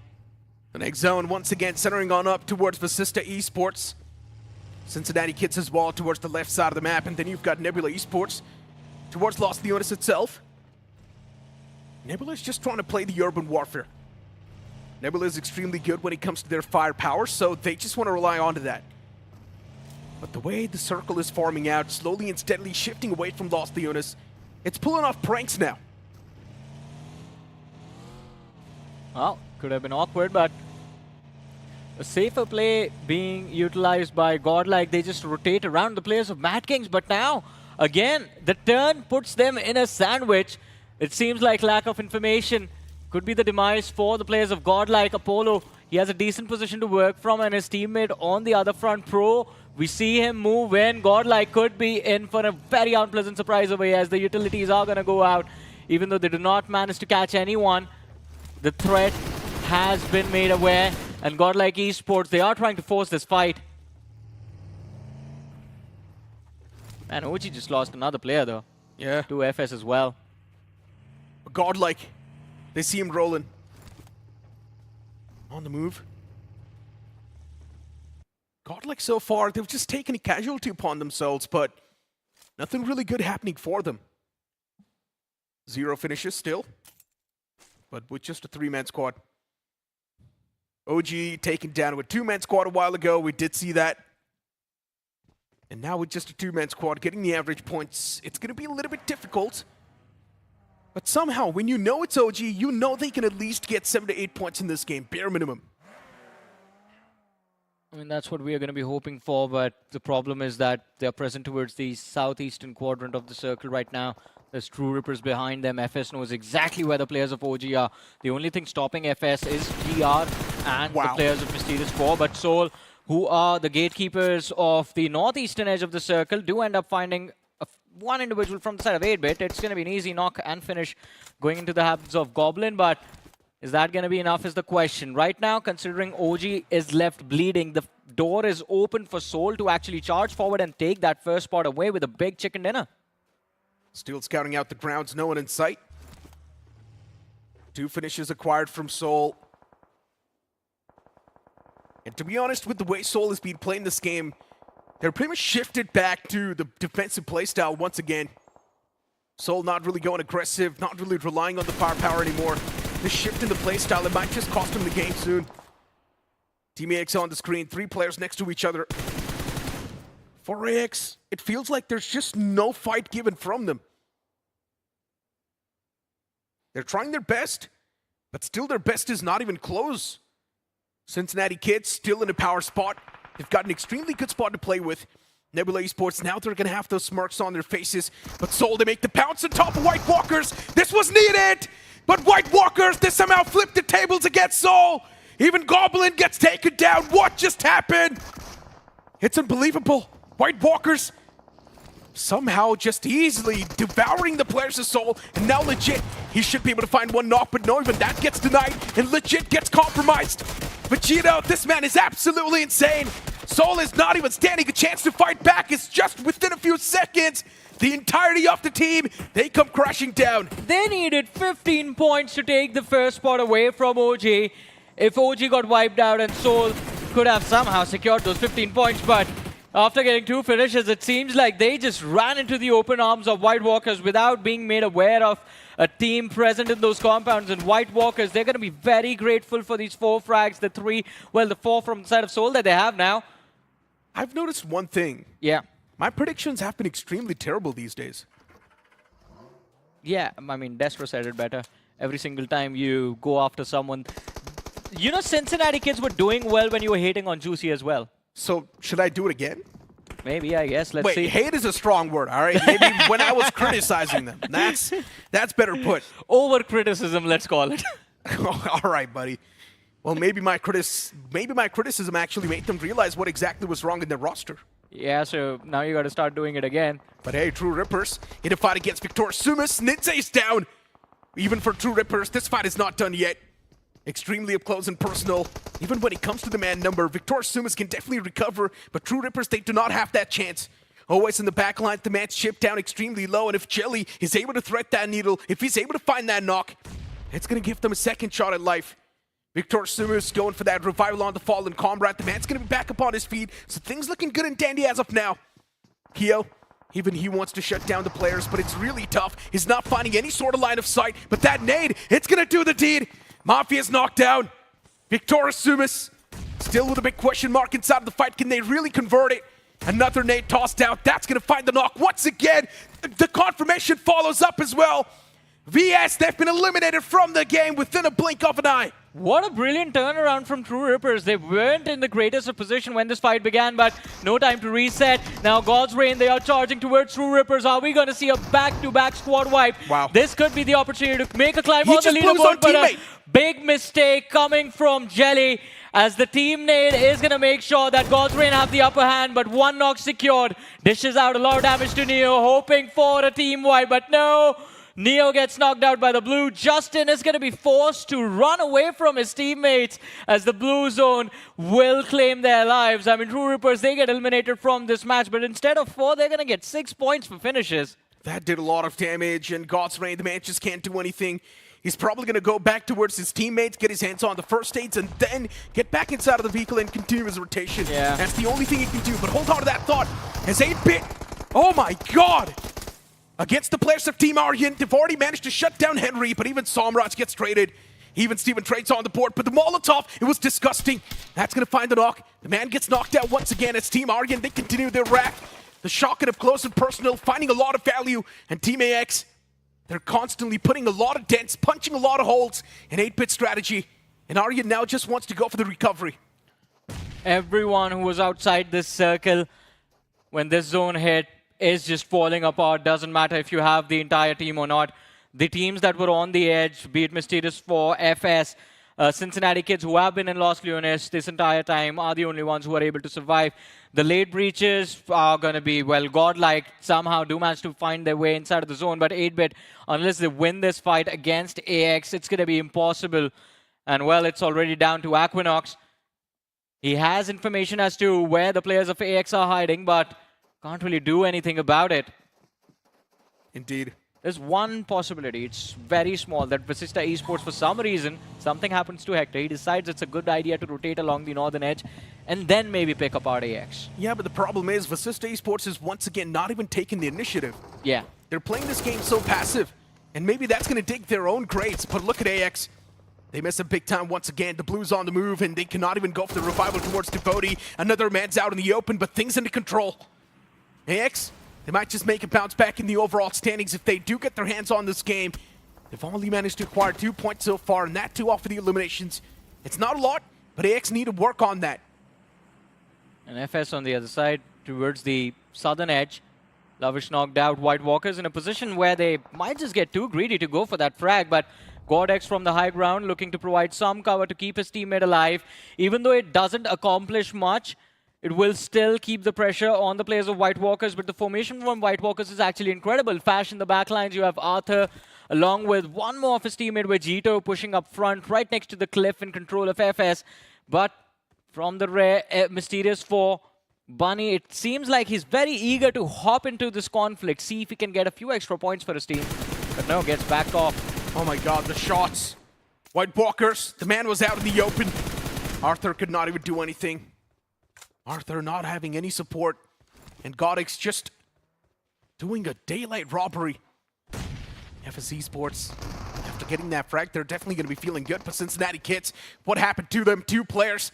They were there in the front lines, but both of them eliminated from the game just like that. Vasista Esports, they fight back, but it's a bit too late. Their fight was not strong enough. It was just Hector putting in some dent, but even those dents were not deep enough. But this was still a very horrible fight from the perspective of CK, man. I mean, they were having a pretty clean initiation to this fight. They found the opening knock. Yeah, one of your players was low, the other one got knocked out, but they didn't expect Hector to charge forward like that, and it could have actually slipped out of their hands, but I mean, just a sigh of relief that they survived. Cincinnati Kids could have been eliminated over there. You're speaking of the bottom 4 here, Johnny. Of course, there will be a lot of scrappy fights, My bad. right? And CK once again in the grand finals at the latter half of the board. Some things never change. Yeah, that is why Lord Juicy is impressive. But anyways, I mean, CK losing players kind of opens the door for AX to actually bounce back. True. And AX, as you mentioned, I mean, one big chicken dinner, 20-25 points. You never know, top 8. Still too much of a long shot, that's what I would say. Since AX's position in the game is not too strong. There we go, that's what I was saying. Still too much of a long shot. Cincinnati Kids right underneath them, they're just dragging their legs. Those shots, extremely deadly. And now AX, their flow's already disrupted, and Godlike, they've already found the momentum. They found the opener, Godlike knows now is going to be the right time to strike. They're trying to farm the angles as well. But Godlike instead, they're not doing it. It's too much altitude to cover. And AX, complete recovery for the team, as you mentioned. I mean, this could have been the opportunity for Godlike to charge, but they can't really climb up the cliff, and it's impossible to lob those nades at that distance. At this point, if you are Godlike, you're just praying that either CK or Mysterious 4 comes for AX and wipes them out, but OG looking to make the climb. They meet their neighbors once again. It is going to be the side of FS, but Juicy from Cincinnati Kids runs into the arms of Godlike. Point given away. Somi follows up. Another point could be stolen by the players of Godlike. And, well, the swing around the corner. No way. Cincinnati Kids, a big blunder coming through. They lose both their players. And now we're down to the top 8. CK eliminated on the 9th with just 5 points. There's no way you can convince me after watching that CK is playing this game seriously, right? There's just no way. It was a last-ditch effort, man. No hope left. Just one play left in the book. And they took that option. On the other side of things, OG also getting eliminated by the hands of FS, by the way. So the top 4 of the overall leaderboard are out. And K9 Esports, well, this is a miracle. They are still there in this game and sitting smack center. If the next zone, if Stage 7, Stage 8 does not move away from K9, I think they could try their level best to find a break inside of the top 4 again. Yeah. Team AX, still around the Northern Territory. Right next to Godlike. That's where the kryptonite can really be. But this is how OG got eliminated. A big name not there in the game anymore. And just securing a few points. Not even a few, actually. They got eliminated with 0 points on the block. I think they got 1 placement out of this game, so that's a whole different thing. But as of now, for Godlike, yeah, they've got a really cheeky position. Yeah. It's not a position where you're supposed to make a lot of noise for them. So Godlike's going to try to play it as passive and as defensive as possible. I mean, Cyrex can have a line of fire on Punk, but I don't know if he has the info of a solo player hiding there. And AX right now, I think, are just praying that Mysterious 4 does not charge for them, because if this distraction comes through, then Godlike will have an opportunity to lob a few pieces of util on the players of AX and secure those free finishes for themselves. Next zone up in 7 seconds. And everyone's just lying in wait to see where this one will take the game, how it's going to shape up. And well, K9 Esports, they're going to be thanking their stars in this one, and Madkings as well. This is the game where things take a turn in their favor. But look at this. From the distance, FS Esports, Levi dropping money. And this opens the door for AX to actually run around the cliff and cause problems for Mysterious 4. Team AX on top, still getting absolutely peppered down by FS Esports. There's too many line of sights against AX. And FS Esports as well, punishing the players of Mysterious 4 constantly. Their position is not a mystery anymore. But FS Esports, this high ground, they can definitely convert a lot of things. But also keep this thing in mind. They're currently on the edge of the circle, which means this position, it can be stolen away soon by the BGMI gods. Team AX, still over the players of Godlike. They just want to try and find a way to stop the players of Godlike in their tracks. And Cyrex has got a bit of that whiff on Punk. Punk soon needs to move out in the open, and that's what the man's going to do, is out in the open, taking those shots. And if Punk fights that knock, that's insane! And he does that as well. Godlike, that was an insane clutch moment coming through, but still Punk does get caught in the end. Cyrax revival's going to be there as well. It's not even a question. Things will be good and dandy. But the way Punk fought, it was insane. Yeah, I mean, that was incredible. I mean, the strategy to make it happen as well was quite brilliant. They lobbed the smokes to force Cyrax out into the open towards the right, and then Punk just swung from behind the smoke to take him out. But doesn't matter. Harm has been done to the players of AX. Cyrax knocked out. Recovery is going to be a difficult one for sure, because once they bring him back, then the charge from the top of the cliff is going to happen, which puts them into the line of fire of, again, FS, Mysterious 4, and Madkings as well over here, who it seems like are a little bit cautious about Nebula Esports and FS from that high ground. But while all this commotion is happening, K9 Esports, they just keep their heads down. They're waiting for everyone to mess this up. The way the zone as well is forming out, you can see so many teams around the edges.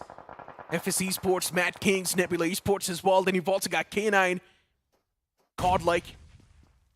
Especially for Nebula Esports. They need this game. But only having a two-man squad, it just makes it even worse. The next zone's going to be important. And it's going to be shifting up north. A little bit far away from Nebula Esports. I really want to see what the game strat now is going to be for Nebula. Utility's extremely close, but still Madkings. Instead, they're the one to take a lot of damage. Another nade tossed out of Phoenix. The man is so lucky to be alive. Yeah, both of them are running in and out of cover at the right second as well to avoid getting taken out by Madkings. But finally, we see that name pop up, Ninja Boy, finding the opening for his team. And K9 Esports, they have made their presence felt by everyone else around them. The circle has been on top of their heads, but now is the time when it's going to be the most important decision being made by them. Which fights do they pick? Which ones do they avoid? Well, first and foremost, avoid getting taken out by FS Esports, but this 2 versus 4 against Mysterious 4, this is going to be the most brutal on the players of K9 Esports. If they get taken out by Mysterious 4, then it's game over. Otherwise, this is a game where you're destined to finish in the top 2. Let's be honest, only pure mechanical skills can actually help them win that fight. And FS. Yeah. And you can see the players of M4 just wanting to brute force. They're going to try and slam against the players of K9 Esports, and that's what they exactly do. Mechanical skills, they need to be on par! And K9 once again! Firepower! It's always been the strong suit! And K9! They end up wiping out Mysterious 4! Heroic moment was needed, but Omega and his teammate Ninja Boy, they step in at the right time! Unfortunately, they are about to get finished off by FS Esports in the next few moments, but it was still incredible. Mysterious 4, the man in the back lines, knocked at the hand of FS, and K9, they just wrap whatever is left. 3 more points in the bag. 4 finishes in the game as they find a break inside of the top 5, and it is just K9 and FS. Whoever wins this game, well, Godlike not really in a position for a chicken dinner, so they are going to get finished off, but K9 or FS, whoever wins this gets to fight for the podium. They find a break inside of the top 3, and FS Esports, I don't think they want to wait for the chicken dinner. They just want to make it all happen because of the finishes themselves. 13 eliminations racked up in this game by FS. They still have enough ammunition to finish off at least 2 or 3 more players. But look at the bowler from the side of Madkings. It seems like he has gone mad indeed, just shooting at whoever he can see. And while he takes out Phoenix from the side of Nebula, Levi drops a pall of 15 finishes for FS. and Godx was knocked out, but it's not even gonna matter. It's a final 2v2. The results do not matter right now. The chicken dinner can go to K9. FS Esports are gonna be sitting inside of the top 2 after this game. Levi, are you kidding me? 10 individual finishes on this guy. He's been farming, and just off of this one performance, Levi can actually make it in the Grand Finals MVP list. But since the fight's down to a 2v2, things are now going to be extremely intense. Levi from top, raining down utilities in the hopes of at least finding that one connection. But Ninja Boy, he knows his days are numbered. The Blues on the move, but before Ninja Boy gets ticked out by the play zone, he needs to at least find one knock. That's what his job is. Omega is there up close and personal, and he's getting constantly flushed out by the Molotov. And Ninja Boy's now going to move out in the open. He does not thread the needle. Ninja Boy gets picked off. Fights down to a 1-on-2. FS Esports, this can be a nuclear performance. This can be a historical comeback. Nade, flashbangs, everything you've got in stock, toss it out. K9 Esports still in the race. The elimination point just gifted Levi. The man was feeling himself. It was supposed to be Superman approach, but now the play zone, it's forcing FS Esports to move away from that high ground. What can Godx do? Well, he can't really do much. He ends up giving his life to Omega. And my God. Just a few moments ago, they said it, or Slug said it, he wants to see Omega make it into the list of top players. I guess the IGL has answered back. Well, amazing comebacks, amazing stories here, but what I do know now is that K9 was able to snatch the chicken dinner away from FS Esports, and my oh my, what a day to be alive here. A day of comebacks indeed, because FS Esports now has somehow surprised us with an amazing comeback, and like you guys said, a fight for a podium. A new contender has arrived after this match here. My goodness. And of course, despite all that here, Levi, where was this Levi from back then? Like the entire BMSD, you know, he was laying low for the longest time. Decides to show up in the Grand Finals. What am I watching? The man was constantly slipping under the radar, but now he finally steps up when his team needed him the most. Yeah, it was a bit of a throw from FS Esports, and not gonna lie in some of these scenarios, but FS Esports, they were already happy with the amount of points they got, right? Levi single-handedly was able to dominate. He got 10 points in total, and for K9 Esports, these 16 points, of course, it's gonna help them so much. Of course, Slug is pumped up, but even for FS Esports, it's a happy moment because they are going to propel themselves to the top 3. You know, I like how they're just calling out K9 as well. What was that spray? You know, what happened? You know, they're just messing around as well. No, I think that was a call out because both the teams know the chicken dinner might have gone to K9, but it's going to be FS at the first position in terms of the total amount of points they have. They're going to have 22 points. K9 has 16. Hey, fair enough. You know, both teams making a little bit of bounce back here to try and fight for the podium spot here. But like you guys said as well, seems like we are having a lot of new contenders here to fight for the podium. Despite at the start of the day, very apparent Seoul OG top contenders. But now we've got K9, we've got FS, we've got Seoul, we've got God's Raid. How are they going to go for the top 3? I know, right? And especially Seoul and OG constantly choking, it just gets even intense. Well, it is going to be very, very tough indeed here. But of course, we will have one more match right after this here to decide day 2 instead of the Grand Finals. But it will happen right after this break.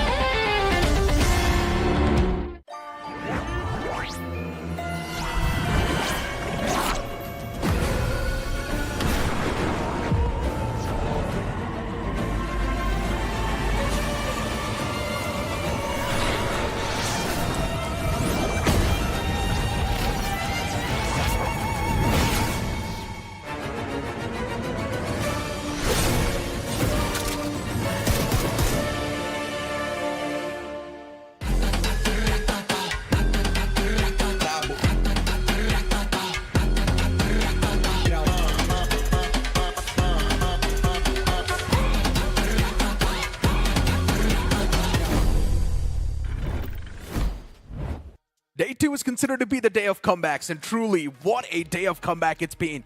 Godlike, God's Reign, FS Esports, K9 Esports as well. Now we're just waiting for Nebula Esports to make that comeback. But to be honest, K9 Esports, we got to talk about them as well. Off the rip, they lost out in 2 players, but still in the final few moments, getting that chicken dinner, unbelievable. There was one point inside of the game where I was a little bit concerned about K9. That was, I think, stage 4. They found themselves in the... No, stage 3 actually. They were on the northwestern edge of the circle, but then all of a sudden they just charged for the center and secure that incredible chicken dinner. Wait, I think so that's the most amount of elimination points the individuals got. Yes, exactly. Levi, he was a man on a mission. The way FS played it out. I mean, get this, guys. They were also reduced to just 2 men. They had that higher ground control, and he was a grim reaper of the lobby. Just taking down anyone that was moving underneath him. And then you've also got K9 Esports with 16 points. Madkings as well getting 10 points. A bit of a recovery from Madkings. It's not a lot, but still decent. Godlike just getting 5 points. That's concerning. I want to just say one thing, a little bit of a backstory. So we see GodX over there. Got ignored. I don't know why, just because he didn't have finishes. But 1,000 damage dished out by GodX Latch. A few days ago, got in trouble with the team's manager for goofing off a little too much. Look at this, guys. I think it's all up for a toss. It feels now like even Godlike is in the race. Yes, OG does have a slight advantage, but look at the difference.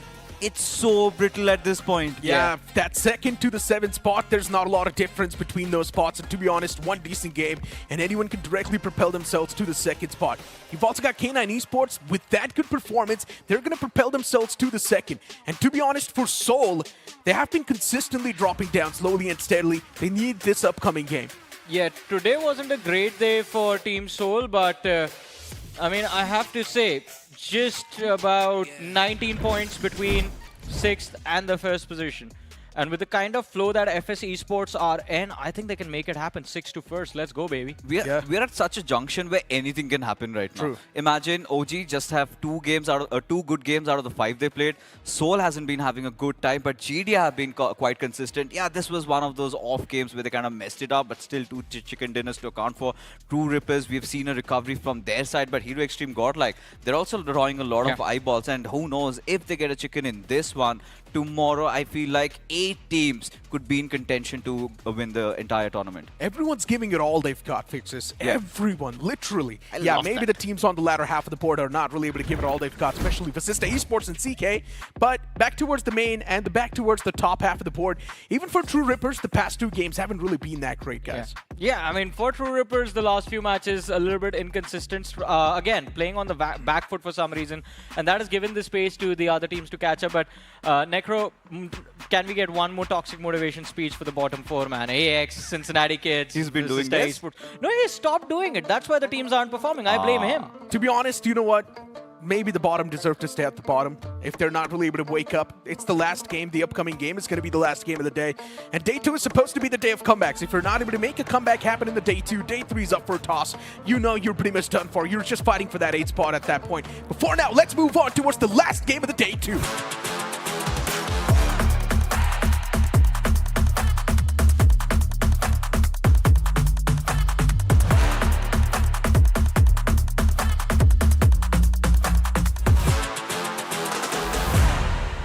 After that motivational speech, I hope these lads are amped up, although I feel now they are just also going to be wondering, the bottom stays at the bottom. They are already the bottom. Yeah, the only way they can go up is get a lot of finishes, and the only way is literally up for all these teams. I'm talking about the likes of Vasista Esports, even AX somewhere in the middle. They've also been quite lost. Nebula, they have lost the steam. They've lost all that motivation. And this is one of the discussions that I was having with my fellow commentator, Ravan, where he was of the opinion they've changed their ways. They're playing way too defensive, not playing according to their DNA, and as a result of which, they are bleeding, man. But now, look at this flight path trajectory.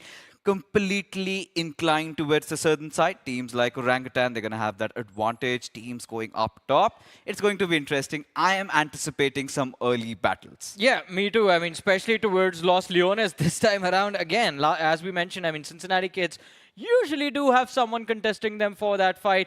Can be Mysterious 4, can be the players of OG if they drop towards the southern hills of Los Leones. Last game, they were left isolated. This time around, wait. Is that actually happening? Godlike going for a southern drop? They've Is traded places with OG. OG goes to Chuma Sera. Godlike is taking the Southern Hills. Okay. I mean, for Hero Xtreme Godlike, when nothing's going right, I think there's sheer belief in each other, Yeah. and they have been coming through. There have been so many games where we feel like, oh, all right, this is where Godlike gets eliminated, and suddenly somebody steps up, somebody becomes a hero, and Godlike is back. From the ashes, they have definitely risen. They are in contention, but look at this circle, Johnny. So all these teams on the southern side, I think the gods are now in mood to play with all these teams now. Yeah, I mean, they for sure are, but now the question is, K9 Esports, they just had a nice little chicken dinner to enjoy, but they find themselves in a very precarious position, quite close to the players of OG, with Cincinnati kids holding the flank of Lost Leon as well. They're too far away, so no concerns for K9 there. But after they have picked up the vehicles, they are moving south. Okay. They're still on that road, and K9, as we know, do like to start from the northeastern quadrant of the map. This time around, I wonder how they get there, because Vasista has a stronghold. Madkings are going to reach to the circle early with a few weapons. Same goes for AX. So K9 can be picked off mid-rotation. And from what we see, it's all 4 players in the same car as well. But same goes for 8-bit.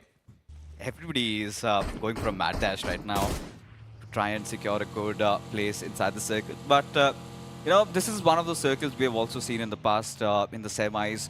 Usually has this tendency to go around that eastern side area, hills of those truck stops. So for Mysterious 4 to having been anticipating that circle, heading over there, this could really pay off. But FSC Sports previous game, we saw them playing really well. But this time around, iQOO Soul, they have them snuffed out. Roman has to fight against all odds. But this time, all he could get was one, because Knuckle comes in, quick trades. And iQOO Soul survived this early jitter. Will get Goblin back to life, and Knuckle, he's going to enjoy that one finish. Well, it's an early point for the players of Seoul, and we know when it comes to fights, they do usually end up doing quite well for themselves. Last game, FS, a big reason for the demise, and this time they're going to try and make them pay. One man lost, but FS, I mean, even in that previous game, they were able to recover. And even for Team Seoul, today's day hasn't really been that great. Same goes for the likes of Orangutan.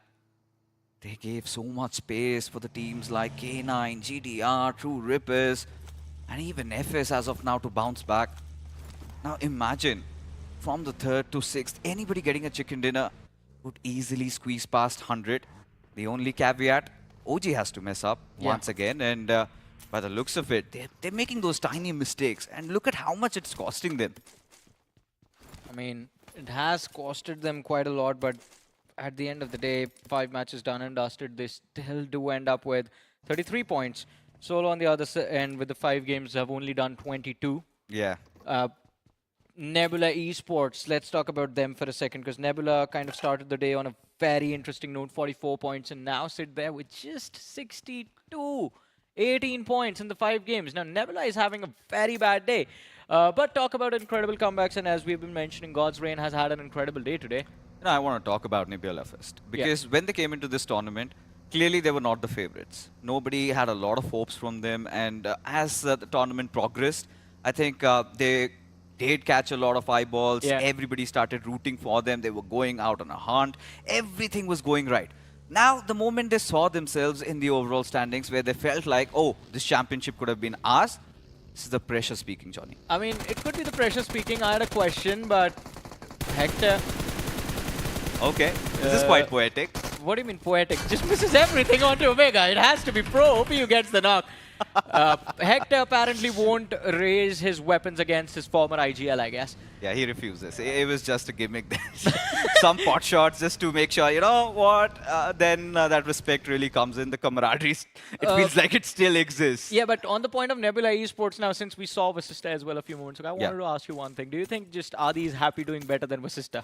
And qualifying for IC, of course. If he's in the top 8 and Vasista is at the last, do you think that's just going to keep him happy? No, I'm pretty sure for Adi, he's set high standards, because let's talk about Adi as an individual for a moment. We've seen him represent the likes of Insane in the past. Yeah. He has always been that one IGL who gets in underdog players and makes them stars, right? Big examples, Harsh, Kips, all part of big rosters. And then he was betrayed.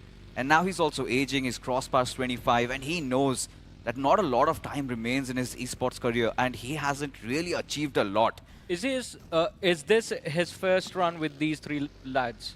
I mean, first official run, yes. Because last time he was playing with other boys. So this time again, he's come up with a new set of a team. And yeah, he did well initially. All the boys are also playing really well. I mean, they're in the finals. But the only problem of concern was when they realized they have to play it slow. Ever since, you must have noticed, Johnny, things aren't going good. Nebula need to get back to their old ways. They need to go hunting. They need to take down teams. They need to build that momentum once again. It's still possible for Nebula. Don't get me wrong. A chicken dinner in this one, and they're also back. Yeah, pretty much. I think one chicken dinner and, well, depends. If it's 20 points, it gets them to the top 6, depending on how the games for the top 6 are going to go. But it is going to be a slow and steady climb. At least it will put them in a fighting position for tomorrow. Right now, on that 8th spot, oh, Mysterious 4 are just praying that they get 6 points somehow, and 4 of them are going to be from the side of Nebula Esports, making their break inside of the top 8 a little bit easier.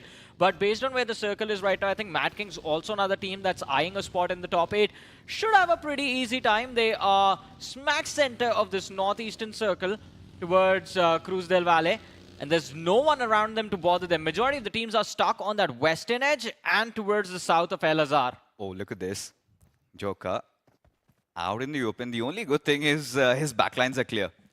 Had no semblance of cover, saw the players of Nebula passing by, let them be.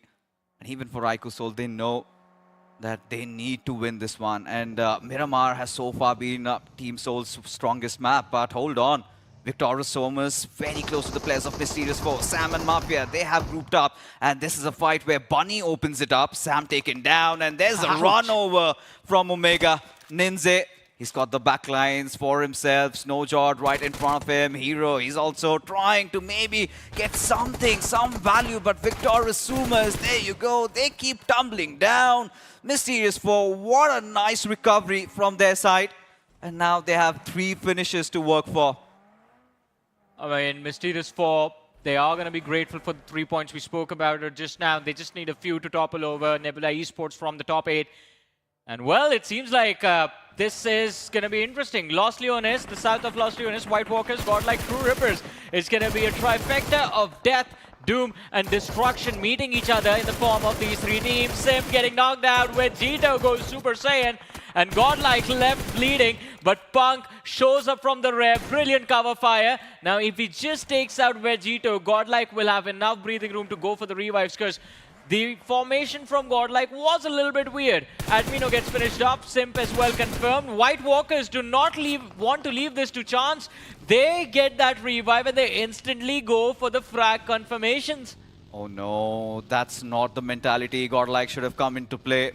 Half-hearted commitment into this situation. Clearly not anticipating White Walkers to be around the nearby vicinity. And yeah, they've got no other options because Jonathan was on a different route. Punk was all together. There was no reason why would Punk again re-engage in that situation. That was a lost fight. The only thing, the silver lining is that they still have 2 players alive. In the previous game, such was the case. They did try to survive for a longer time. But the kind of a bounce back we were expecting from Godlike, I think we'll have to wait till tomorrow. Yeah, we're going to have to wait a long time for that to happen. But let's see how things are going to go. The circle again centered towards Cruz del Valle. Well, move south of Cruz del Valle. Truck stop is going to be a prime spot for a lot of these teams, and that is where we see the players of Cincinnati Kids and Victorious Sumus just a little bit north of Truck stop. Owace, last man left alive, hiding in a corner. And Cincinnati Kids, I wonder which one of these 4 individuals is going to be the ones running in the trap first. Even for Victorious Sumus, yesterday, few consistent games, just keeping their heads above the water, but today, again, they've messed up big time. Now, just the last player surviving. Owace, he knows how important this tournament was. And believe me, Johnny, in the next 24 hours, we will be crowning the best team in the country that represents this nation in the global stages. What a feeling it would be. And by the looks of it, still 6 and 7 teams contending for that top spot. And again, headline stolen by OG, as they also have captured the center of the circle. Now, this is typical OG going back to their shell. No monkey business, no shenanigans, no awkward splits. All 4 players playing together. Well, let's see how this one is going to turn out. They have taken Impressive early control of the center of the circle, but oh, none of them walk into the trap. They find an easy finish for themselves. Cincinnati kids, for the first time, get a safer play. They do. They do, and that's a good thing. And we can never really count out Cincinnati kids. We've seen how they kind of have the tendency to make that comeback in the final day.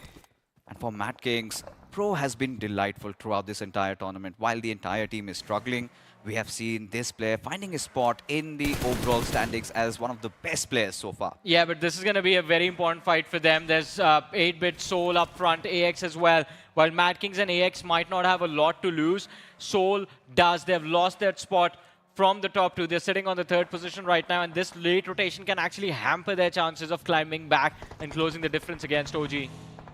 Yeah, at this point, OG, they're just staying still. No need to move around. The circle has again favored them. So many teams going in for that influx.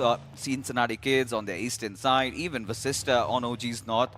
Team 8-bit, they're searching for some sort of cover.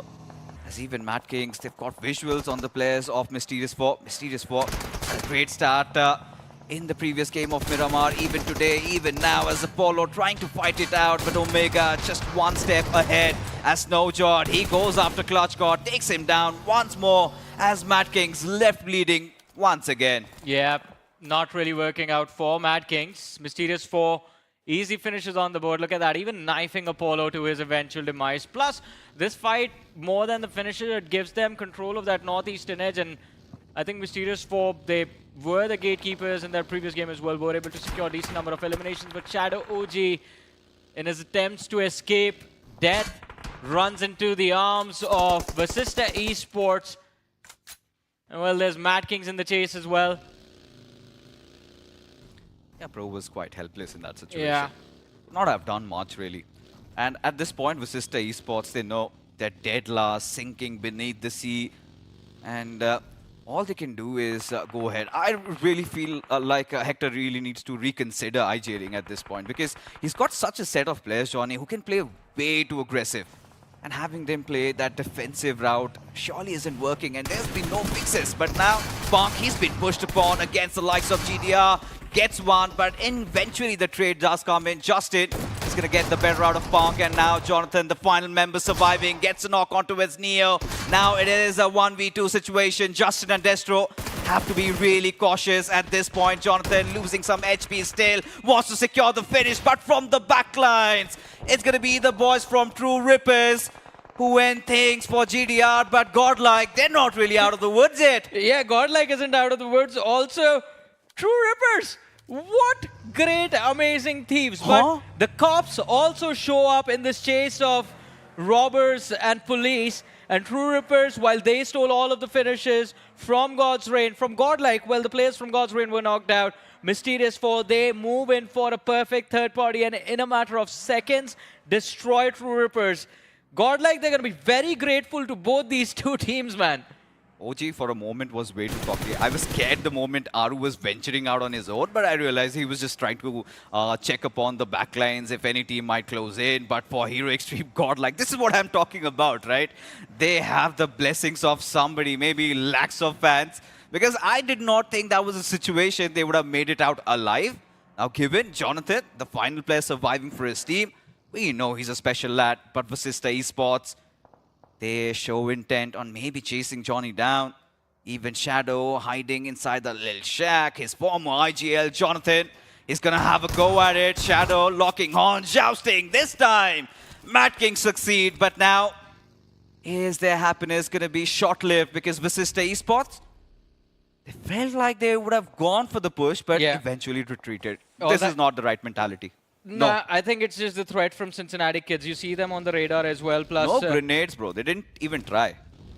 Because you'll have to peek the ridge to lob a nade in that shack. I mean, they're professional players. They should know the exact angle. And these are the risks you have to take. There are 34 points, Johnny. What do you think? Even if they get chicken dinners, not with a lot of finishes, they're not going to come back. Yeah, and now they should be eyeing out for the top 8. But for Mysterious 4, they are off to a great start. We know they ended yesterday with a chicken dinner, and look at this. 13 teams alive, and Mysterious 4 have 8 finishes to account for. Yeah, again, they are going to try and pull off what FS Esports did in that previous game, and Mysterious 4 actually succeeded in doing so, then they also become a team that will be a part of that race for the top 2. What? But Shadow OG, it seems like this IGL has had enough of relying on the star power in his team. He's like, fine, I'll do everything by myself, but makes the mistake of running into the arms of Harsh. And, well, with that shorty at that range, you know what's going to happen. Yeah, and TrueRippers, they're also bleeding. Not a lot of finishes, and as the story suggests, TrueRippers almost on the cusp of a comeback, left lamenting. For Mysterious 4, hell overwhelmed there. Somraj with that grenade gets that knock and suddenly has taken the winds of the sails from the players of Mysterious 4. Bunny needs to figure ways to somehow trigger that revive on towards Omega. It's been phenomenal so far, but no, that's not going to happen. He's been dealt with. So Mysterious 4, now they have to work it out with just 3 players. Yeah, and it's not going to be too difficult. There's just 8-bit pin down up ahead. AX might have a high ground advantage, but as long as Mysterious 4 avoid getting taken out from their left, they should be okay. It's just the head-on collisions that they need to worry about.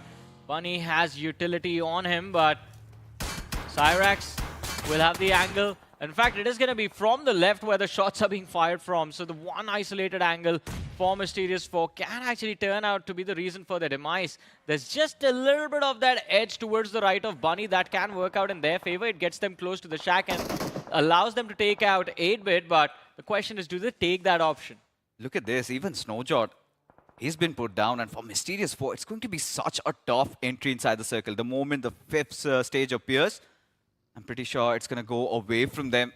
And Orangutan still finding themselves in a very nice position. Moment of truth almost upon us. And yes, OG, they are the truth for now. But K9 still cannot root them out. Got 3 players. Levi even closing in on them. White Walkers playing from the southern side. Cincinnati Kids from the eastern. They would be looking for an injection from that area, but Bunny, this is exactly the opener that Mysterious 4 needed. That intent clearly visible, and I'm pretty sure they are going to double down on it. Yeah, they are going to double down for sure. The next nade could be the last one that 8-bit witnessed, but no. There's pressure from the other front as well. Team AX looking to chime in. Although both the teams have been pushed outside of the play zone, 10 seconds, 9 seconds left before they're going to be asked to move in. Devotee from AX already taking some space inside of the circle, but it's not going to be enough. And Bunny, as he falls back, might just again be in the line of fire of Cincinnati Kids. And Cincinnati Kids have a very interesting spread to play with, Johnny. And especially around the lower ridges. Ideally in Miramar, we say whoever has the high ground has a better position. But this time, the lower ground's really favoring them. And OG, look at this position. It's not going to be easy for any team to actually make that breach on them. The kind of a pedestal they have built up. But for Harsh, his position got out. He's now out in the open. But Hero is going to have a go at it. A nice Molotov to flush the players of 8-bit out. And then finishing them with those bullets. 8-bit, they're down once again in their favorite map with just one finish. Yeah, 10 eliminations for Mysterious 4 though, and it's again the dream kept alive by Mysterious 4. If they can break in the top 6, then they can climb up to the top 2 or maybe challenge the trophy tomorrow if OG get taken out early. And talking about OG, smack center of the circle, if they win a chicken dinner right now, then tomorrow there's going to be a lot of pressure on everyone else to catch up. But I think Mysterious 4, their dream is going to fall short as they get spoiled out by Vasista Esports, and Scary Jord with a Molotov is just going to clean house down to the top 9 teams. From the top, the podium is still there. OG with 3, OG with 4, K9 with 3, and then there's Soul left with 2 players. That's the thing. K9, they're coming with a winning momentum. They still have 3 players alive. They've got a couple of finishes, and OG, they haven't opened their accounts yet. You can surely feel the nerves coursing through their veins as of now. Even iQOO Soul, they wanted to have a good one in this one. Again, they've messed it up. Just survived with 2 players. Scary Jord, quite alienated from his squad. And Somek, he's going to have a nice time devouring him. Slowly, surely, torturing. 1 bullet at a time. And there you go. It connects, and Cincinnati Kids rack up 1 more finish. Yeah, CK is also one of those names that to be honest, at the start of the journey, I had some expectations, but now they are completely gone.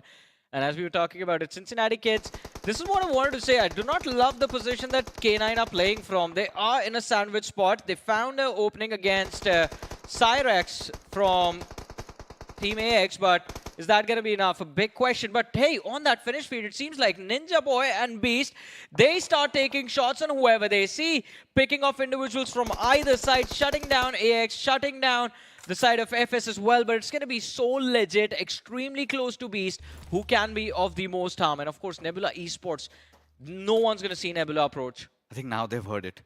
A little bit of a slithering from legit side. Yes, his position has been compromised. No, they're still not looking. No. With that grenade clipping, Beast knows. He knows. It's his birthday today. They have a chicken dinner already up their alley. And now... Alright, I mean... Surely you would hear a clip. See, that's the thing, Fixtures. You've been out of the circuit for so long that you forget in intense moments. Players scream at each other in the game. Oh my god. That is a disaster incoming if K9 do not really pay heed to that situation. But Lavish, he knows Slug is on the lower grounds. He's already prepped up a grenade and it's a two-way road from both the sides. And Slug is taking some massive amount of damage. Again, FS losing out on Roman early on, really haunting them at this point. Levi having that little bit of that higher ground, but K9 have their attention completely shifted towards FS. And legit is still not moving a muscle. Can I make a prediction? Nebula is going to take out Soul, K9 and FS. Alright. I mean, Lavish has been taken down by Slug, and he wants to press on. Gets the finish, and every single finish matters for K9. As they look on, maybe closing things on a good note, maybe even at the top. As Levi, wow. What was he looting for? Ninja Boy snipes him out. As for FS, they're also done for inside the server. But Orangutan, they have been still, they have been numb, silent, just playing to the circle. Whilst K9, they have been quite K9. Yeah, this is the perfect opportunity for K9 Esports. If they can secure a chicken dinner and take out OG, then they will be able to take the first position away as well. And look at that. Finish feed constantly. K9 is going to pop up over there. In the meanwhile, Cincinnati Kids taking out White Walkers. Again, a fight from the bottom four. And this one is just going to help these two teams climb up into the top 8. But as we mentioned, there are differences over there as well. So even Cincinnati Kids, they need a big 20 bomber to make that leap. All right, Tommy, look at it. He's cooking once again. Flash in front of him. He lobbed. And there you go. Kaboom. He connects. And Cincinnati Kids, they're surely staging a comeback. Something special in the making. Still 56 points. A chicken dinner. Much needed if they want to eye on the trophy or even a top 8 spot. And now, even for Skips, he's got other matters to deal with. A fight against Vasista Esports. Silo P with that grenade, trying to apply some pressure. Zerefs, he's got a beautiful angle. Hector really needs to close on. Pro OP trying to provide cover fire from the backline. Some closing in. It is going to be one hell of a fight, Johnny. Yeah, it is going to be pretty incredible, but Cincinnati Kids, they have to be cautious. Vasista Esports, even though they are not looking too good right now, are not an easy team to beat. And Skips, well, he waits for Hector and the boys to make a mistake, then peeks out. It is going to be from the backlines. The Cincinnati Kids do find the shot connection. Some doing a brilliant job. And, well, almost getting a knock onto Pro as well, but moves out at the last second, hoping for the finish secure. And Sahil OP from the top of that rock does bring in the punish. Zeref, last man left alive. Nade needs to make contact, and it does. 6 finishes on the board for Cincinnati Kids. Do we hope for the team to recover from this? Because both of these squads are outside the play zone. 30 seconds remain. They need to summarize this fight, and then they need to go for the revives and then move into the zone. It's still a one-on-one situation. Pro OP against Zeref. Both these teams hell-bent on trying to trigger that revive, and seems like Pro OP is going to catch a little bit of a breather over here. Escapes, he falls down, but the good news, IGL, Juicy, he's been brought back to life. Questionable decision, but it was a hasty one. Have to make do with whatever they have right now. Cincinnati Kids, Vasista Esports, both will fight the damage of the blue, and Juicy, being the smarter one, decides to depart, or maybe Silo P. He's waiting for the right opportunistic moment, maybe to thread that needle. Pro P spotted out Juicy, still no shots yet. But now, even the circle still favoring Orangutan, but not a lot of finishes, just one. But K9, with now 2 players, 6, and they are inching in ever so close.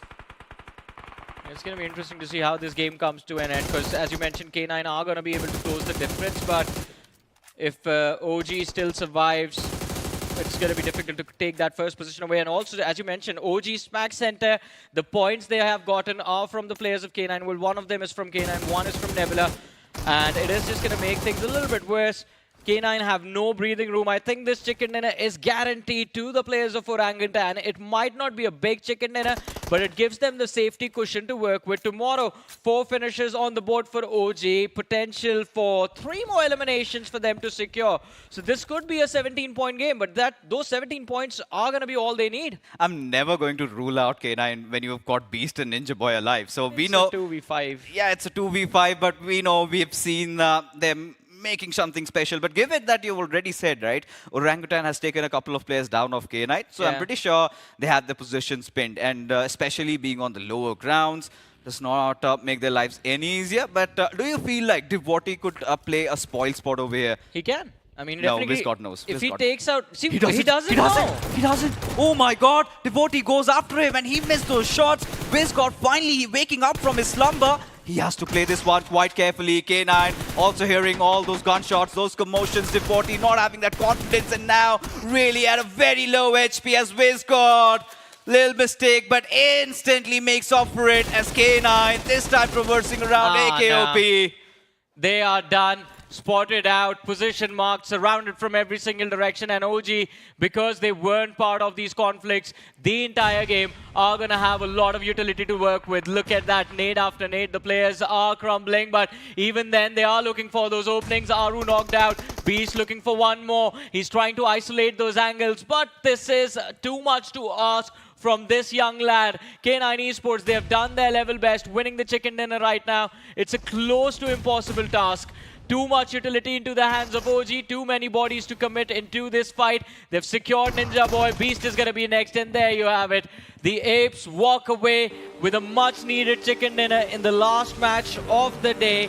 And K9 Esports, while the last 2 Miramars, they were able to recover a lot of lost points from yesterday till now, are still gonna be second in the leaderboard. Yeah, but to be honest, K9 Esports, they have been quite consistent. You cannot even ignore that fact. For OG, yeah, the previous couple of games were a bit of that full stop in the momentum, but this is once again gonna put them back up. And we were speaking about this. If OG gets a chicken dinner, it means the consistency, it means the gap is still gonna be maintained. And this is what I was talking about even in the pre-desk so many times. Every single time OG have a bad game, they know how to come back. This time, they went back to their shell once again. They realized we're making those small mistakes which are costing us so many big games. And given the fact that even K9 are picking up pace, we know what K9 is capable of in those final days. We know how momentum-driven this team is. True. And they made the best out of this day. If you ask me, I think K9 has been the best team so far if you just talk about day 2. Yeah, of course. K9 has been one of the best teams out there. And even for God's Reign, if you talk about day 2, God's Reign, at least the first 3 games, they were performing out of their minds. Even inside of the 4th game, God's Reign did exceptionally well. But yeah, in the final 2 games of Miramar, it's where K9 Esports stepped up big time. For OG, this final chicken dinner, it was necessary. The lead was fading away slowly and steadily. The teams were catching up as well. But now with this chicken dinner, the lead just gets even strengthened. I mean, we keep talking about OG. Yeah, and I understand we expected big things from them, but they did 50 points in 6 games, so still a pretty good day. Yeah.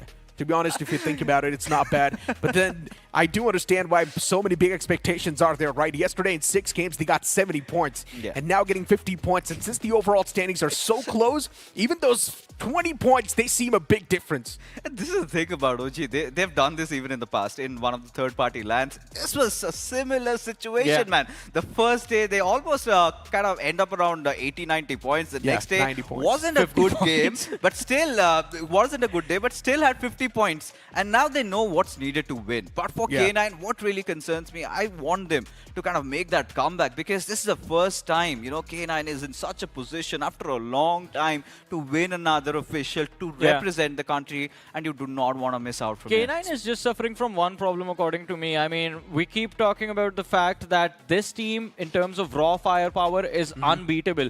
And yes, okay, I'm going to give Omega the luxury that he's the IGL, too much responsibility, stay out of the fights. But why is it always just Ninja Boy and Beast or Slug performing? Why can't it be Ninja Boy, Beast and Slug performing at the same time? To be honest, look, for K9 Esports, I feel like they've already got the sets decided.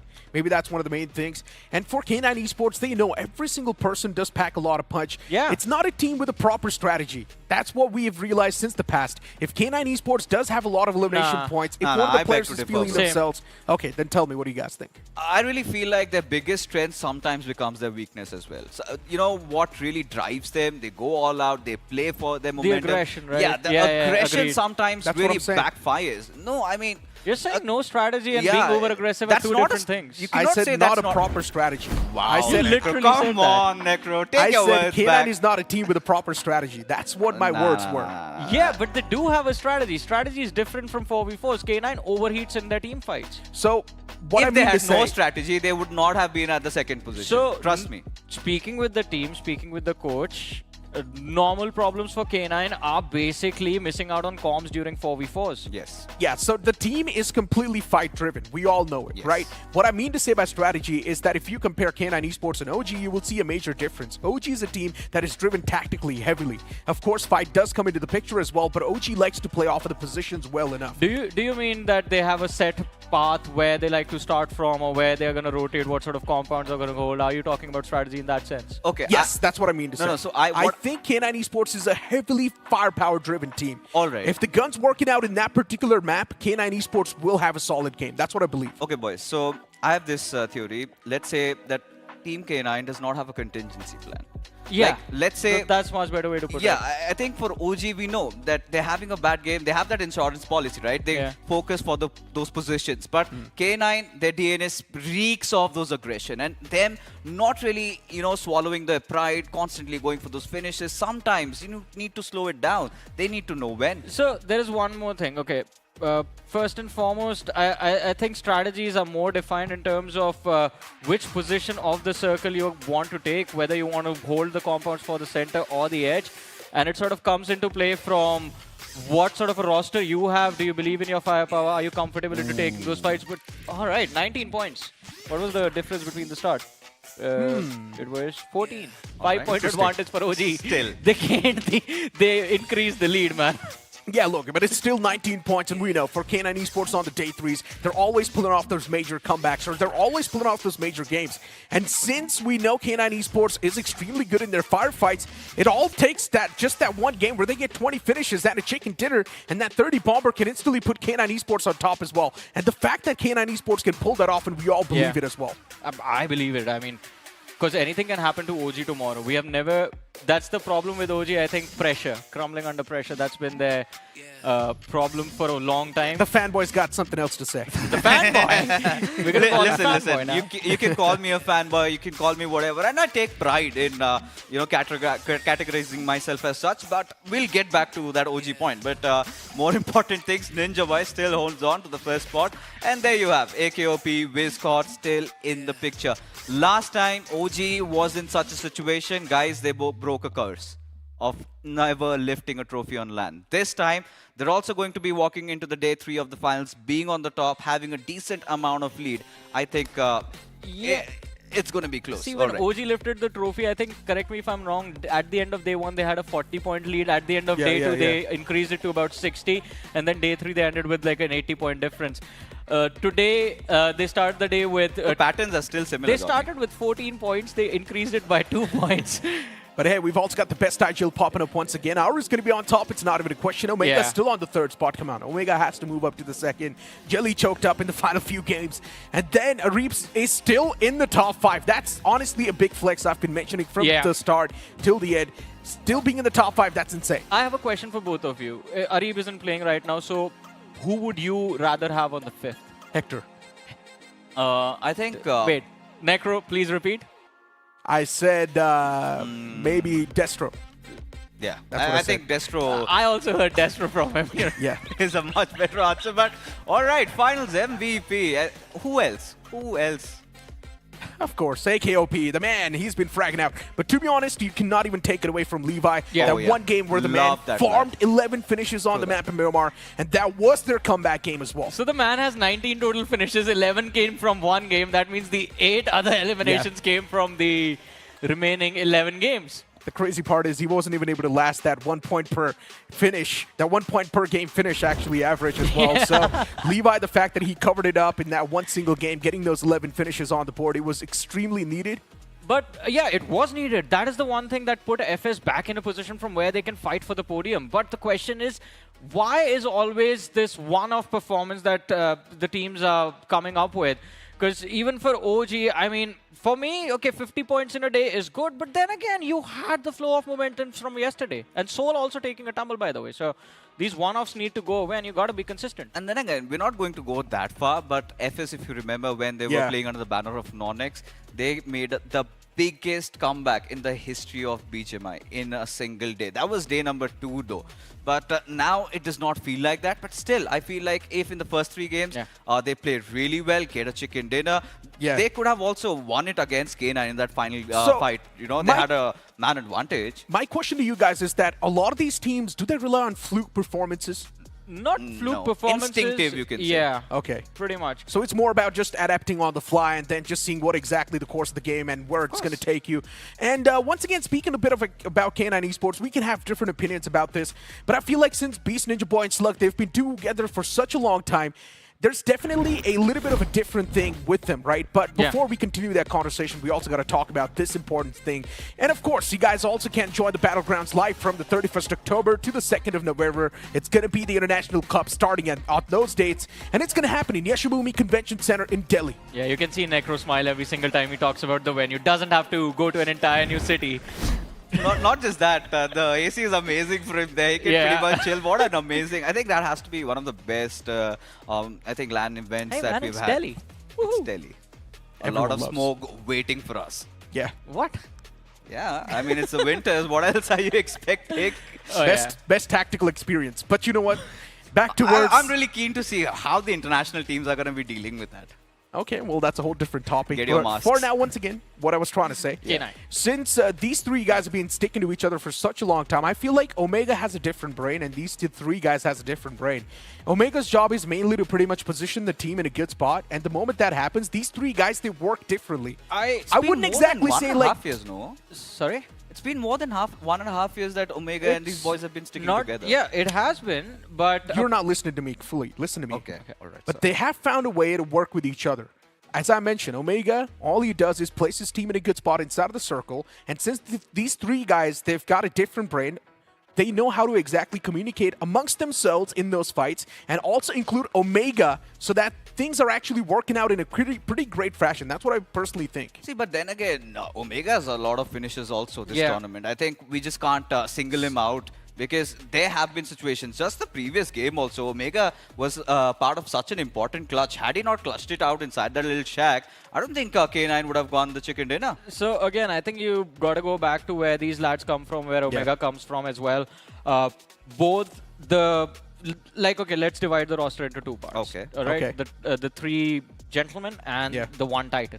The Titan comes from a team where he was hailed as the aggressive IGL, the most aggressive IGL in the country, and had some of the best talent with him in that roster. The 3 gentlemen also come from a lineup where they were playing against a legend who used to be the most aggressive IGL at that time. I'm talking about Mavi. And you remember, it was just a simple strategy of full frontal assault on anyone that you went up against. When you transition into K9 Esports, it's the same mindset within the team. The only problem is that when a 4v4 happens, Omega is so far away from the team, but by the time he calls for backup, the other players are also looking for fights somewhere else. So you're looking for fights everywhere on the map because that is what you're good at. But if you find multiple teams at the same time, don't engage into both of them at the same time. Back off from one place, regroup, and then pick one target. That's the thing with being a young blood, right? You just spot somebody out and suddenly something icks you that we need to go for that. But you know, again, drawing parallels between Omega and Mavi, I think Omega stepping up individually as an assaulter also is like an added bonus for K9 throughout this entire tournament that has happened. It's a blessing actually. Even in just the recent LAN event, we saw he was not fragging that big, but he was relying on these players. But this time, individually, I think Omega has drawn some eyeballs. So pretty much simply put, what I was trying to say is that, especially inside of the fights, it's not just Omega that's driving the force. I think every person, they're making their own calls, and that maybe sometimes can be a little bit too chaotic. I mean, What do you think? It can get a little too chaotic. Otherwise, I think the only way to solve them is just like go into that same mindset of full frontal assault. If the IGL says go. You do not question, you do not hold back. There's just one button on your device, and that's just forward. But then again, I'm not going to be questioning them to change their ways of play. No, of course not. It's not a bad thing. We're not saying that they're doing something bad. Get me? This is where I do not want them to go through the same fate that Nebula Esports are going right now. They changed their ways of hunting. Yeah. They've gone passive, and look at what has happened. Now, as much as I want them to play safe, I know they're not getting a lot of points there. Hey, if it works, don't fix it, basically, in a nutshell. And for K9 Esports, no matter how much of a discussion we have about them, about their flaws, what they're doing well, they are sitting on the second position in the overall leaderboard. Exactly. No, that's what I'm saying, right? Whatever they're doing, it's actually working out perfectly well. They've got their own individual brains. Everyone is making those calls. It's not just Omega leading the pack, especially inside of the fights. He's leading the pack when it comes to rotation, but when it comes to the fight, everyone is making that same decision. And if they're on the same page, they know what they exactly do. We have seen K9 mess up a lot of fights as well, by the way, individually getting picked off too, and maybe that's one of the main problems that I'm speaking of here. They go down one after the other like dominoes. That's what I'm saying. And that also happened in this game of Miramar, right? Start of the game, Omega suddenly gets picked off. In both the Miramars, actually, too, the players were picked off one after one. In the previous game, he was the one who got them the chicken dinner. I'm not talking about Omega, man. I'm talking about players getting picked off individually. Come on! No, but you were there when we figured out the strategy. He's still trying to prove his point. No, he has a point. Every time Omega goes down first, the team does well. Except for that second last game of the day. If you see this from this lens, I mean, yes, I agree. To be honest, Omega getting taken down first, that was a different thing when the roster was just new. Then it was advantage. But now Omega's also stepped up individually, and it's really helping them out in the firepower aspect as well. But hey, I've heard something is also cooking up on the stage itself. So let's move on there and let's see what's going on. Thank you so much, casters. And of course, हम लोग बात कर रहे हैं third day की इस समय. Chaos तो है ओशन, लेकिन केओस के बीच में काम रहने वाले इस समय मेरे साथ दो लोग हैं. Jelly from TrueRippers and of course we've got the coach of God's Reign. We've got Robin with us. And इस समय दोनों टीम्स, आप और आप, इस समय 86 पॉइंट्स के साथ सेम पोजीशन पर हैं. पोजीशंस शेयर कर रहे हैं. तो robin, first of all coach का माइंडसेट इस समय क्या है?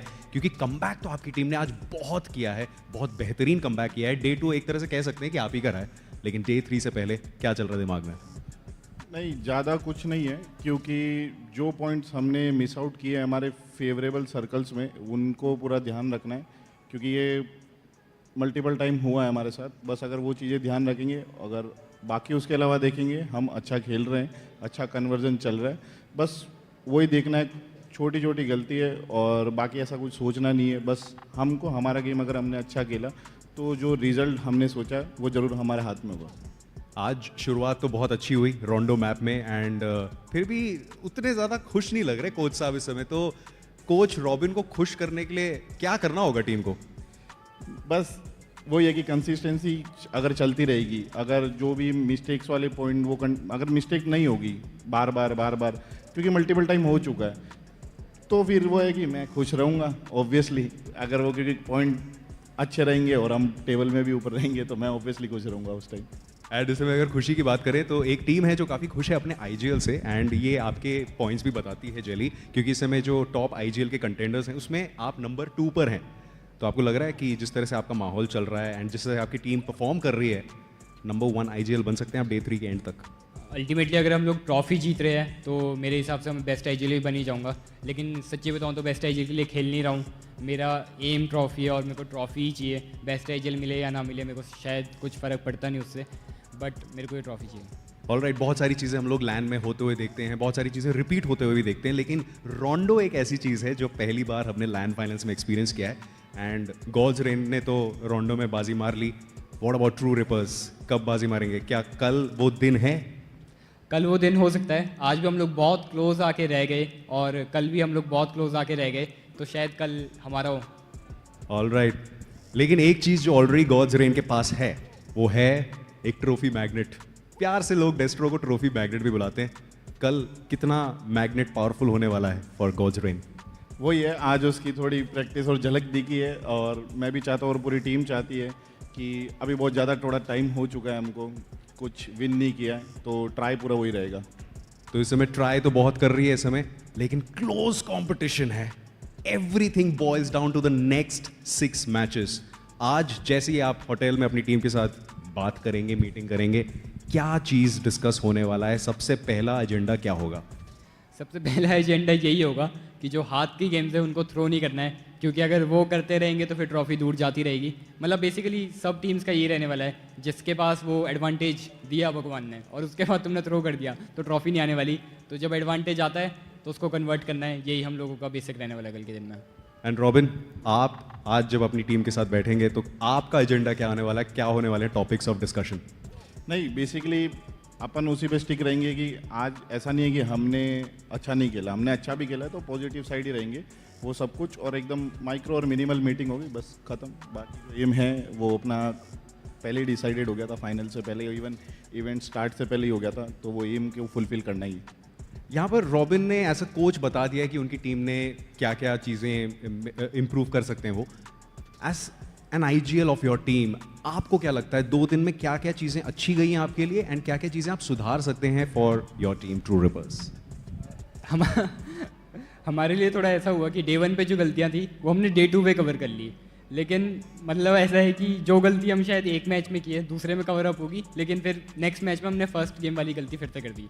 सो वही हुआ, फिर से जो गलतियाँ हम कर रहे थे उनको अवॉइड किया, फिर वही गलती कर दी। तो उस चीज़ को देखते हैं कल कैसे फिगर आउट करने वाले हम लोग। All right, so that's Jelly from TrueRippers, the IGL of TrueRippers, and we've got the coach of God's Reign, Robin. Thank you so much for talking to us and wish you all the best for day 3. जाइए, आपकी team आपका इंतजार कर रही है and wish you all the best.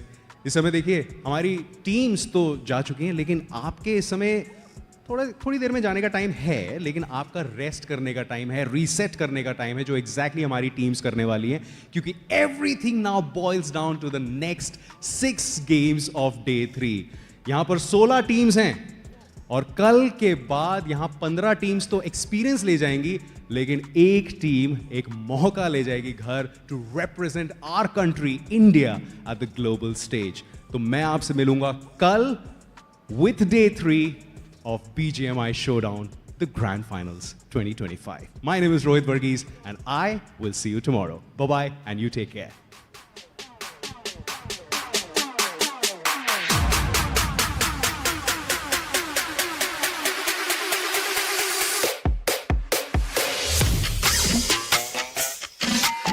Yeah.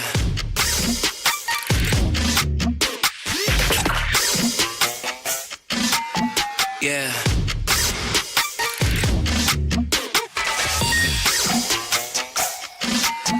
Yeah.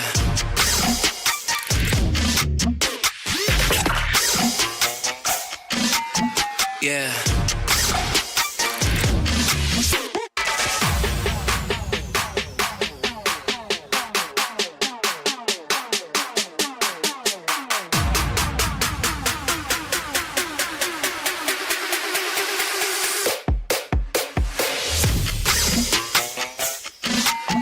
Yeah.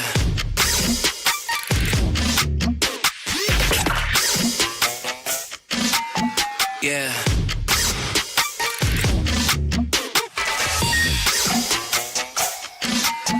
Yeah.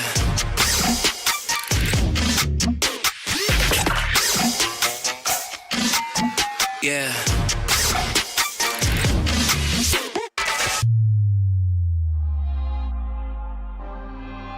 Put up the paper.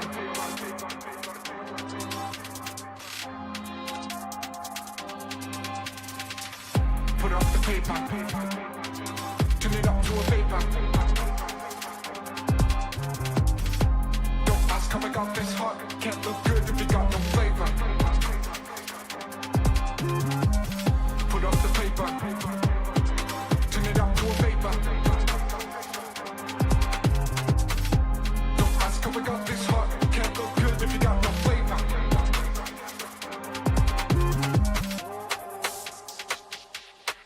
Turn it up to a paper. Yeah, love that flavor. Turn it up to a paper. Yeah, love that flavor. Put up the paper. Turn it up to a paper. Don't ask how I got this hot. Can't look good if you got no flavor. Put up the paper. Turn it it up to a vapor.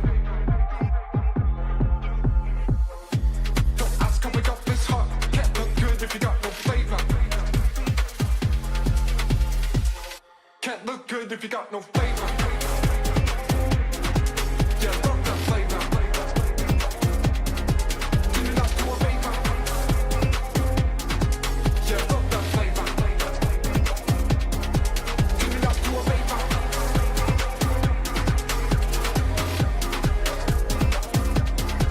Turn it up to a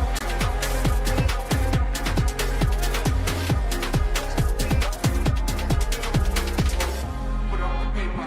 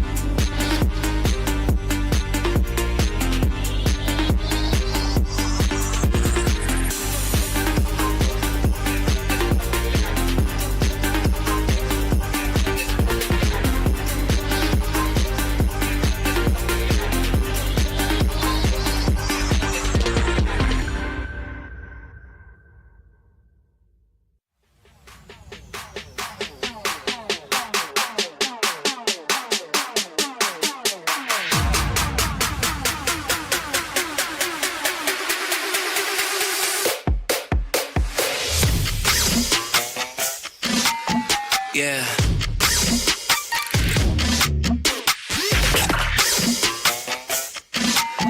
Yeah.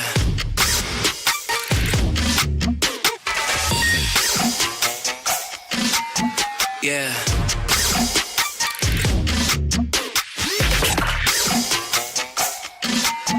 Yeah.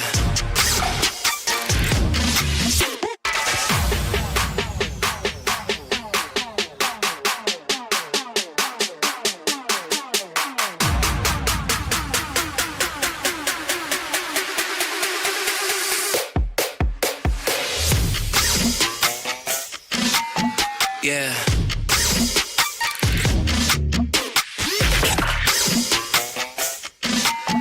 Yeah.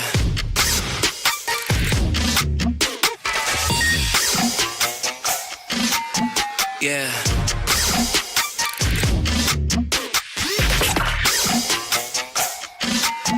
Yeah.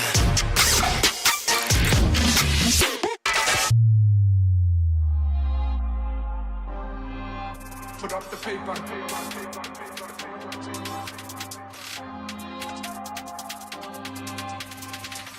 Put up the paper. Turn it up to a vapor. Don't ask how I got this hot. Can't look good if you got no flavor. Put up the paper. Turn it up to a vapor. Don't ask how I got this hot. Can't look good if you got no flavor.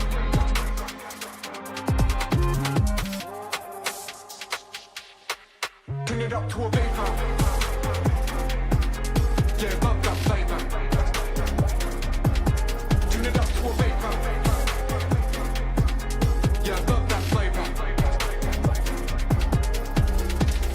Put up the paper. Turn it up to a vapor. Don't ask how I got this hot. Can't look good if you got no flavor. Put up the paper.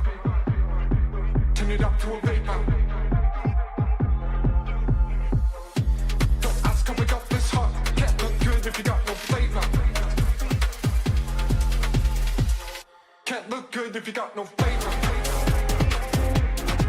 Yeah, fuck that flavor. Turn it up to a vapor. Yeah, fuck that flavor. Turn it up to a vapor.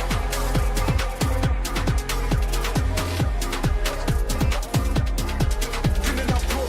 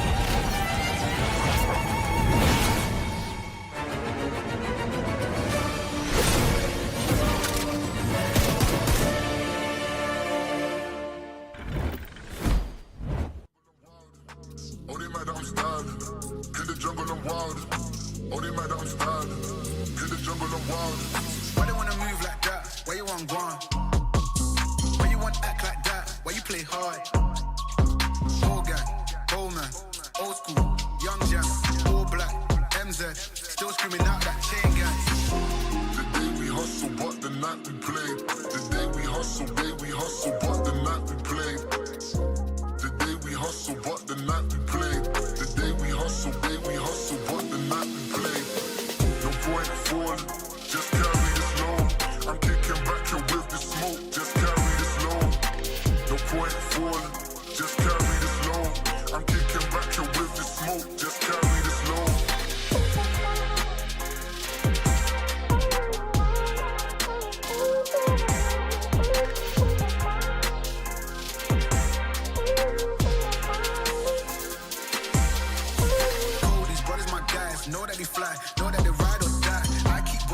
life. See they act, now I gotta roll with ice. My name came up a lot of sounds, more when I was not around. Certain people that I know, they ain't no longer around. The day we hustle, but the night we play. The day we hustle, but the night we play. The day we hustle, but the night we play. The day we hustle, but the night we play. No point falling, just carry this load. I'm kicking back here with the smoke, just carry this load. No point falling, just carry this load. I'm kicking back here with the smoke, just carry this load. No point falling, just carry this load. I'm kicking back here with the smoke, just carry this load. No point falling, just carry this load. I'm kicking back here with the smoke, just carry this load.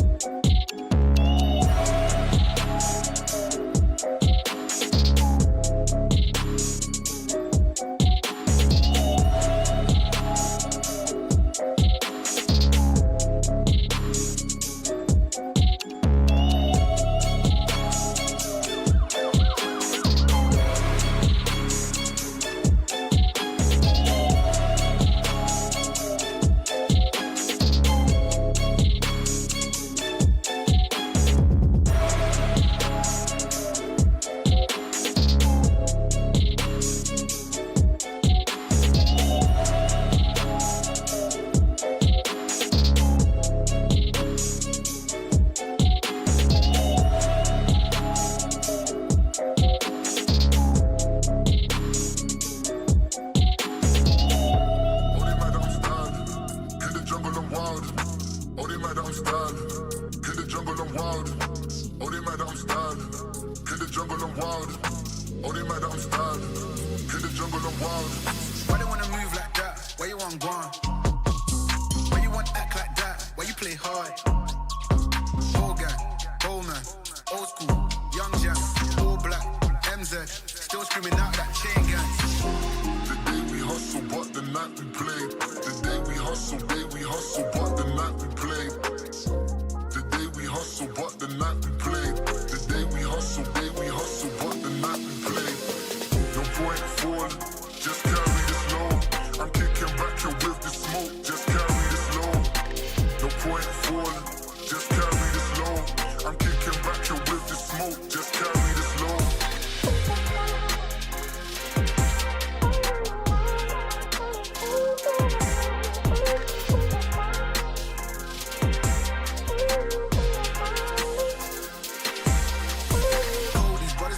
Know that they fly, know that they ride or die. I keep boys by my side, CJ Ike, now I gotta roll with ice. My name came up a lot of sounds, more when I was not around. Certain people that I know, they ain't no longer about. The day we hustle, but the night we play. The day we hustle, but the night we play. The day we hustle, but the night we play. The day we hustle, but the night we play. No point falling, just carry this load. I'm kicking back here with the smoke, just carry this load. No point falling, just carry this load. I'm kicking back here with the smoke, just carry this load. No point falling, just carry this load. I'm kicking back here with the smoke, just carry this load. No point falling, just carry this load. I'm kicking back here with the smoke, just carry this load.